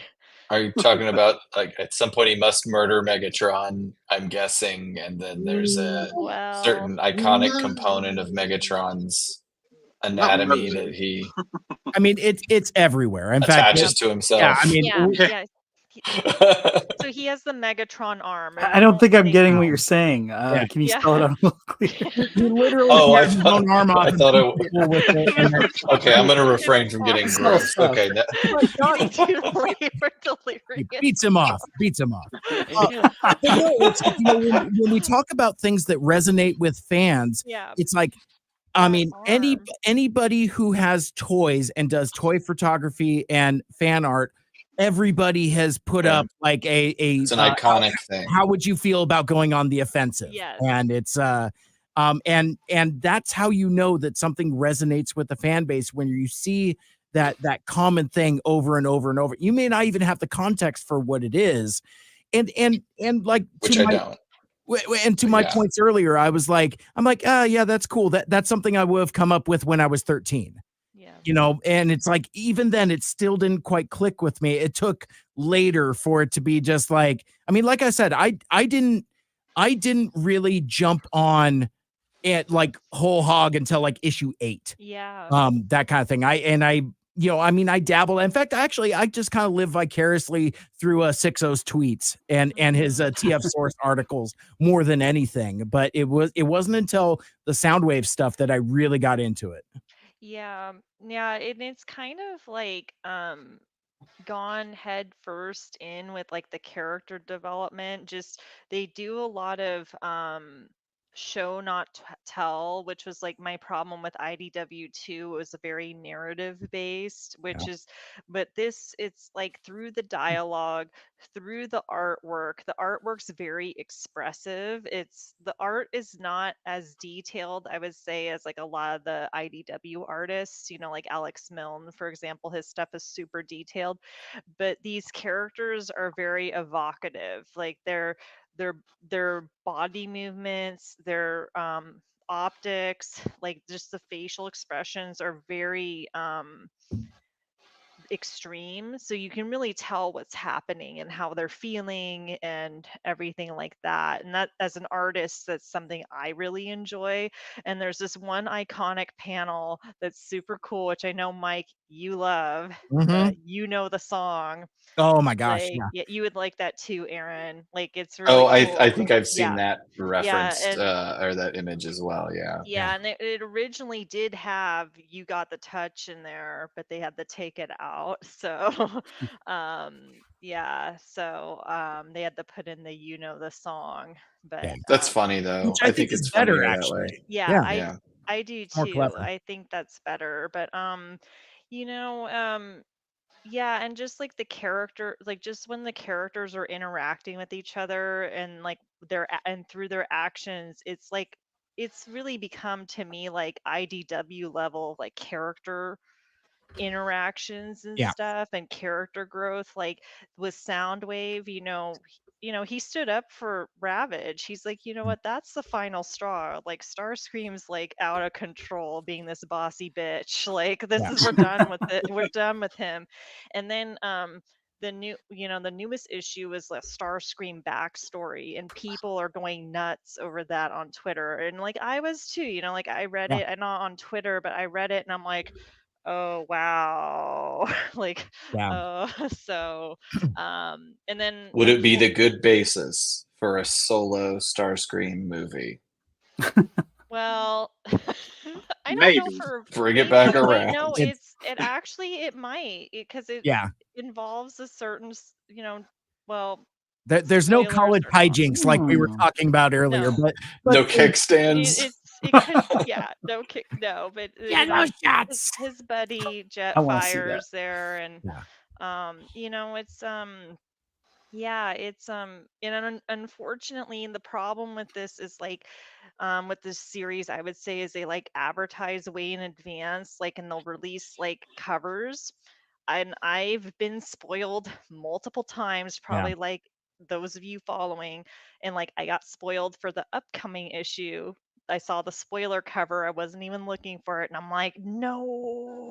Yeah. So- Well, and that's saying something, because you folks over at Transmissions get the opportunity to get advanced copies too. So even having access to advanced copies, you got spoiled ahead of that. That's nuts. Yeah, some like person on Twitter posted the spoiler cover, which is just really disappointing, because it's like, yeah, like I wanted to find that out on my own. So, but yeah, Aaron, I would say give it a shot. I Yeah, think the I think omnibus everything is that you first all have said out. makes it sound. I mean, I probably would have given it a shot anyway at some point in time, but I feel like this conversation makes you want to kick that in gear a little quicker, right? It's only been a year since that thing has been out, more Yeah. 2 years, I don't know, but and IDW too. Like I like a lot of words. I've heard it's wordy, but I'll get That's to what I that liked about eventually. it. I love, yeah, and I mean, I loved the artwork from that, and yeah, I think that one just needed more time, but we didn't have that time Right. to finish the story, really. But oh, I was gonna say one more thing and then I'll stop talking, but now I have to remember what it was. It's about transfers. No, what this story has done a good job of, for me at least, is like, yeah, Starscream's my favorite character, and like I like the Decepticons in general a lot of times, like, but it's really made me go, oh, the Autobots are actually like cool. Like I actually like, and like, and it's made me like, a lot of those characters more, and like Optimus Prime, like I do really like this interpretation of him, like it, and I do read it in like Peter Cullen's voice, like when I'm reading it, and they do a really good job of like highlighting like characters that don't get a lot of attention, like RC's starting to now, or she has been in like Alita 1, and I do like Carly a lot in this as well. But like Cliff Jumper, he's really involved, and I think that's really cool because it's usually Bumblebee. So yeah, and they don't pull any punches on killing characters. So don't get attached to anybody. Do not Game get of Thrones attached to style. anyone. Okay. Yeah, It is. Game of Thrones. And keep in mind, it springs from the mind of Robert Kirkman, and Kirkman is kind of that same Game of Thrones type of thing, with both Invincible and Walking Dead. Walking Dead, yeah. Like you could say that he kind of invented that, that or at least popularized it.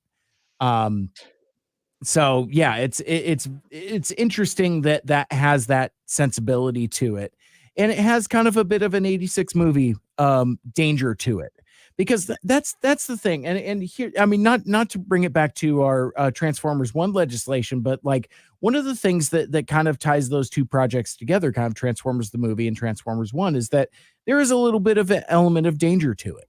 And it's like, who's gonna get, crossed off, that kind of thing. And it's I don't know, it's just kind of interesting, the not the risks, but kind of like, sometimes things are there for shock value in Skybound, but then other times things pay off. But the thing that I like even more so than like the violence to it is just kind of like the profound sadness to it. It is occasionally melancholy. Like there's I talked about this in the podcast actually, because like in the season 2 finale, when spoiler alert, Omega Supreme is brought back online. Oh. But he can't see because he's stuck in a mountain. He's like, but Ratchet, I can't see. And it's kind of like it's resolved very quickly because like he's, driven into the side of the mountain. And I couldn't help but think of Skybound Jetfire at that point. And I brought that up and like went full spoilers with it because that scene where Optimus sits next to him and he says, all right, I'll sit with you for a while. It's just like it tears your damn heart out. Yeah. That kind of thing. So it's full of, and the thing with these all of these moments that we're talking about, they're all fleeting. We're talking like single panels oftentimes, or just like, just very brief things that you can do in a comic book, but because it's in a comic book and that panel can go viral on social media, suddenly it's a big damn mood. Like, what beauty is a big damn mood. Optimus and the deer, I'm sorry, it's like that's a big damn mood because it's a single panel that can just live in a way that's I don't know. I mean, not to get on a whole damn thing, but that's the magic of comic books. I mean, like Daniel, I mean, that's a lot of the stuff that you guys are talking about with Geeks with Beards. Yeah, and for another kind of a spoiler thing with the Transformers is with Beachcomber's introduction. Oh, and he's talking to Spike, and like he went to the Ark. He saw them deactivated, but he didn't activate them. Right. Because he knew what would happen to the beautiful planet if he did. So he just left them laying there. Mm-hmm. Which unfortunately they still got activated, but he could have brought Optimus and them back online. But he's like, no. He knew. Because I know what'll happen. This planet is so beautiful. I don't want them to destroy it. Yeah. And I think all right. Which is such a Beachcomber. I'll read it. Okay. You convinced me. And I think it's so cool. So cool to throw Beachcomber in there. I didn't expect Beachcomber to be a character they pop in there this early on in the run. And I hope they do more with him. Right. Yeah, it's good stuff. Well, the first 6 issues are already in collected edition, so that would be a really good affordable way to jump right in. Christmas is around the corner. I know what's going on my list. All right, so I think that is hey, more than thank you for the explanation, everybody. Hopefully that wasn't just for my benefit. I know there are listeners or people on this panel who could benefit from it, but no, I'm excited. Thank you. And with that, I think I do need to drop. It's almost 1 a.m. Central here. But Mikel Andrews Mike 12:30, but I had to hear about this Skybound action. Yeah. But no, thanks. It was good to see you all. Have a fantastic rest of your evening. Yeah. Thanks, buddy. Bye, Appreciate Aaron. it. Thanks for coming. Bye. Oh, finally. Yeah, right. And I just want to say one more thing real quick about the Skybound. We'll get off of that. I like what was like with the Destro comic, how they introduced oh my god, I forgot the character's name now. Oh no. Power Glide's girlfriend. Astoria. Yeah. Astoria, sorry. Yeah. I love how they introduced her, and then with Void Rivals, we're getting a few 1986 characters popping up in there. Yep. Yeah. I want to see more of Hot Rod. That interests me a lot. Yeah. In fact, we almost should have told Aaron that before he dropped. I mean, I was going to say, if like you like season 3, Void Rivals is your book, because like you've got 86 characters, you've got quintessons. It's like that's if that weird science fiction season 3 vibe is what you're looking for. Yeah, Void Rivals is your book for sure. Right. Good stuff. Well, let's see. What else do I got here? This is a question to Mike Seibert specifically. That's me. What Transformers crossover would you like to see next that hasn't been done before? And there's so many, and we've tackled that topic before, but like the thing that I still haven't seen is a crossover with Mask. Like, I think Mask is the way to go, because like I've said before that like Mask is kind of like the missing link between Transformers and G.I. Joe. Because like there's a conversion aspect to their vehicles, but they don't turn into robots. So it's like it's a little bit of both. So that would be something I would like to see. I mean, like at this point, we're spoiled like with crossovers. Like every crossover we've dreamed of has come to pass in one way or the other. I mean, look at the collaborative series of toys. I mean, like I have a toy that I have been dreaming about since I was 6 years old. I have a Knight Rider kit that turns into a Transformer, and I never thought that was something that was ever going to happen. And it's just some of these things. It's like, I guess you live long enough, you wait long enough, and like your dreams actually come true. Like I've lived long enough to see Boba Fett come back, that kind of thing. So, it's just interesting how rich and how well served we are as fans. But open it up to you folks. What whether toys, comic stories, movies, what kind of property would you like to see Transformers crossover with that we haven't yet? Boy, I just want to say I think Mask is a great idea. Thank you. I think I'd love to. I mean, you're talking about seeing some of those classic Mask vehicles like as robots, right? Like that's what I would want out of that. Well, I got a thing for door wings, so seeing like the Matt Tracker Firebird pop out with them bitchin' door wings and stuff, that'd be pretty cool. Yeah. But that's just me. How about you, Matt? We haven't heard from you literally in a couple hours. You still hanging in there? Talk. One I would really like to see is, I don't know if you've ever seen the show Supernatural. Oh yeah. They have this 67 Impala. Oof. Yeah. I would love a Transformer of that car. That would be cool. Yeah, just like a bitchin' muscle car. Yeah, that would be sweet. That would be great. That's a good pick, Matt. How about you, Abby? What would you like to see? It would never happen, but if anyone has watched Symbionic Titan, thank you. It'll never come back. It'll never come back, and I'm sad about it. But like, just kind of that art style and also how the Titan is made, I think Transformers could flow really well into that. Absolutely. Oh, so cool. I'm so glad you brought that up. Mike, I think I've mentioned that a couple times on the show. You have actually. Animation style is very similar to animated. It's that Genndy Tartakovsky animation. It's so cool. Yeah, it's such a great show. John puts in the chat, I mean, if copyright is no barrier, I'd really like a Robotech crossover, as interdimensional travel is canonical to that universe. I love it. You already have Robotech crossover with Jetfire. So yeah, there you Jetfire. go. Wish granted. Shalabim, wish granted. How about you, Daniel?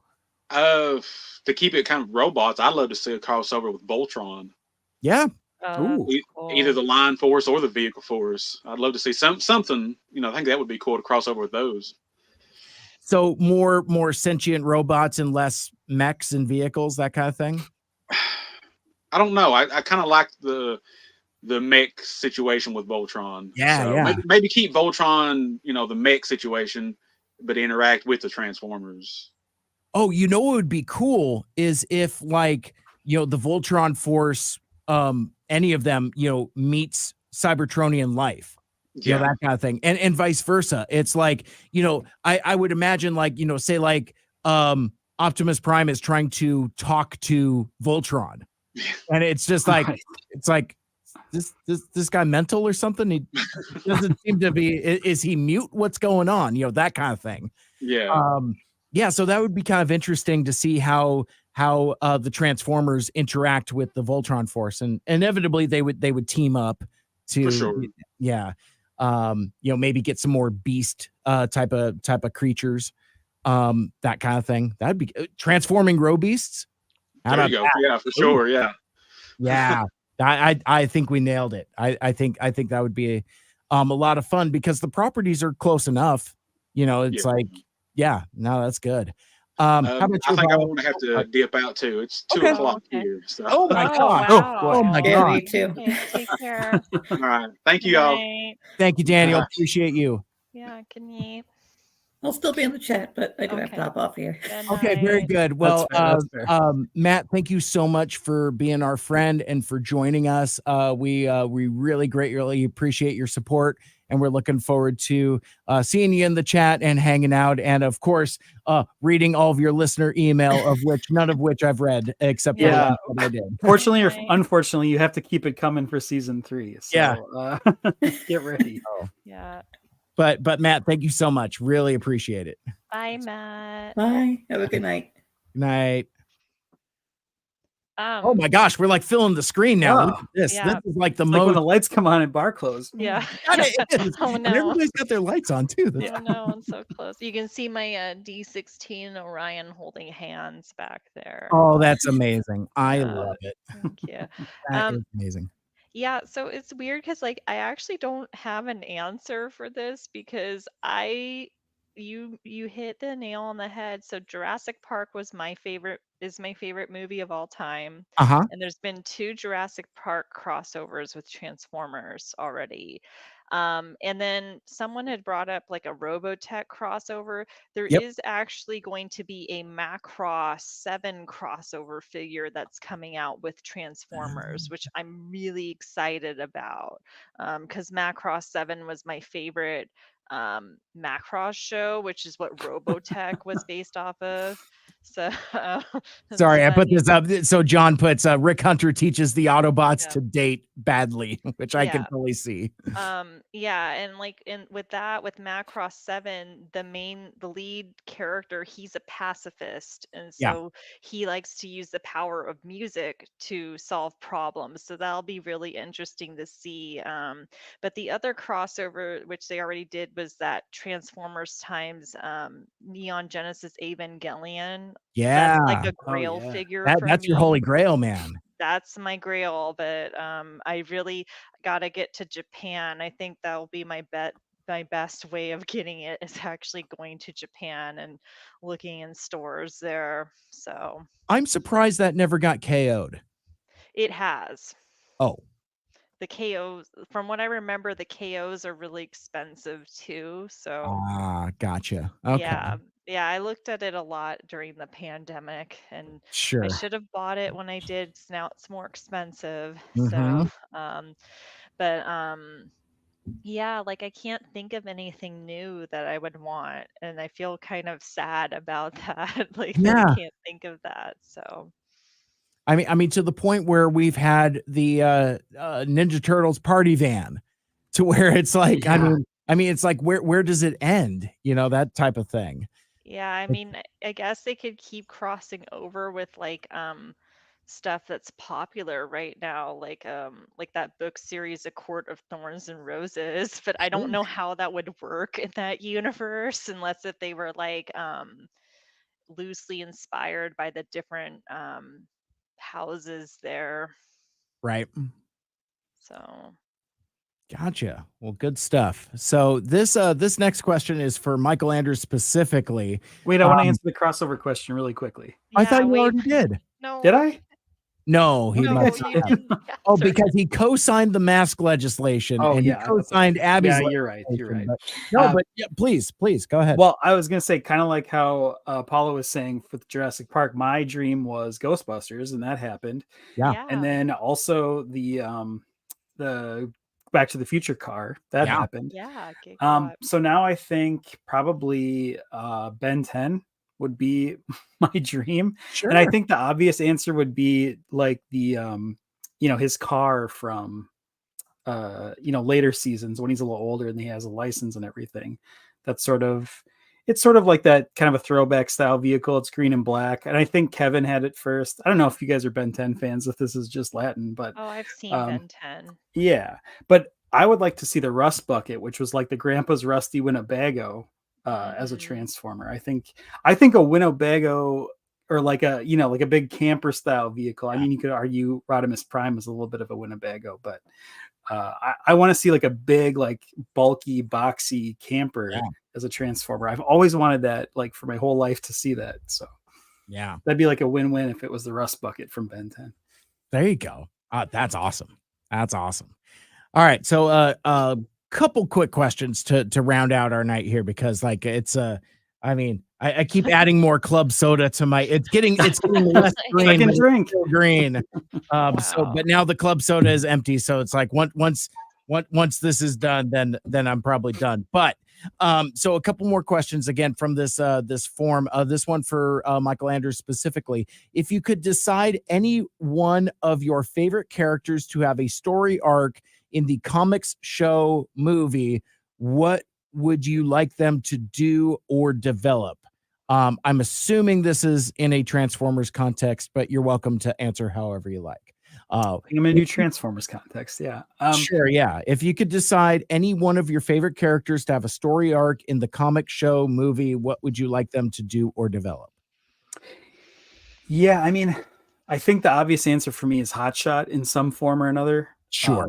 Always been my favorite Transformer. Well, I can't say always because he came out when I was a little older, but I've always liked that character. I've always had a special connection with that character. So I'd love to see that. And I think, I don't know like what iteration I want to see of it, but they didn't do a lot with the original yellow Hotshot. Like the Hotshots that we see now, and even in Transformers Animated, is sort of that like Energon version, like the blue, yeah, more the blue style of like, or like a armored car style. Like I want to go back to like the sleek yellow, like sports car version. Yeah. I'd like to see that. I mean, I'd love to see it in live action. I would love to see it, but I would like to have seen it in like the Bayverse, like, especially, I mean, I'm going to catch flack for this, but especially that like the Last Night style, or where they're getting into like coats on the Transformers and like a lot more like human style stuff. I think that would be really cool to see Hotshot. Yeah. Nice. I love it. Anybody else want to take that favorite character? If you could decide one of your favorite characters to be expanded, who and what would you want to do?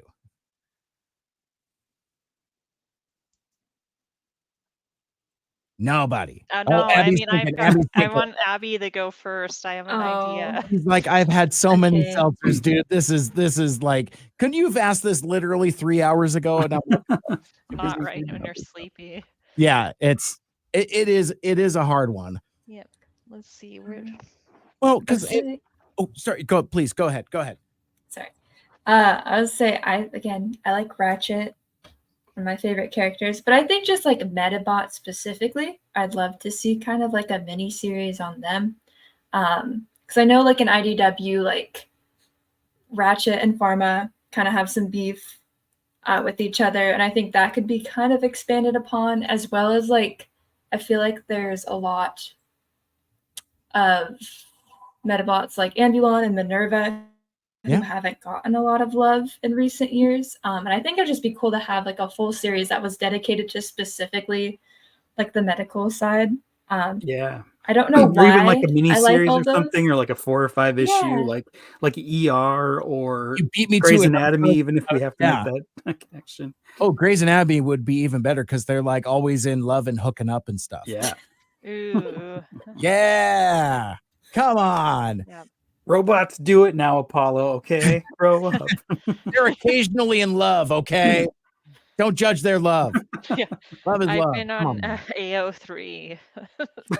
Oh my!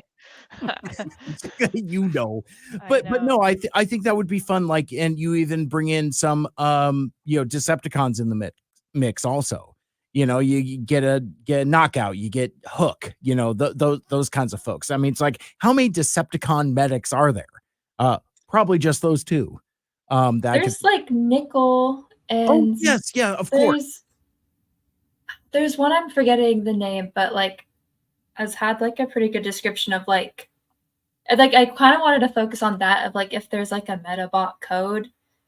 There's one specific Metabot that was a Decepticon, but it was like, I'm not gonna let anyone die here. Like, no one is gonna die on this battlefield. And I was like, that'd be such a cool thing to expand on, of like, if that type of profession goes beyond the factions of Autobot and Decepticon, and who would take it there and who wouldn't, you know? I feel like that kind of sounds like Flatline from IDW 2.0. Like, there was a scene like that where they were working with Flatline side by side before the factions came into play.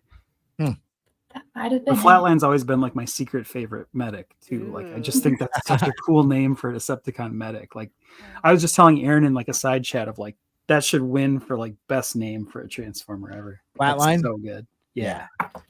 That is pretty rad. So do we all have a secret favorite medic? You know, I was gonna say it's kind of spoiler territory for Mike, but I mean, Red Alert from Transformers Animated is like the coolest design I think I've seen like a Metabot. Like, so good. Yeah. Did you know, Micah, you probably know this, that Red Alert was meant to be the Ratchet in TFA? You know, I actually just found that out because I retweeted that, but someone was showing like concept art from the original show. And like, I noticed in the group shot, it was Red Alert back there. And I was like, oh, that's so cool. And that's why, plug your ears, Mike, when we get to see her in season 3, that's so cool that design finally got in the show. I bet that was a big moment for you know, Derek J. Wyatt. Yeah, because I totally understand why they went with Ratchet, but I'm glad she made an appearance. Yeah. Yeah, the crotchety old doctor was like too good of a, you know, archetype to pass up. Yeah, it's too good of a trope. How about you, Apollo? Do you have a favorite character to have a story arc in the comics /show/movie? What would you like them to do and or develop? Yeah, well, I have a favorite character.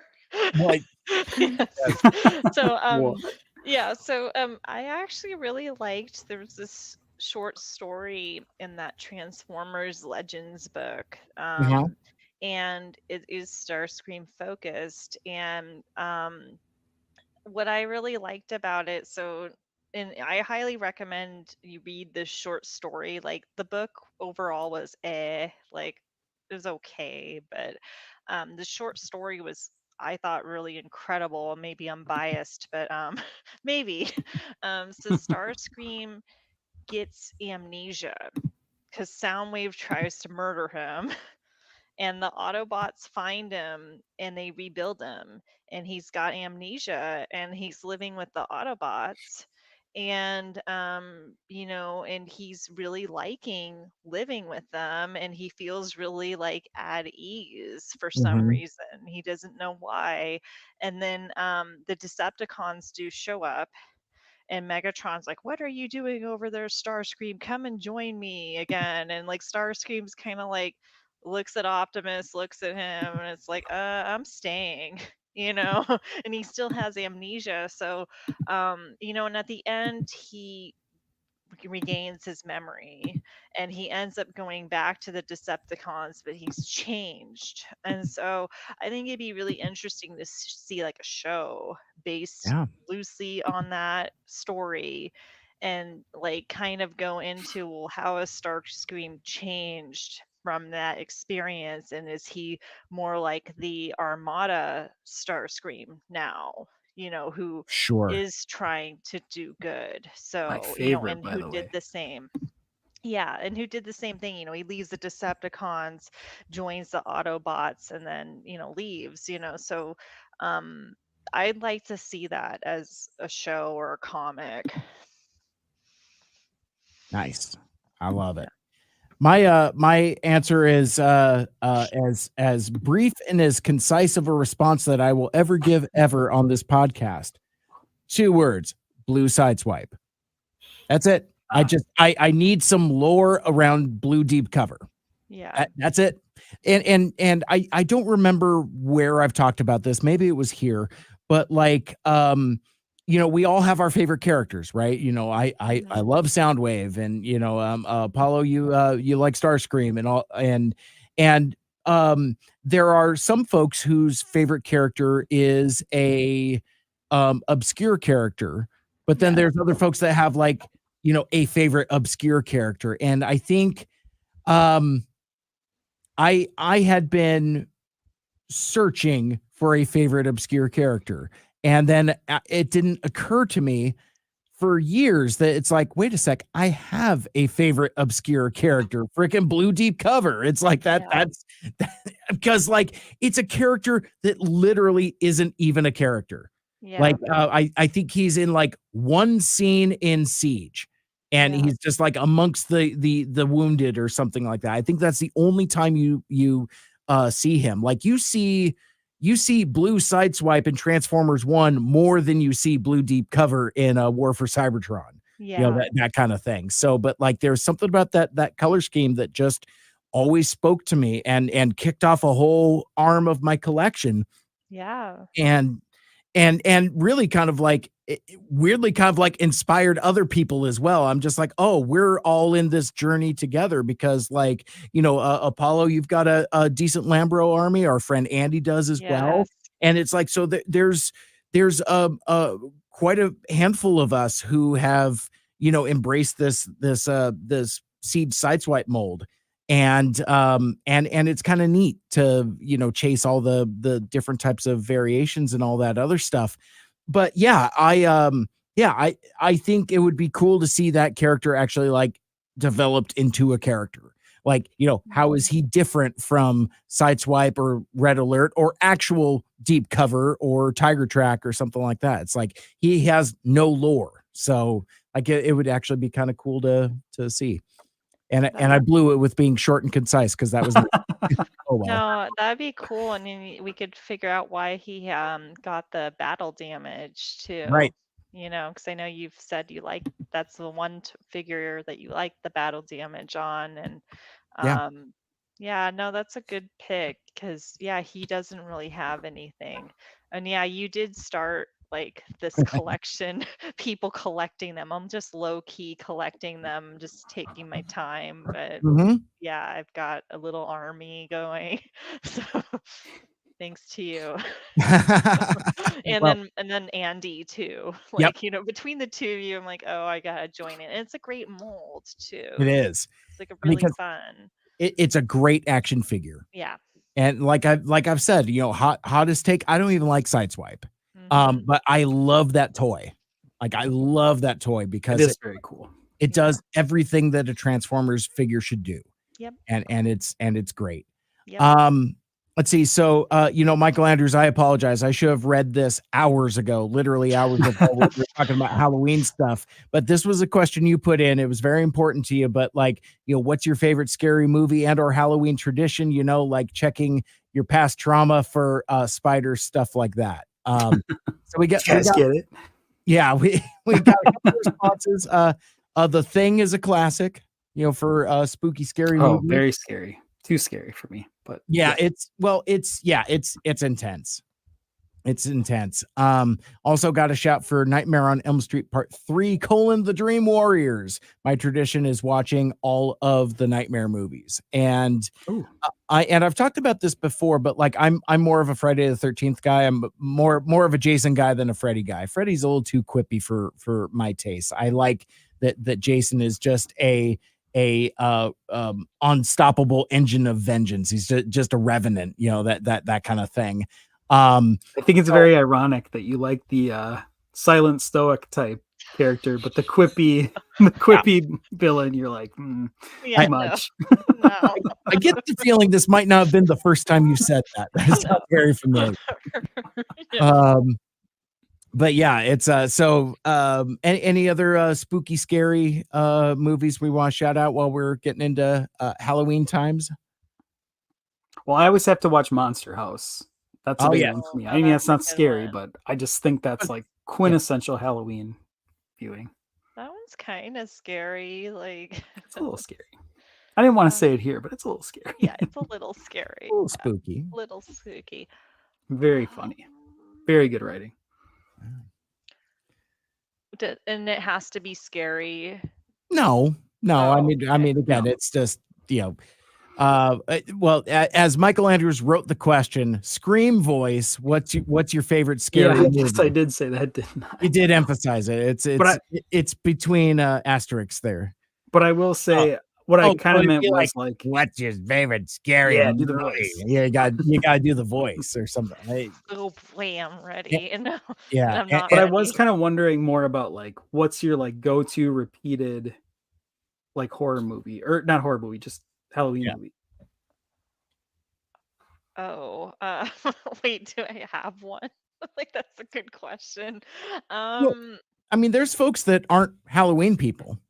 Yeah, I mean, That's like, the other thing. I have like Halloween traditions, but it doesn't really involve movies, strangely Sure. enough. So, Ooh, tell me more. but so like, and then we'll like going to like pumpkin patches and like corn mazes. We've got like a really few cool corn mazes up here, and there is a scary one which I've done, and people walk around with chainsaws, but there's no chain on them. It still makes the really like scary noise, and they like chase you. So Ooh. I've done that.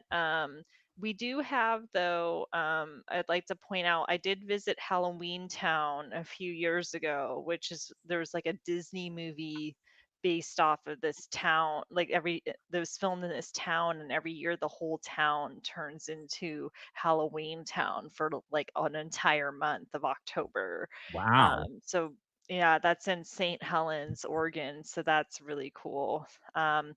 But scary movie. Yeah, I just don't really have like any, like I like The Nightmare Before Christmas. Like, and I don't even know if that counts as a Halloween movie or a Christmas movie, like or both. It's both, I think, Yeah. in my opinion. Because Yeah. it's thematically both.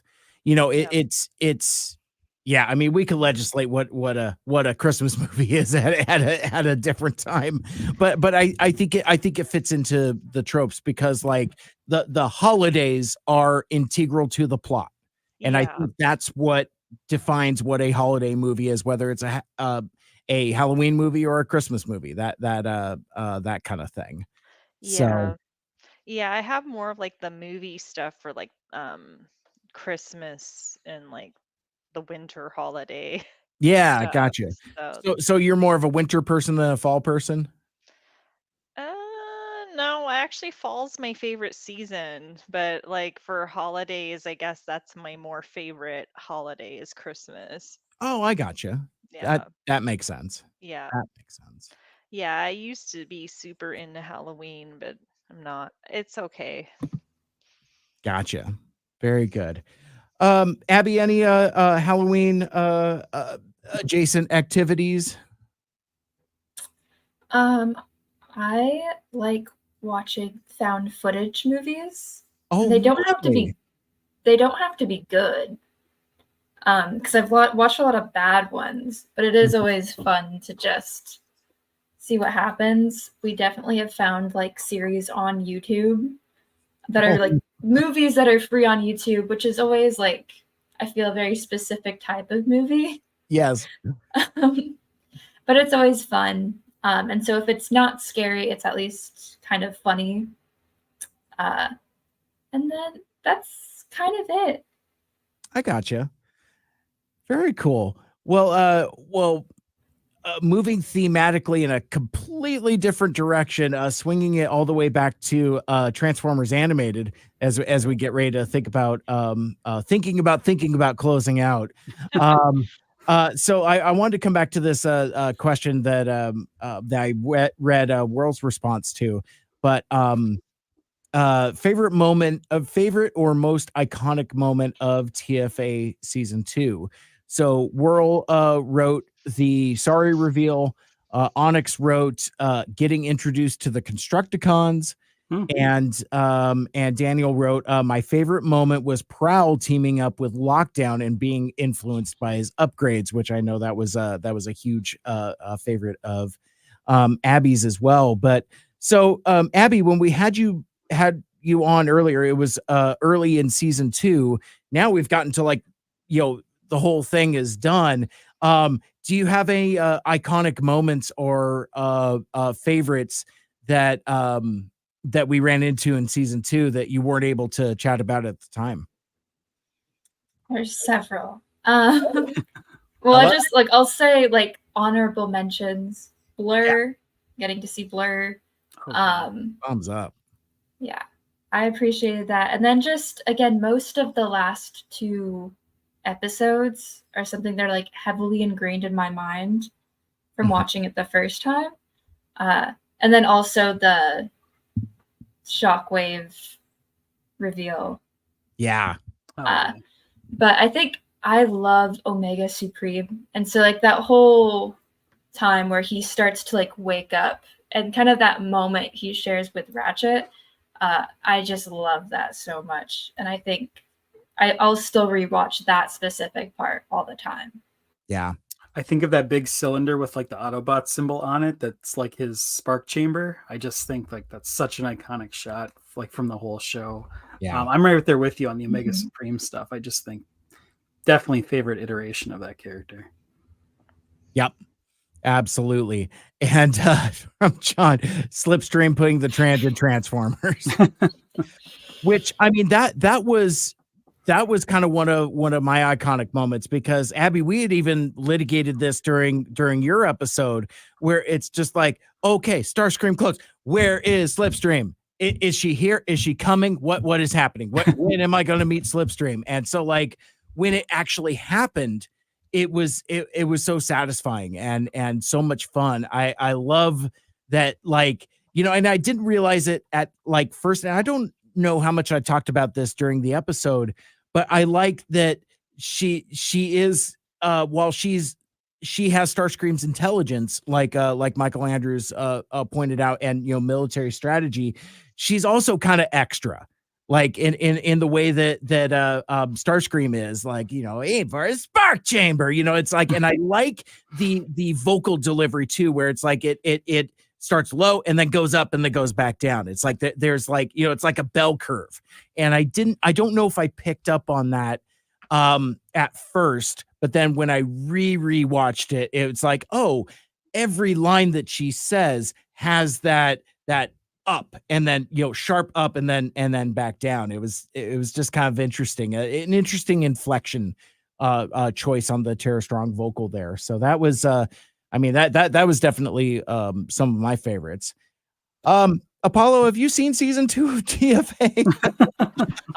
I've watched all of TFA actually. Oh wow. So yeah, but I haven't watched it in like a few years, I'll be honest. I tried to rewatch TFA and because I have it on DVD, and I think my DVDs went bad for it, you know, which I know can happen sometimes. So like, is this the season where he does split into all the different personalities, or was that season Yes. 1? No, it's kind of what kicks off the finale of season 2. Yeah, no. It's a bunch of different things converging, but like, so Megatron is building the space bridge, and like right about the time they activate the space bridge, suddenly this army of Starscreams show up, and like, you know, the battle is joined with like everybody. But it's like, yeah, basically Starscream has like an army of clones, and to power them, he shaved off a little bit of his Allspark fragment that's in his forehead.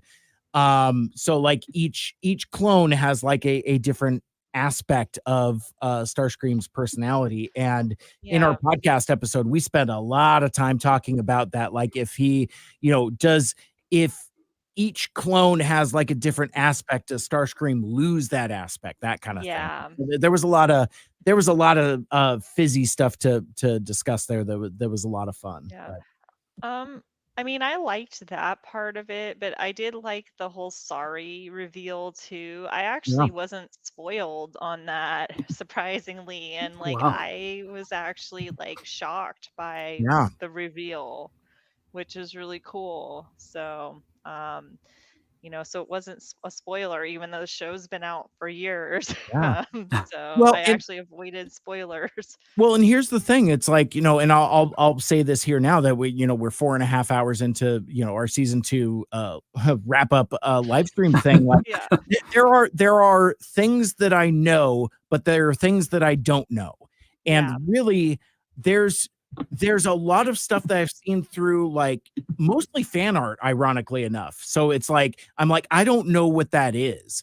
Like even so for example, I know that Sorry's battle mask is a thing. You know, I think I knew that at some other point. Like I remember when I was at TFCon Orlando, and I think it was Plushie. I think Plushie was the artist, but like, you know, she had TFA character buttons, you know, whatever I sent you, Michael Andrews. And I was like, you know, I'll get like the Ultra Magnus and or I forget, did I get you Magnus or Sentinel? I don't remember. I think both. Oh, okay. Well, and I got a Sorry also. And she was like, well, which one? And I'm like, I don't understand the question. Oh no. Because the other one they had a battle mask, and I'm just like, and it was just one of those things where I'm just like, never mind. That kind of thing. So what I don't know is what actually happens in terms of like, is there a time jump? When is there a time jump? What actually happens? And I truly am still spoiler free on what the deal with Sorry actually is. You know, is she a cyborg? Is she a robot? I don't know. And I've somehow managed to avoid that. The only thing that I do know that is now hard spoiled in a way that maybe wasn't before is that I know at some point she becomes a teenager. You know, so it's like I know she's right, exactly. And but again, and there was a time that I thought that was just fan art. You know, I'm just like, oh, well, this is just somebody's interpretation of what teenage Sorry might be. That kind of thing. I genuinely thought that, so I didn't think about it. And the cool thing with me is like with you know, even if I see spoiler stuff, if I don't have the context, that doesn't count. It's like, you know, I've talked about before, like toys I've seen. And just because like I've seen a toy, does that mean that it's a character? Because I think there are characters that are toys that aren't characters. Yes. So like, you know, so I'm kind of grateful that I've managed to be able to get this far knowing as relatively little as I do. It's like, you know, had it not taken us so long, quote unquote, to get to the end of season 2, there's a good chance I may have been able to experience the secret of Omega Supreme, you know, but like that's something that got spoiled for me like immediately. And you can tell. It's like when you look at the ship, you can tell. That kind of thing. But like so yeah, it's stuff like that. But like I'm excited to see what happens. Well, I think what's really cool about the Sorry reveal is that in season 3, and this is a credit to the writing, in season 3, like they find a way to like reintroduce it as a mystery. And there's definitely elements of, okay, you saw what I was, but what does that all mean? And what is the context of it? And how far does it go? Like there's all these questions that come along with it. Then you're just like, you get to the end of season 2 and you think, oh, I get it. Oh, wow, that's what happened. And then season 1, it's like, you don't know anything. Or like episode 1 of season 3, you're just like, whoa. Right. Exactly. So another character, another question you posed, Michael Andrews, on this forum is tell us about your new favorite character from season 2. And we litigated this in the episode, but this is, I think, from Daniel. My favorite new character was Rekgar. I love this version, voiced by Weird Al himself. Rekgar rules. Yeah, good stuff. And a lot of terrific characters introduced in season 2 for sure. So back to your subtle one word or less. The only other answer we got, so Whirl said knife hands, ! And then the other response we got was rise, ! So that and again, people know my button. I think that one's speaking to Mike Seibert. Yeah, I mean, like, I so we've switched back to Transformers 1 legislation so many times during the show, but like when the movie ended, I'm like, wait a damn minute. And I was like, I was getting like fussy because I didn't know, but we saw the movie a month early. We didn't know that was the post-credit scene.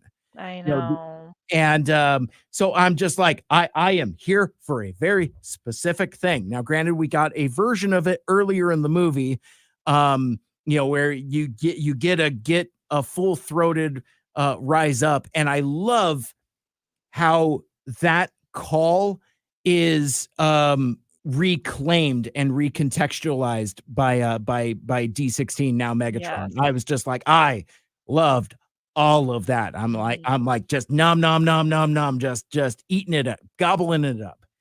But anyway, so let's see. Back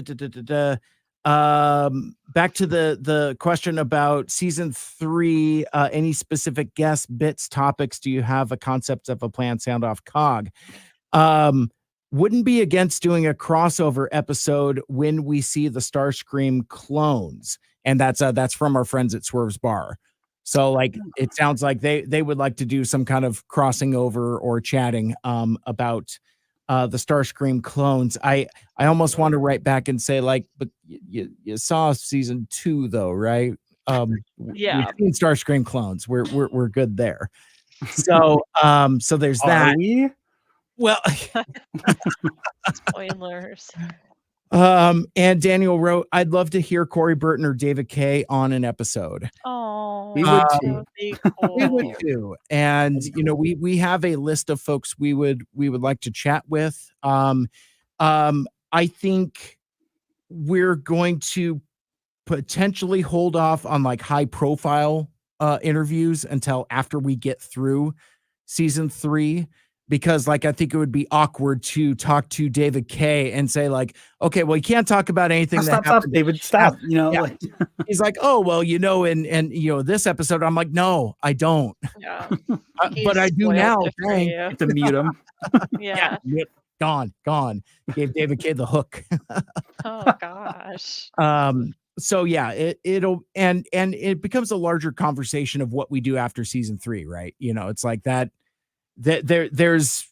We have, as is written in the question, we have concepts of a plan. So yeah, just sound off and let us know what you would like to see more of in season 3. But currently the plans for season 3 are kind of like, do more of the same. Where we've got a couple ambitious ideas that we're really excited about. I think we've got something really special for Transwarped coming up, and that might not be the only surprise, but it's you got to stay tuned because it's certainly concepts of a plan for sure. Well, and I think Abby and Paulie will agree that season 3 in particular is so loaded. I don't think we have room to come up with something new or like some format. Like we're just gonna have a lot to talk about. I don't know if it's actually a shorter season or if it just feels like it, but it's like every episode is so like heavy loaded. Yeah, it did feel like there was like a lot more happening in each episode in season 3, so you're gonna have a lot to go over. For sure. Yeah, there's less of like the one-off monster of the week type thing and more just like story. Yeah. And then you go, wait, that just happened? And then something else happened. Like, wait, what? Well, and especially given our style where we're going to like break it down and it's like, no, wait a sec, this thing that happened in like one frame, this has implications, we got to talk about that. Yeah. That kind of thing. So I don't anticipate episodes getting any shorter. Sorry. No. If anything, they will get longer. Oh no. But secretly he's like, oh yes. Oh my goodness. Well, that is the end of the questions there. But man, this has been a ton of fun, friends. I really appreciate everybody wanting to give up their deep Thursday night to hang out. Yeah, I mean, we didn't talk a ton about Transformers Animated, but it was a super good conversation. Yeah. Well, and I think that is the trade-off for doing this format.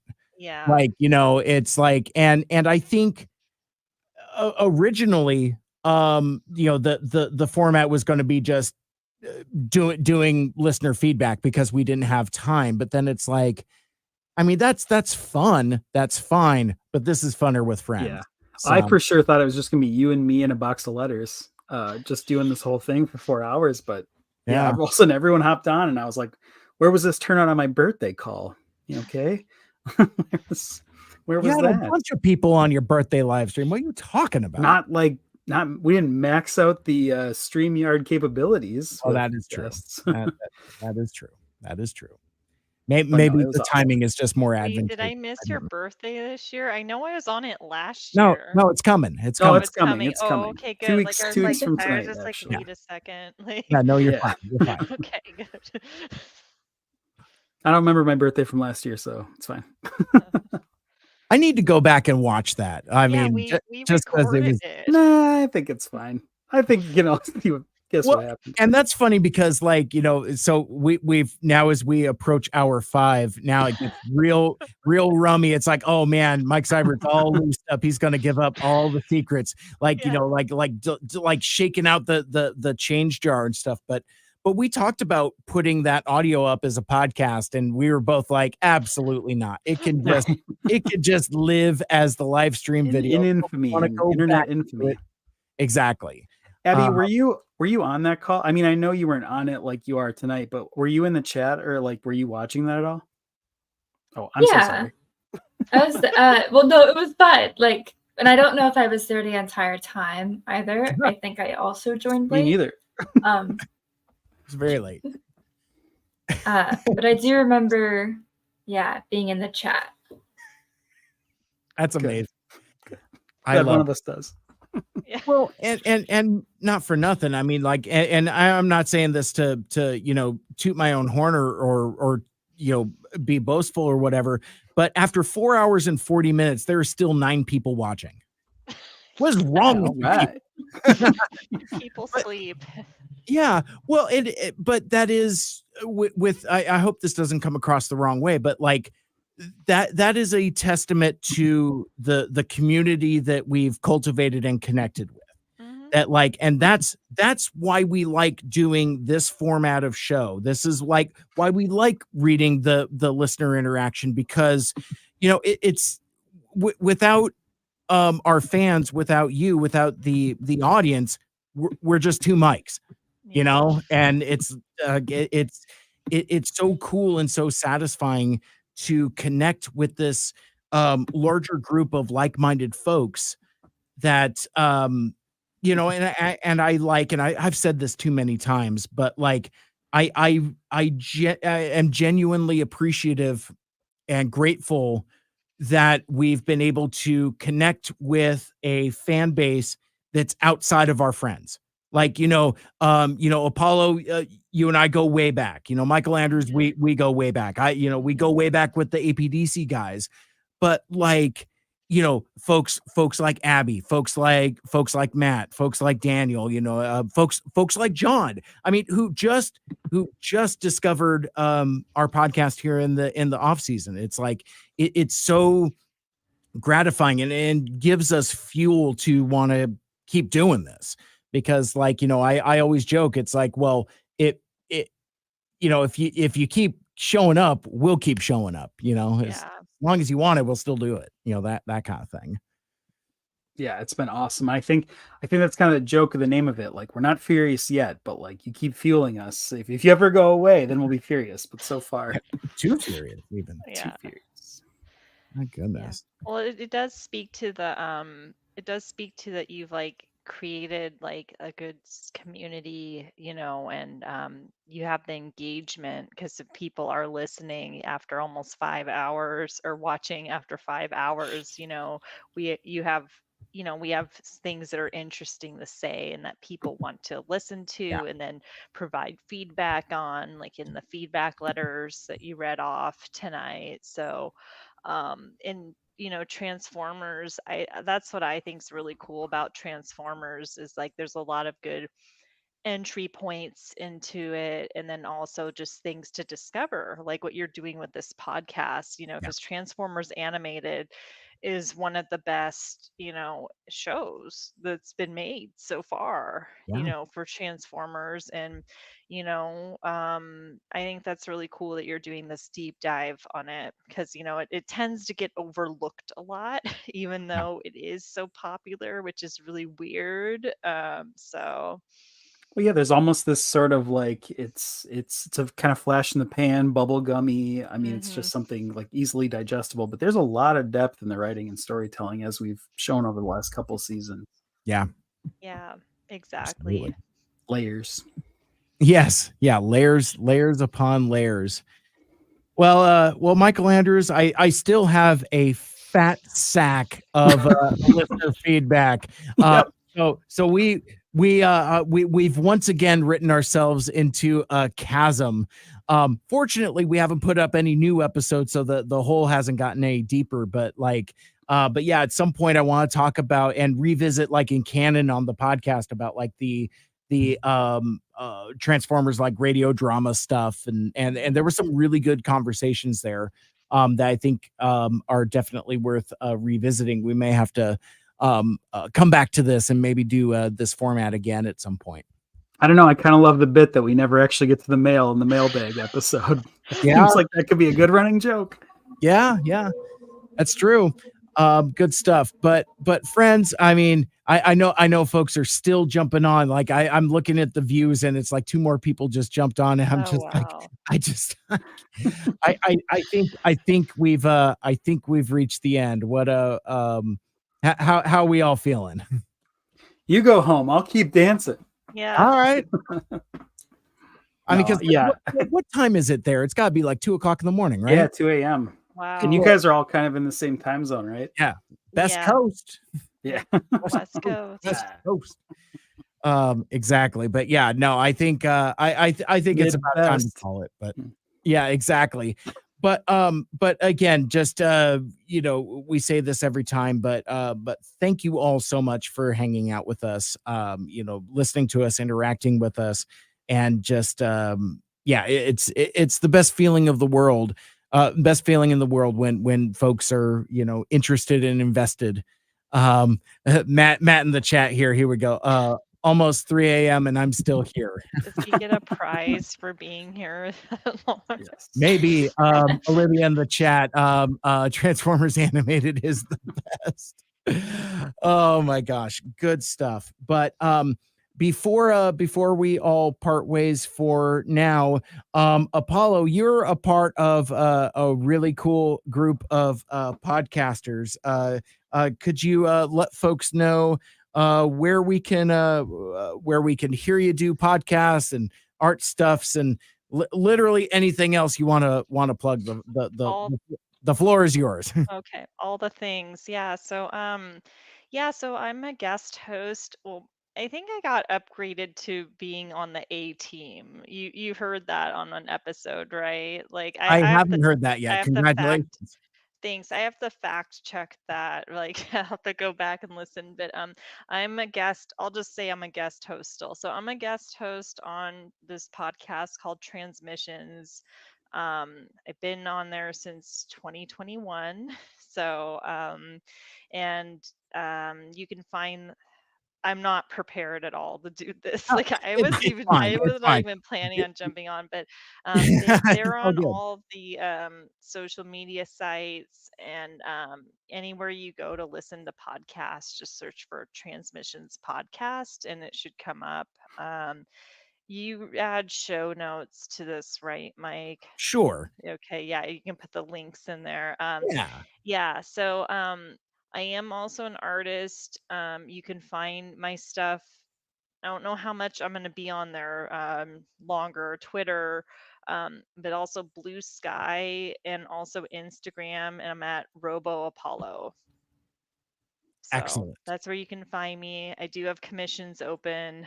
And yeah. Wonderful. Great Taylor Swift inspired Transformers artwork, which is what Thank I you. Which I'm digging on, by the way. Yeah, big It's time. like I don't even understand all the references, but I understand that it is a reference, that kind of thing. Yeah, so I've been naming a lot of the lyrics or a lot of the titles of my pieces after lyrics from Taylor Swift songs, like the Tortured Poets Department album. A lot of that, like, it clicked with me after seeing Transformers 1 so many times. I'm like, oh, this album really applies to this movie. So Yeah, like ever yeah. since I made that connection, I can't like unsee it. So Awesome. I love it. Michael Andrews, you want to tell people that you wrote some books, or do you want to do that at a different time? I wrote some books. I mean, yeah, speaking of Apollo, I mean, talk about not prepared. He asked me at the end of every episode, and I'm just like, well, let me check here. you're like, oh no. But yeah, you can see on the screen at Michael Andrews. Find me on Twitter X for the next foreseeable future until it, crashes in on itself like a dying star, whatever it's happening to Sure. X. But yeah, and also I have some books out. A couple of them are wizard books, and they're more summer reads. But I do have a spooky season one if you want to go check it out, called "Gone for a Spell." Awesome. Love it. And I should have gone in a different order, because it's like, Abby, you don't have a social media. Social media queen. Tell us about your. Oh, something. Yeah, exactly. But no, Abby, thank you so much for hanging out with us. We really appreciate you being a fan of our show and being our friend and being a supporter, and for having the endurance to outlast all of your fellow fans. Yeah. I felt like I didn't have the time zone excuse, so I felt like I had to stay. But it's been so fun. So thank you so much. Terrific. Well, you're absolutely welcome, and you're welcome anytime. We greatly appreciate it. And with that, I think that's gonna wrap things up. If you want to keep up with everything, Two Mics Too Furious, it's Two Mics Too Furious with the number 2 on most of your social media platforms, and you can listen to our podcast everywhere you listen to the Transmissions podcast. I'm on a bunch of different social medias as well.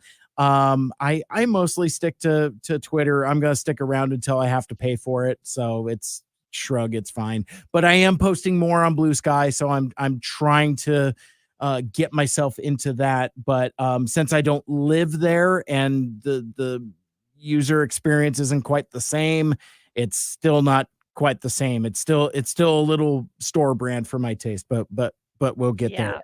But if you want to interact with us directly, I think the best place for listener commentary has become the YouTube channel, where 10 of you are still watching. Wow. So leave your comments there. We're also on Facebook, Twitter, Instagram, and the email address is 2mics2furious at gmail.com. And I think that will conclude it until the beginning of season 3, which might be sooner than you're expecting, but not as soon as you would like. I guess we'll just leave it there. That's the reveal everyone was waiting for. We made him wait 5 hours for it. Yeah. Yes, absolutely. Well, yeah, usually when I do like a Mike Seibert radio thing, I'm like, oh, you can listen to Mike Seibert radio on this, that, and the other thing, and follow us on this, that, and the other thing.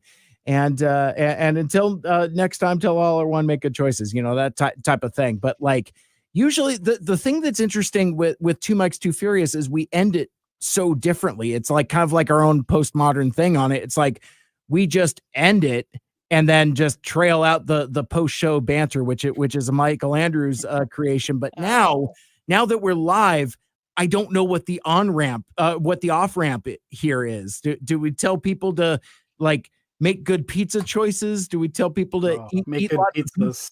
Let's combine our catchphrases. Make good pizzas. Make good pizzas. I love it. Well, until the beginning of season 3, 4, my friends Apollo, Abby, and of course Mikel Andrews, the Spark Soul brother. My name is Mike Seibert. This has been Two Mikes, Too Furious, and until season 3, make good pizza. Make good pizza. Jeez. Now you hang up first. Okay, very good. You All hang right. up. Goodbye, friends. I'm Bye. going Bye, to everybody. end the stream. Bye.